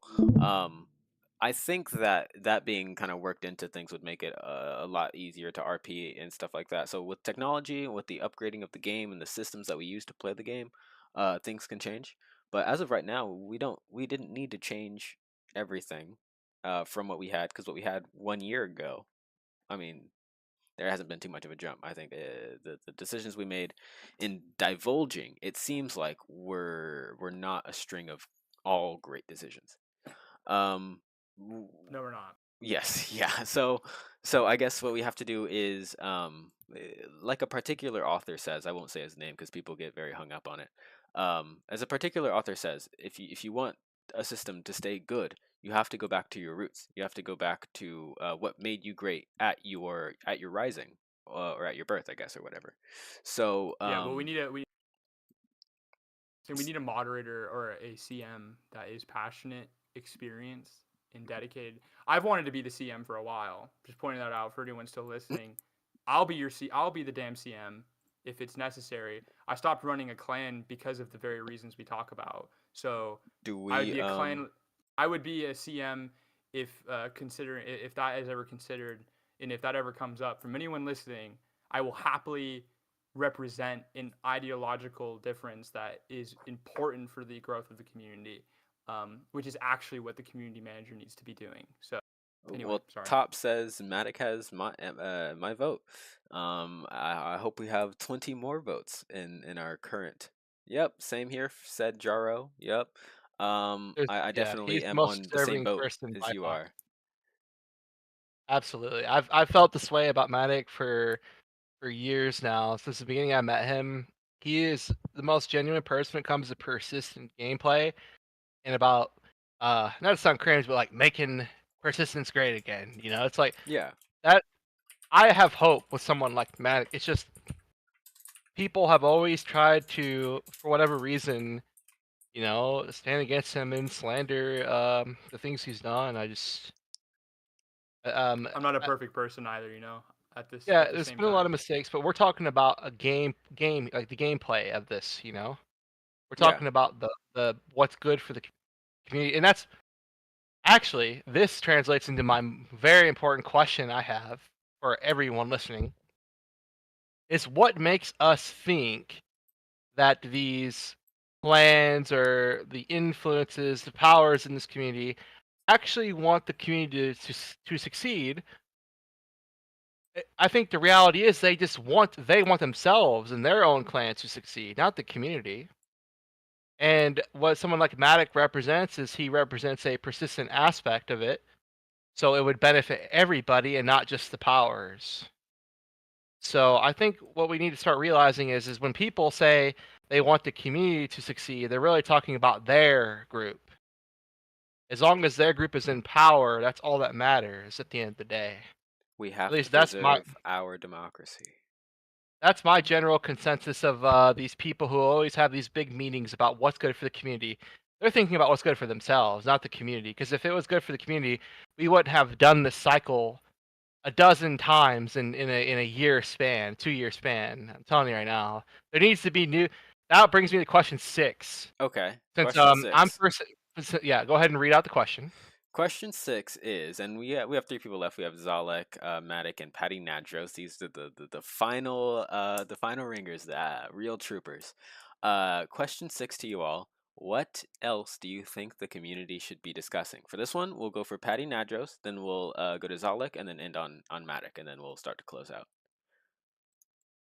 Okay, so this I have it written down. The community should be looking at new people, not the old people, the old same people that have been doing the same things for years. There needs to be new people that take the podium and speak their minds and have their chance at doing something creative and unique. A good example is Tenten did something, even though he was a veteran player and everyone recognized him. He went out. He did something out of the box and went and broke the status quo by doing FK. And he had a lot of people, that were against him doing that. But the people, since we respected Tenten's his reputation, at least from the people, the players, the persistent players, Yes, sir. we all supported him, and we made FK work. It was a great experience, and I say that not only because because I was winning or whatever, I was having a lot of fun there. I say that from a general outlook of just how the mod worked. It was active every single day. All these clans were forming and having doing things in their castle.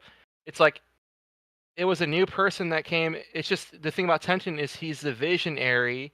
He wasn't able to be that community manager that the community needed.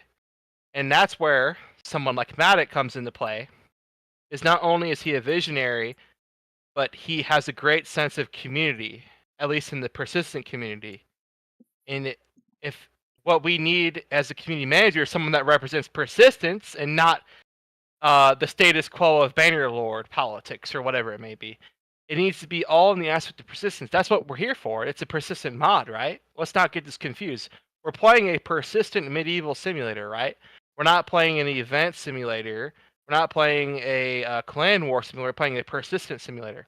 Matic is the perfect person for that. Tenten tried. It was trial and error.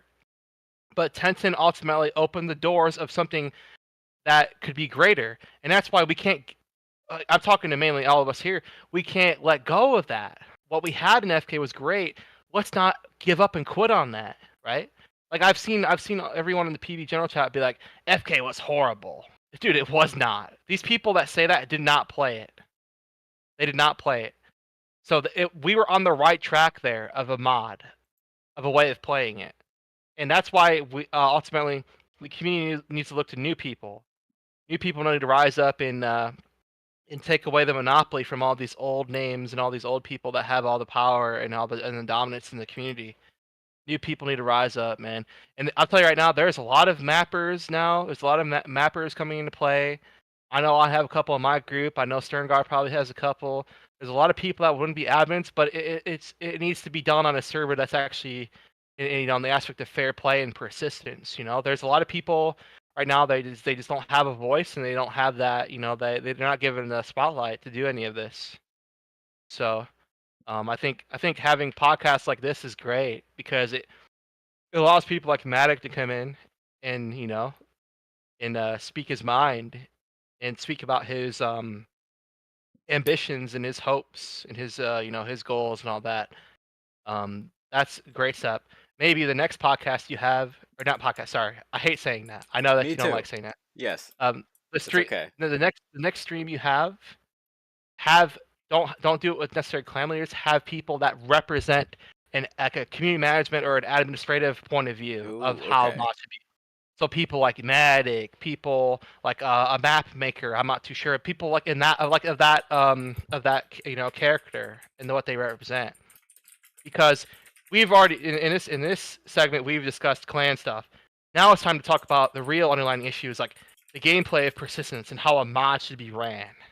And I would really like, I would like as a viewer to see that. Like I would like to see a bunch of people share their ideas and share their, because maybe they could come together, Just like this, That's yeah. I'll try to have this this board. I'll try to save it. A lot of it has been moved around and deleted, which is okay because that's a natural form of conversation. But this, I'll make sure to keep in a public available place. This is very valuable. Yeah. Let me read this question. I mean, I definitely put my interest out as a candidate for next community manager, and if the community has to speak up on my behalf for that, like I personally I don't know how even Getty acquired such a position after Les had gone around and let's look at the facts, abused his position of power. Which resulted in Getty coming into power, which made no sense because both of those people have been known clan leader friends prior to that. So it basically was a handing of power. It's quite literally like World War II. Like you hand the power from. I'm not saying less is Nazi Germany, but I'm just using a bad example to the power of Italy. Like it's like you're basically moving the same group of people with the same perspective is what I'm trying to say. Maybe not the greatest example. Okay. But I'm Well, saying, yeah, I don't have any points of I'm reference saying, to confirm or deny that, but no. That's actually what happened. I had a meeting with Yuri. There's a whole meeting with clan leaders about Les's abuse, and he was removed as community manager. Well, yes, that was a whole meeting. That was a big thing that happened. I don't know why that was covered under the rug. That was a big meeting that happened because Les was opening doors mid-war and fighting. Like it's a whole thing in itself. So I'll leave it at that. But yeah, so we can leave it at that. I will say that. So I was just saying, what does the community need? I think the community needs a fresh breath of air. I put myself as a candidate for CM, and I also think that part of that fresh breath of air is like Patty said, you coming in, bringing conversations, but also as someone who, if I was community manager, would try to open up that topic of conversation on a conversational level for people like we're having here, rather just coming in into like server suggestions is one thing, but the ability to communicate literally directly with people that understand what you're kind of emphasizing is how you get things done. It's how you get forward and grow. So I think that is a part of all of this. Is someone going to speak for everybody? Is someone going to allow that? And if they are they doing it accordingly? Which we don't have, right? We don't have any of that right now. So it's true. Yeah. I mean, what the is vote the community? They need an open mind. The community needs an open mind. Absolutely. Yeah, I mean, all the viewers voted 9-0 for Matic. yeah. We started a poll. I guess. Yep. 9-0. It may not be the best coming from someone like me because Matic is my friend. He's not just a guy I play a game with. He's actually my friend, and I trust him. And I see his true intentions for the community. I know people may think I'm just being biased, which is fair, but I'm telling you right now, for those listening, I would definitely keep an open mind to the fact that we don't have to sit here and keep playing these mods that are given to us. We can do something outside the box. We can break the status quo. If Matic is going to be your Mel Gibson from Patriot, like in his profile picture, I mean that's up for the people. That's up for the people to decide. But ultimately, it's there's nothing wrong with you thinking differently, and maybe having a revolutionary aspect to it. Like I know a lot of you in the chat are like probably like, you have your criticisms. It's like, dude, let your voice be heard. You're not just a levy in a clan. You're a player, man. You can be anything you want. That's the whole part of a persistent server is you can be whatever you want to be, man. Let your voice be freaking heard. And someone like Matic is gonna represent you, man. Someone like Tenton would do everything he could to give you that vision. These are the people, these are the people that you gotta stick with. Regardless of the, there may be some criticism, which is fair. Everyone has, their opinion. That's fine.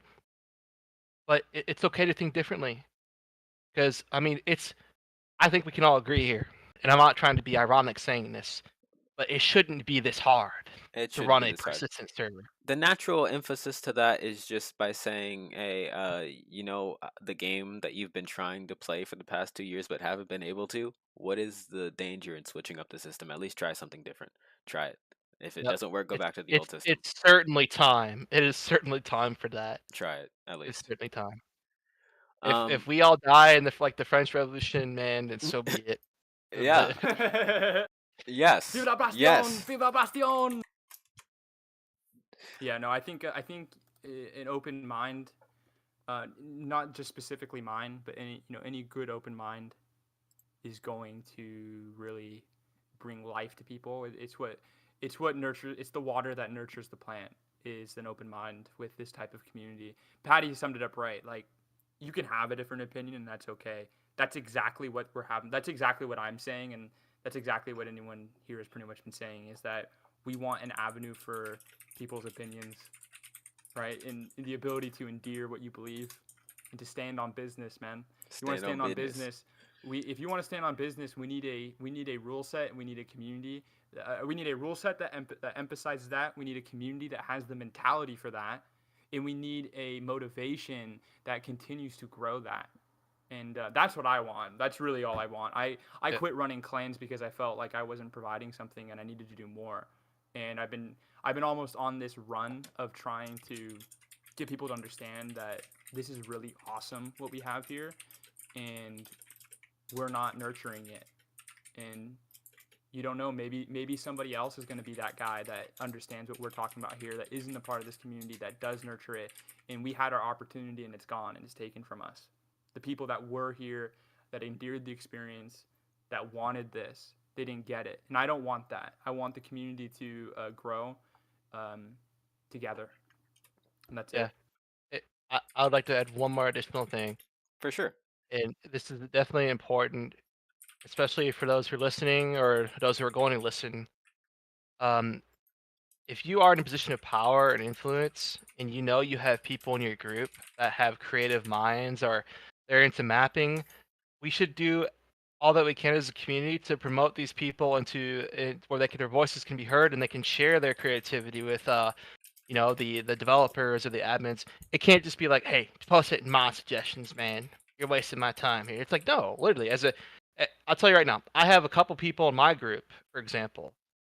Alice is she is very passionate with mapping and she cares a lot about that. And she even told me, I was giving suggestions to a castle. I was like, hey, you got to make this a good castle. So, this will be a Nadros themed castle. She was like, Patty, I am going to be as unbiased as possible and make sure I'm developing castles where it's neutral and no one has, the power here. I want everyone to have, a good castle and make sure it's fair. And I was like, man, that's a good answer, And then someone like Scourgeon and Zion, they are actively looking at options of developing something on their own, like a roleplay server. But that's my point. It's like, maybe they don't have to look too deep in that. Maybe they can combine with this next great persistence mod that is going to be developed or whatever. I mean, I would hope so. But I guess my point is, I know I have some people in my clan who are very smart and very kind people. I know that the rest of you guys have people in your clans as well that are like that. I know KOTF has a lot of people like that, very kind, respectful, they care about the community. I know Sterngard's got so many people like that as well. Bloodhold, House Iron. It's like, just because you may be considered a smaller mid-sized clan in PV or whatever, dude, don't let people just label you that. You have a voice and let it be heard, man. Let your Indeed. voices be Let heard. it be heard. Yes, and I mean, just I think that quote just hit me right now. Well, I mean, it just came to the front of my head right now. Let's see, where is it? When the clan leaders speak for the community loses its voice. You have to be like good clans produce good people. So guess what? If you're in a good clan, you're going to start producing good things. And I'll let that speak for itself. We'll see how that develops in the future. I wanted to get Zalek's input on this. I haven't heard your voice for a while, Mister. What do you think the community should be discussing? Zalek, the prince. Zalek, Prince Zalek. He might have, hopefully, I didn't pass hope he out. didn't. I hope he didn't fall asleep while drunk. I hope he's been a just getting long to his stream mic. for It him. has. It's what 4 hours and 18 minutes. I want to thank all of you. I think Zalek has fallen. I don't know if Zalek is AFK. I think he's right next to his keyboard. I think he's closer to his keyboard than most of us are right now. I really wanted to hear. I really wanted to hear what he had to say. Me man. too. Man, well, I mean, I hope he didn't pass out. Maybe he's just taking out the trash or something. We'll see. I will give you an update on it later on. But yes, I guess we'll go back to the Nadros. I mean, if you want to bring up brainstorm, I mean, so someone brought up in your chat. They said, Sean brought up there is a system at work within the PD server on Discord where you're able to suggest and discuss. And yes, exactly. There is a system that does exist for your suggestions, but there isn't, how do I put this? There isn't a community manager who listens to you. I mean, Getty does listen, maybe listens in certain ways, but he doesn't listen in that way, to put it. And that is exactly what you need. Is like, for instance, I wanted to do, when I was multiple times I head admin before, so throughout my years of head admining, I would try to get together with people every week or two. And I've been trying to I would do this if I was ever a CM again, and listen. Yes. Listen to what you have to say. Understand what you're saying.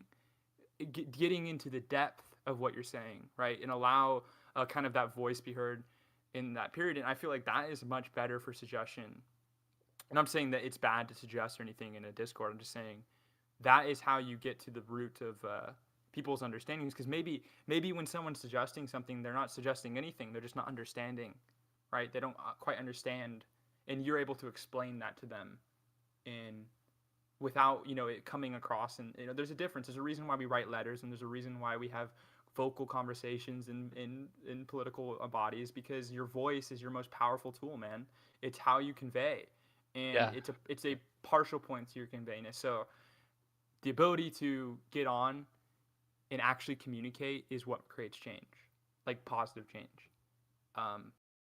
So I think that if there was something like that, man, I mean, hell, that would have already fixed 90% of our problems. You know what I mean? That we would have already had the conversation we're having in there. Right? Why? Because the people that play this shit every day would be there, because they would know the abundance that particular thing is. Yeah. So can I bring up a bullshit analogy here? I don't know, this isn't the best, but it'd be like, okay, Llama, it'd be like you having a vehicle, right? And I'm a mechanic, and you keep bringing me your vehicle it keeps breaking down. You bring it to me. If I can't fix it properly, if it's a repeating thing where you're not getting your best experience and your car's breaking down on you when I'm the one fixing it, maybe you seek another mechanic, right? Yes, yeah. So I guess what I'm saying is, as a community, we are kind of herded into this, like, oh, we have to play what the big mod is. That is kind of like what I hear for charities. Like a good charity or a good nonprofit will go out of business whenever the mission is done. If it stays there, then something's iffy, right? Yeah. So I think ultimately, look, it pains me to say this because I am very active in PB right now, but maybe we don't have to sit here to accept this. Maybe we can say, you know what? Even if I'm some levy of a clan, I am passionate about persistence, and I care a lot, and I have a lot of good ideas. I'm gonna go combine myself with people who are like-minded like me, and we're gonna put together one badass mod that could actually change everything and be the answer to the solutions. Because ultimately, we're like, all of us are like, how do we fix the problem? It's like the console chat, right? How do we fix the problem? Oh, we need to do this, we need to do that. Look, the problem is not there. The problem is in the people. The people have this they have the solution, man. The clan leaders are not to be relied on any further, I feel like. The clan leaders are people that provide players to the mod and they interact with the mod. But it's quite clear that this influence of clan dominance and clan leader dominance has not resulted in the most active and persistent mod. I mean, I don't know how you go from having 400 people to now you can barely even get 5 to play the mod. I mean, that in a matter of a month. So, ultimately, the ecosystem has been destroyed. That's actually why the ecosystem. And in fact, the ecosystem that existed at 400 pop was not the ecosystem of PE. It was the ecosystem of PK. Was that everyone from PK was like, oh my god, it's in Bannerlord. Oh my god, persistence is in Bannerlord. That was huge for us, dude.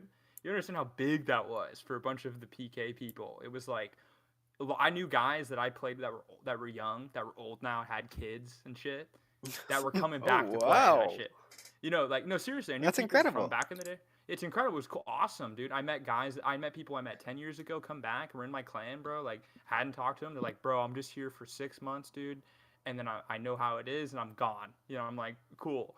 But I'm not saying that was everyone. I'm just saying there was a lot of people returning that were very intrinsic with the community prior. The community prior was somewhat intrinsic, right? It was natural, and there was a natural flow. Over the period of PE, people think PE was great. No, it wasn't, man. A lot of those things were destroyed during the era of PE. It was great because it came to Bannerlord, and it was great because Aaron applied himself, and we all need to congratulate that guy for trying his best. But it wasn't great in terms of community because the community was kind of burnt to the bridge. Like, there was a bridge burning moment with the community there. Was pretty much half of the old community was like out by the time after about a year of PE, with all the changes that were involved in that first year.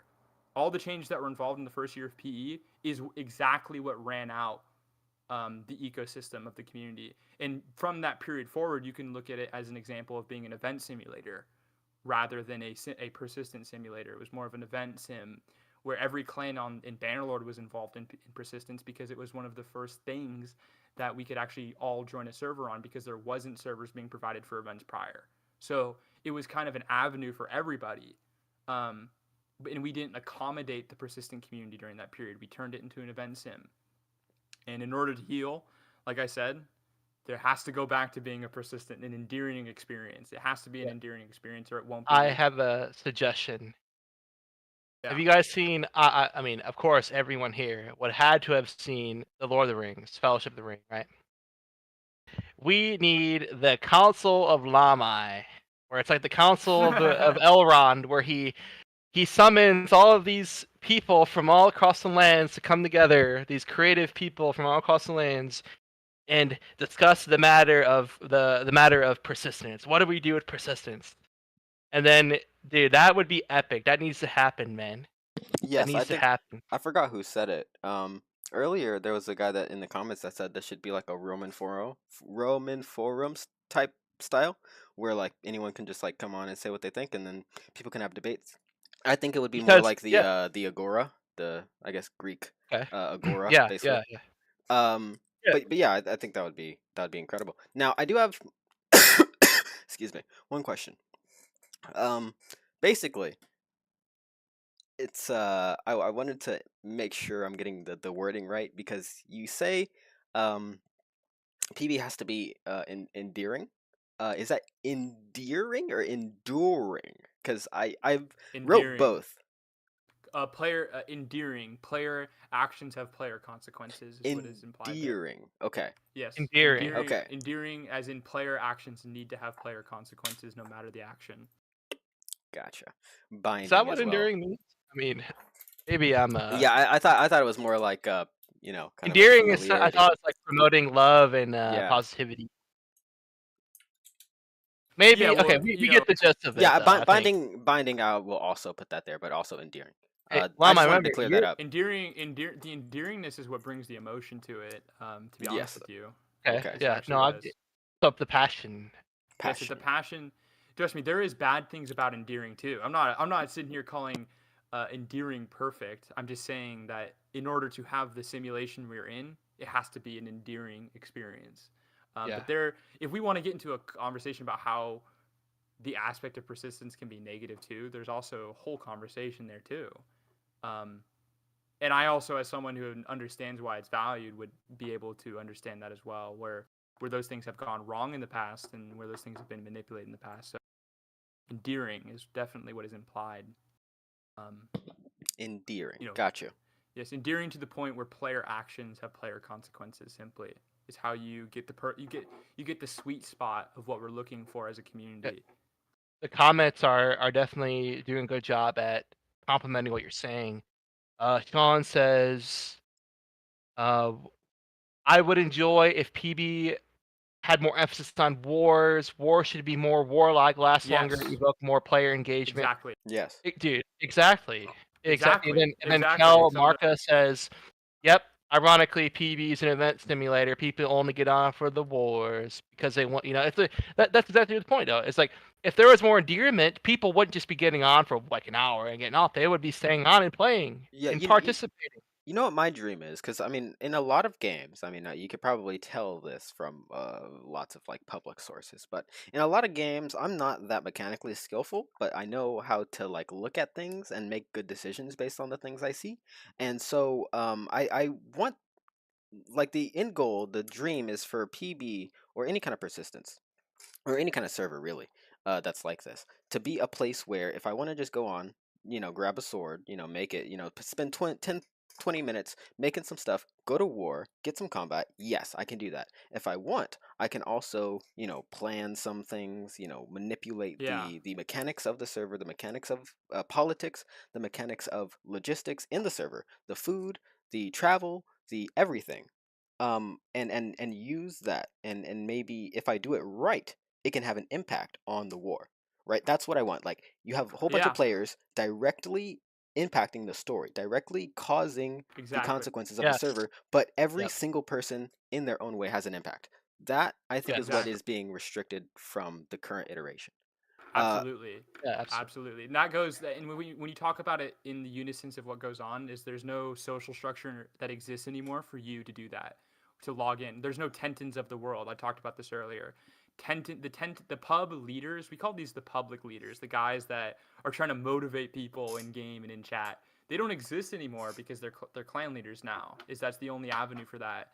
And it turns kind of destroys that for a new player. Is that for a long time it was really the public leader, the guy in game who was reeling everyone in, that gave you that experience. It wasn't a clan leader, right? And in fact, let's talk about clan leaders for a second. Okay. The clans that exist now are smaller than the clans in PW, if you don't know that. PW only What was had a the max average pop. numbers? So an average clan in PW could pull on to 45 to 50 people. I would Why say would- the modern why? would be about about 15 to 20 is the average. Yeah, no, there was no such thing as a Yeah, small that's clan. the There was no such thing as a small clan because clans couldn't hold the castle without having 120 active members, even in PW, because like I was saying, players would constantly break doors, players would constantly ladder in. Now I So- get. So, Yeah, so that does you, make sense. you needed to have a 45 attendance clan to hold the castle. It wasn't like Or Yeah. you stop trying to say that you're a guy that deserves a castle and you Exactly. accept the village. Exactly, you accepted the village and you accepted your fate and you endeared the experience. Is that you needed to prove to yourself that you could hold that castle, and that's what drove some of those clan leaders to do great things in the early years. Clan leaders used to be so much greater than they were now. They're so weak now. I say this as a representative of as a clan leader, as your sole embodiment of a clan leader. Like, they are so weak now because they don't have any endurance. They can't, like, if Tenton came back, right? We just changed the rule set instantaneously. Came back, he would crush all the clan leaders because he knows how to reel 10 to 15 guys in to go to get an objective. That's all that it would take now. And most of the clan leaders would roll over and die. They wouldn't even stop him. They'd just be like, "Oh, I'll just cap it later." Like, they don't see it consequential anymore. So there is no public leader that is there to provide you, the new player, a awesome experience for the 20 minutes that you're online. Because you have to think about it. A public leader will just let you in. You know what I mean? A public leader would just let you in. He'd be like, "Yeah, come join my faction, please. I need your help. I'm fighting this like group of 30 people and I only have 20 guys. Like, come fight with us." You would get that almost instantly from a public leader, from a public player. And that's why the public players are the soul of all this, right? It's really the 60 guys that log in, or the 60 guys and gals that log in, between the periods of like 3 to 6 Eastern, that really carry the mod. Those are the people that are carrying the mod. It's not the clan leader. It's the guys that are like that are showing up for fun, bro. It's like that are not taking it too seriously. They're just there for their roleplay experience.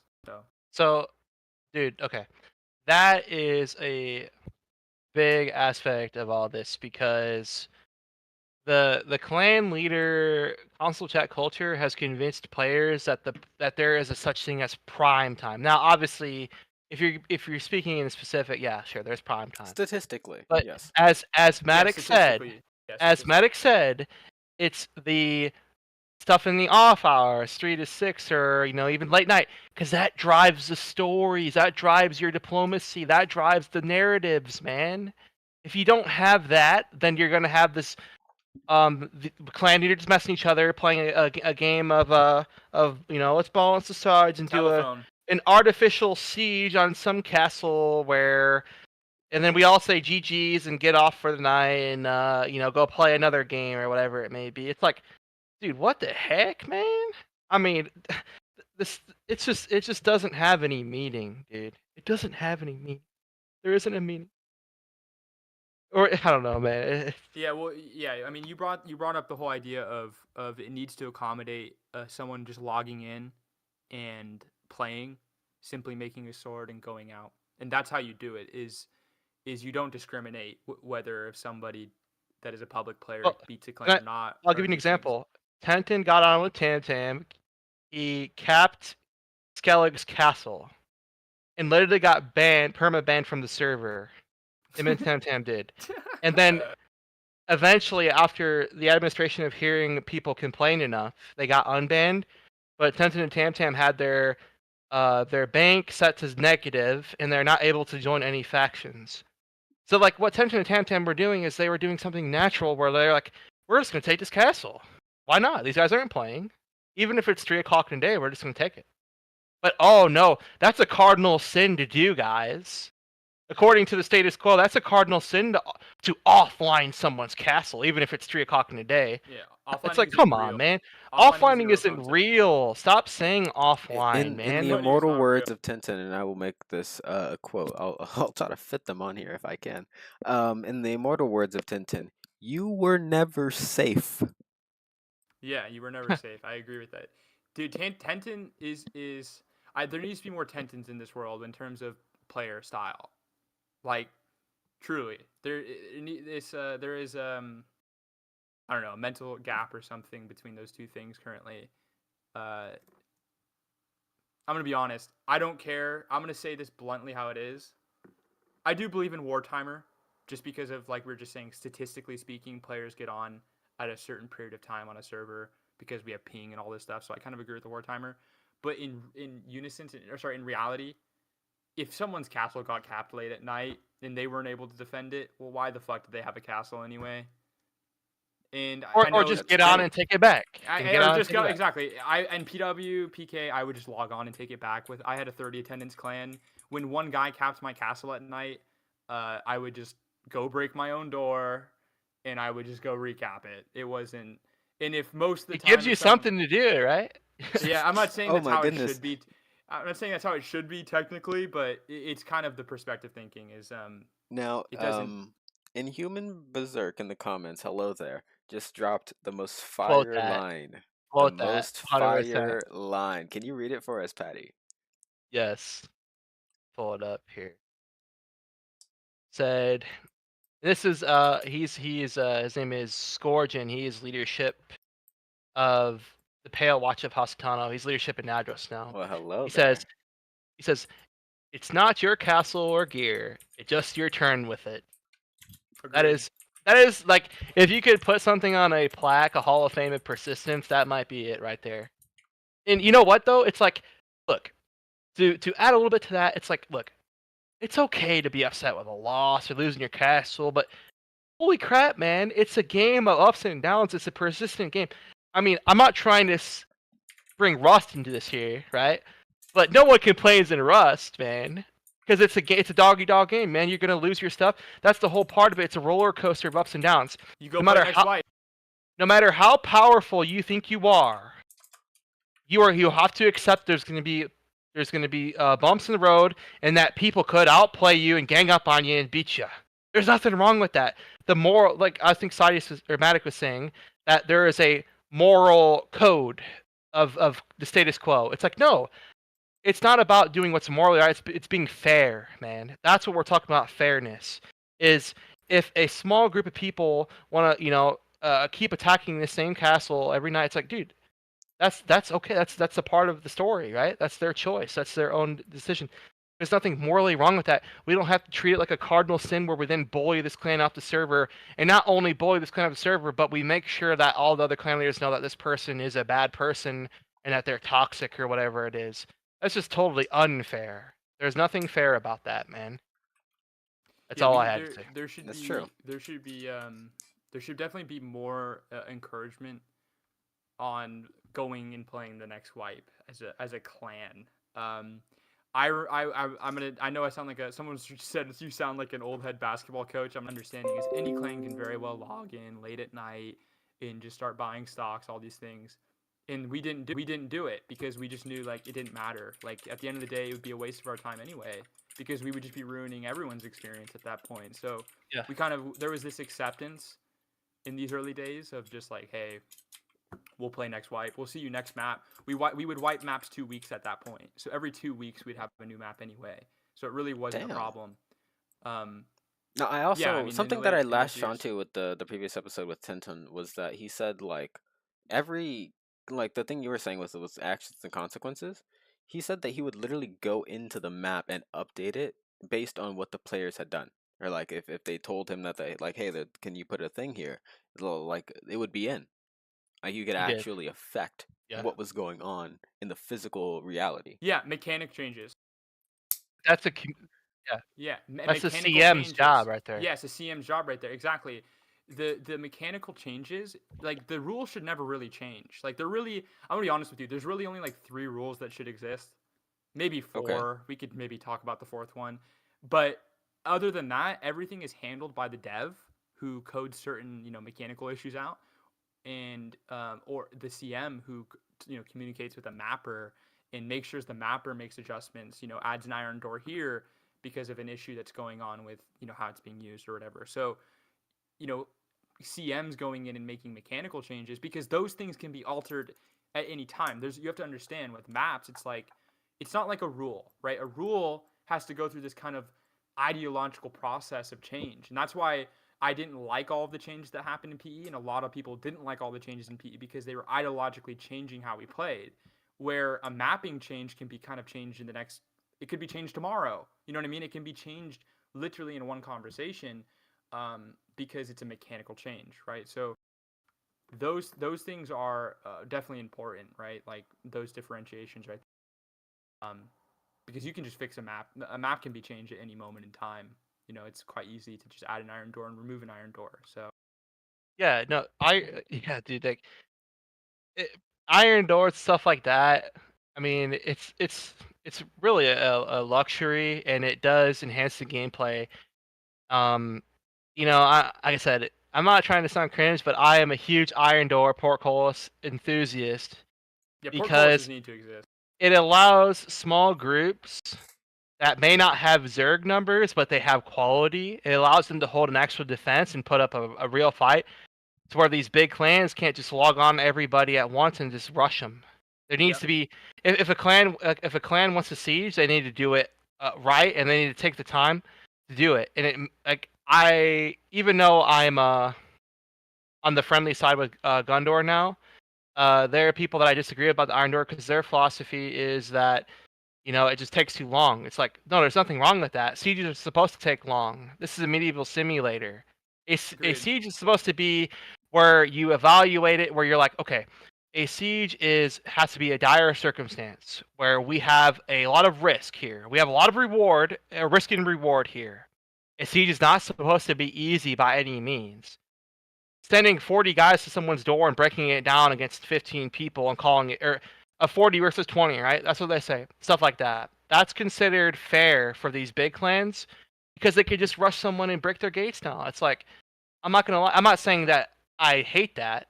I understand it's a part of the game, but castles need to be better, man. Like Iron Doors and portcullis need to exist. Yeah, I mean, how is it that like by the way, in Total War games like Total War, I just started a new campaign recently, and you can select like exactly what coast you want to land on. You can select exactly what part of the wall that you want to ladder on, or you can put a siege tower there instead, or you can just knock it down with cannons. Like I understand we don't have cannons, BB, but that gives you like options. Yeah, well, it's interesting to me that veteran players think it's poor that they have to bring siege equipment to a siege. It's like, dude, no, that's a part of the game. If you want to siege someone, it's necessary to bring siege equipment. It's necessary to build a ram, etc., etc. Yeah, Yuri made that change though. Like, the argument was that it's impenetrable or whatever a long time. Yuri added breakable portcullises. It's just difficult to break.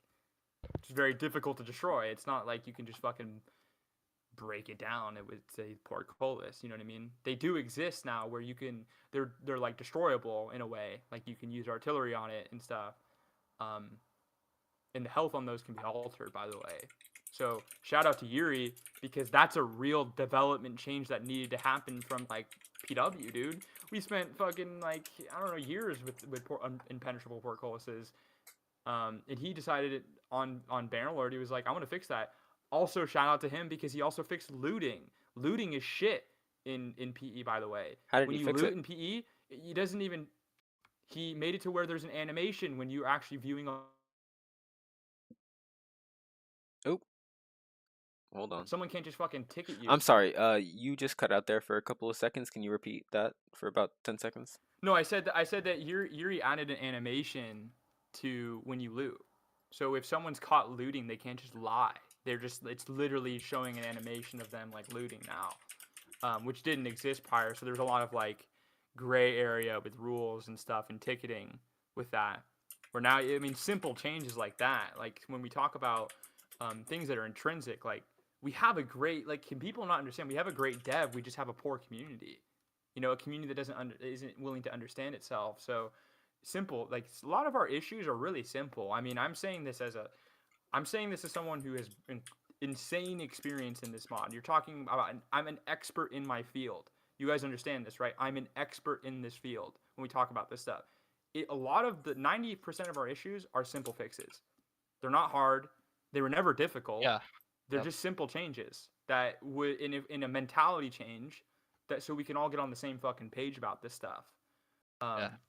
So when you talk about iron doors, you talk about portcullises, it's like our dev already fixed it for us. He literally made it to where portcullises are destroyable.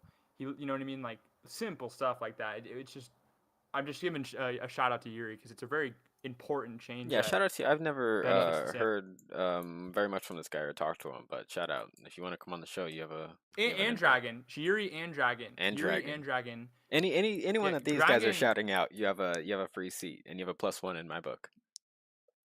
Yeah, you guys, they're doing a great job. I hate when people are a lot of conversation. EU's already moved back to PE, and it's like, dude, these guys worked hard, really worked hard to continue an idea that wasn't their own.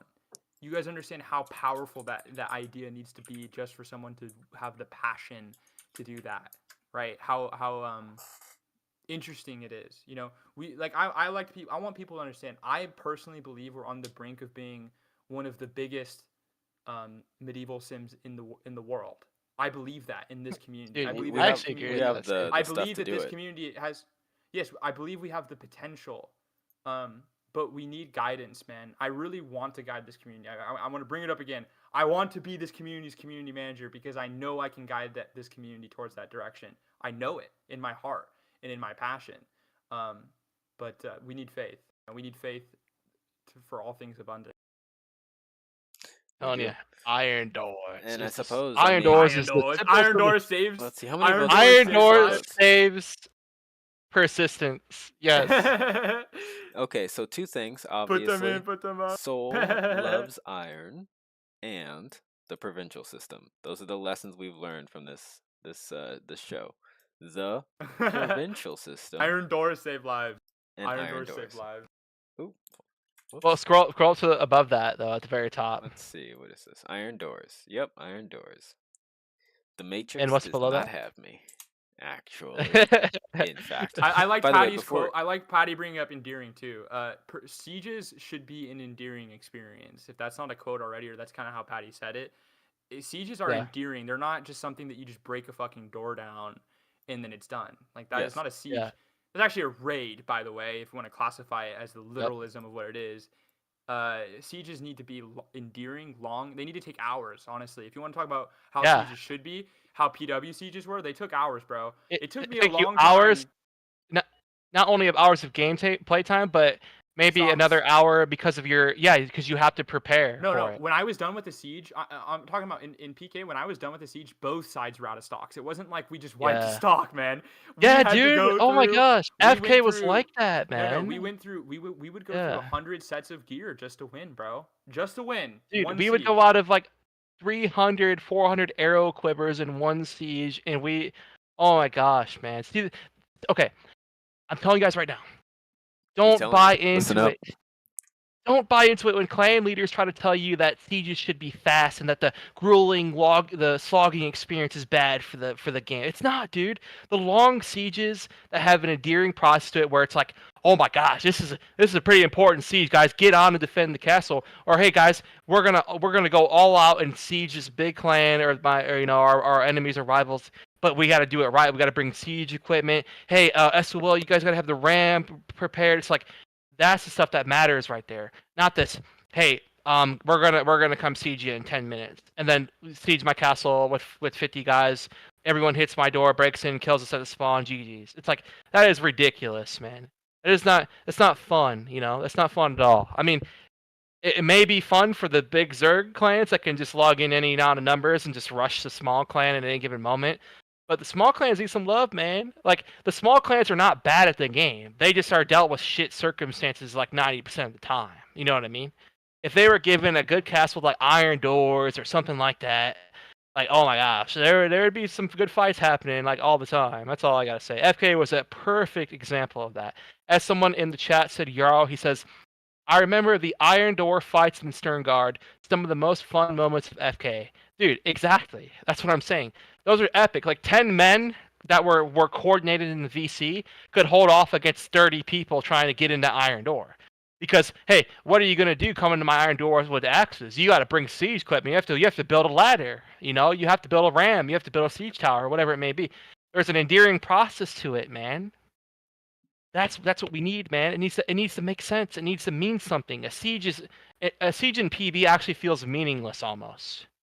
Not altogether. Unless it's Yeah, I mean, organized I by just the put out server. a video recently, and that video, it was like a clips video, and almost Yeah. half of it is literally just, it's not the siege itself, it's the preparation and the effing around that we did. Yeah.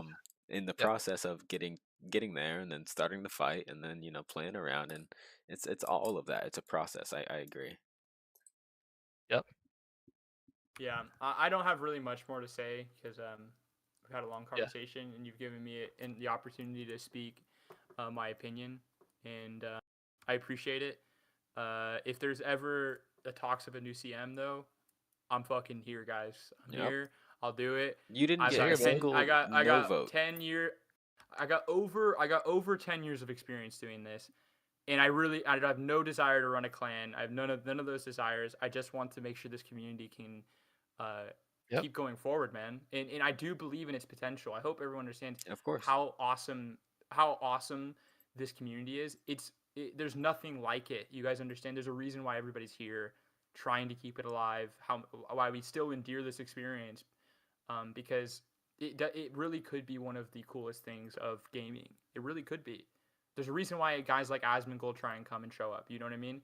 But they're not staying because of how we are, and I want to make that change. So Yeah. I'll leave it at that. Another thing. And yeah. Bring back repair gates during wars.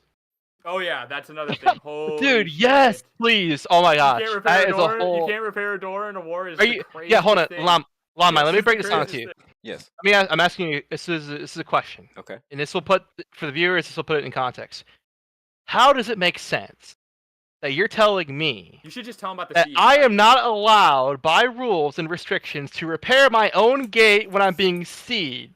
How is that even fair, dude? That's called 200 IQ plays, man. I should be able to repair my gate because I'm prepared and I'm strategic. I'm strategizing. There's a video man. out though why they changed that though. I know why they changed it because of you, motherfucker. You right there. I'm So telling you. yeah, I remember. I said I wasn't gonna say anything more, but speaking on that, that was one of the craziest changes I've ever seen.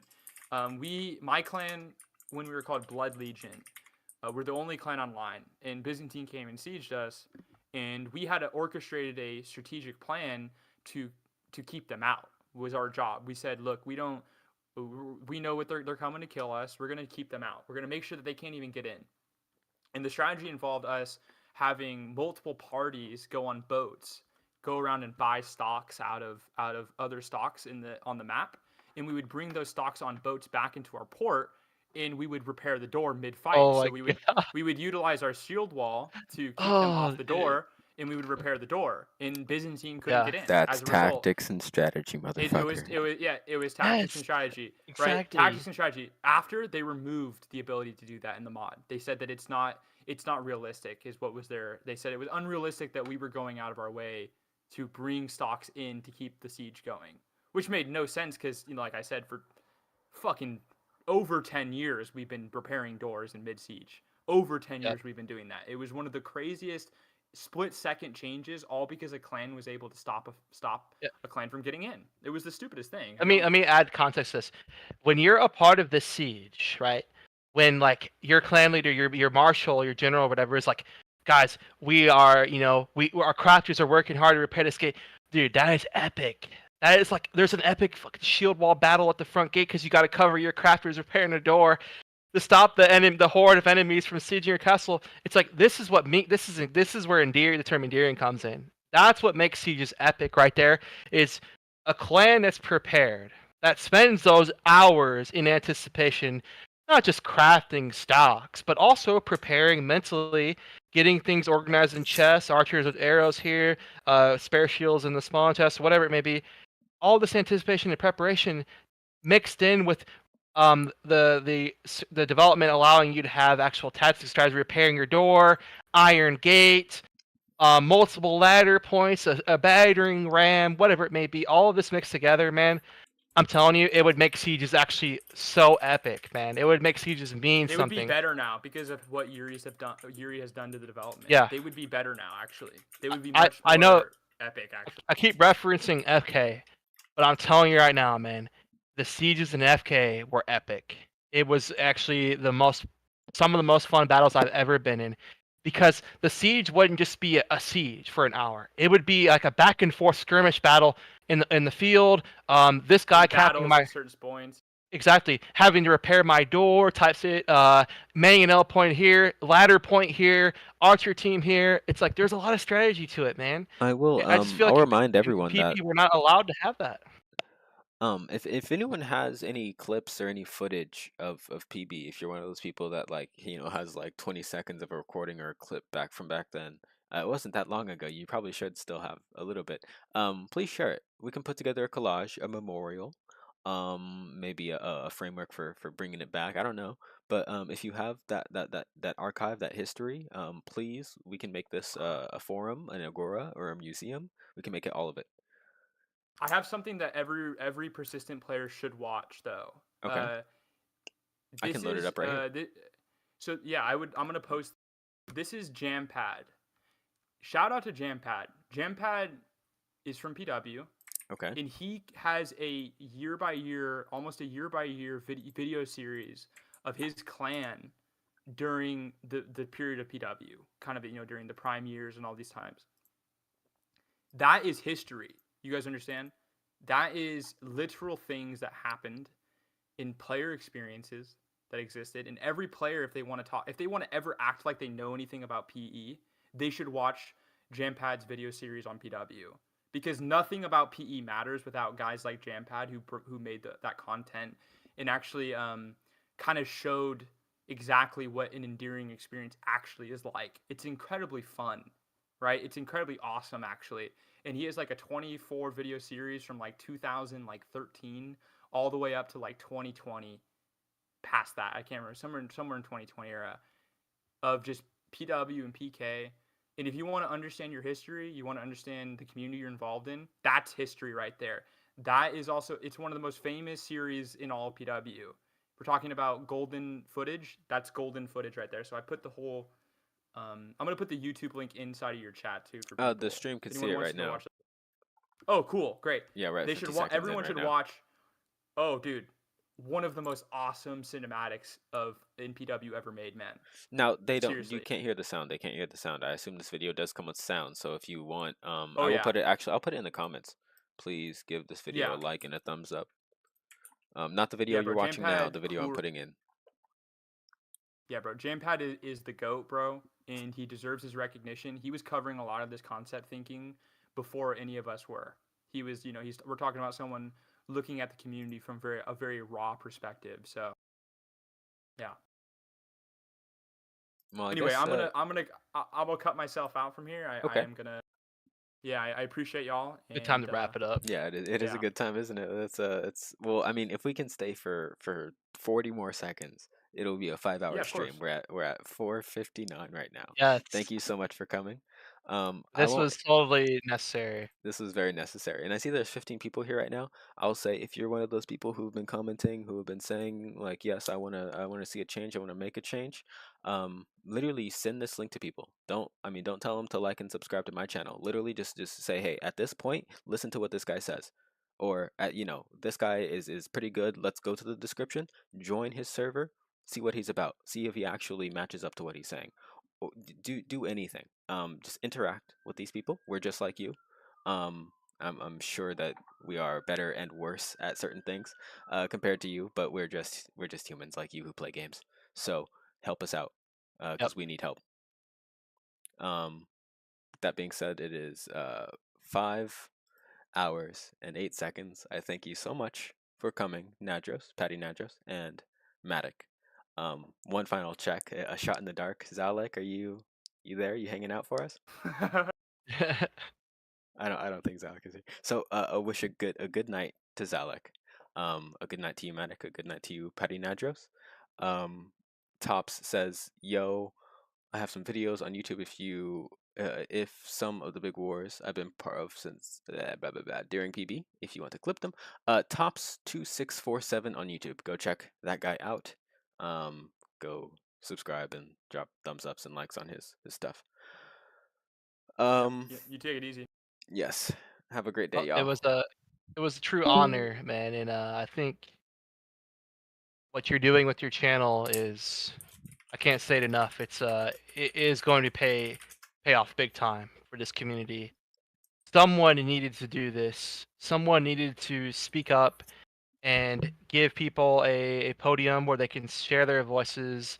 Not even just me as a clan leader. I want all people. Even if you're just, you don't have to just think yourself some levy. This is a video game, man. You can be who you want to be. And I know a lot of you are smart and wise people, especially the people in the chat. Like you guys should let your voices be heard, man. And Lamai, you've done a fantastic job, man. And I can't thank you enough. Cannot thank you enough. Thank you so much. Well, With all that, right, man. I say goodbye to the audience. I love you. Yep. Good night. Good night, everybody.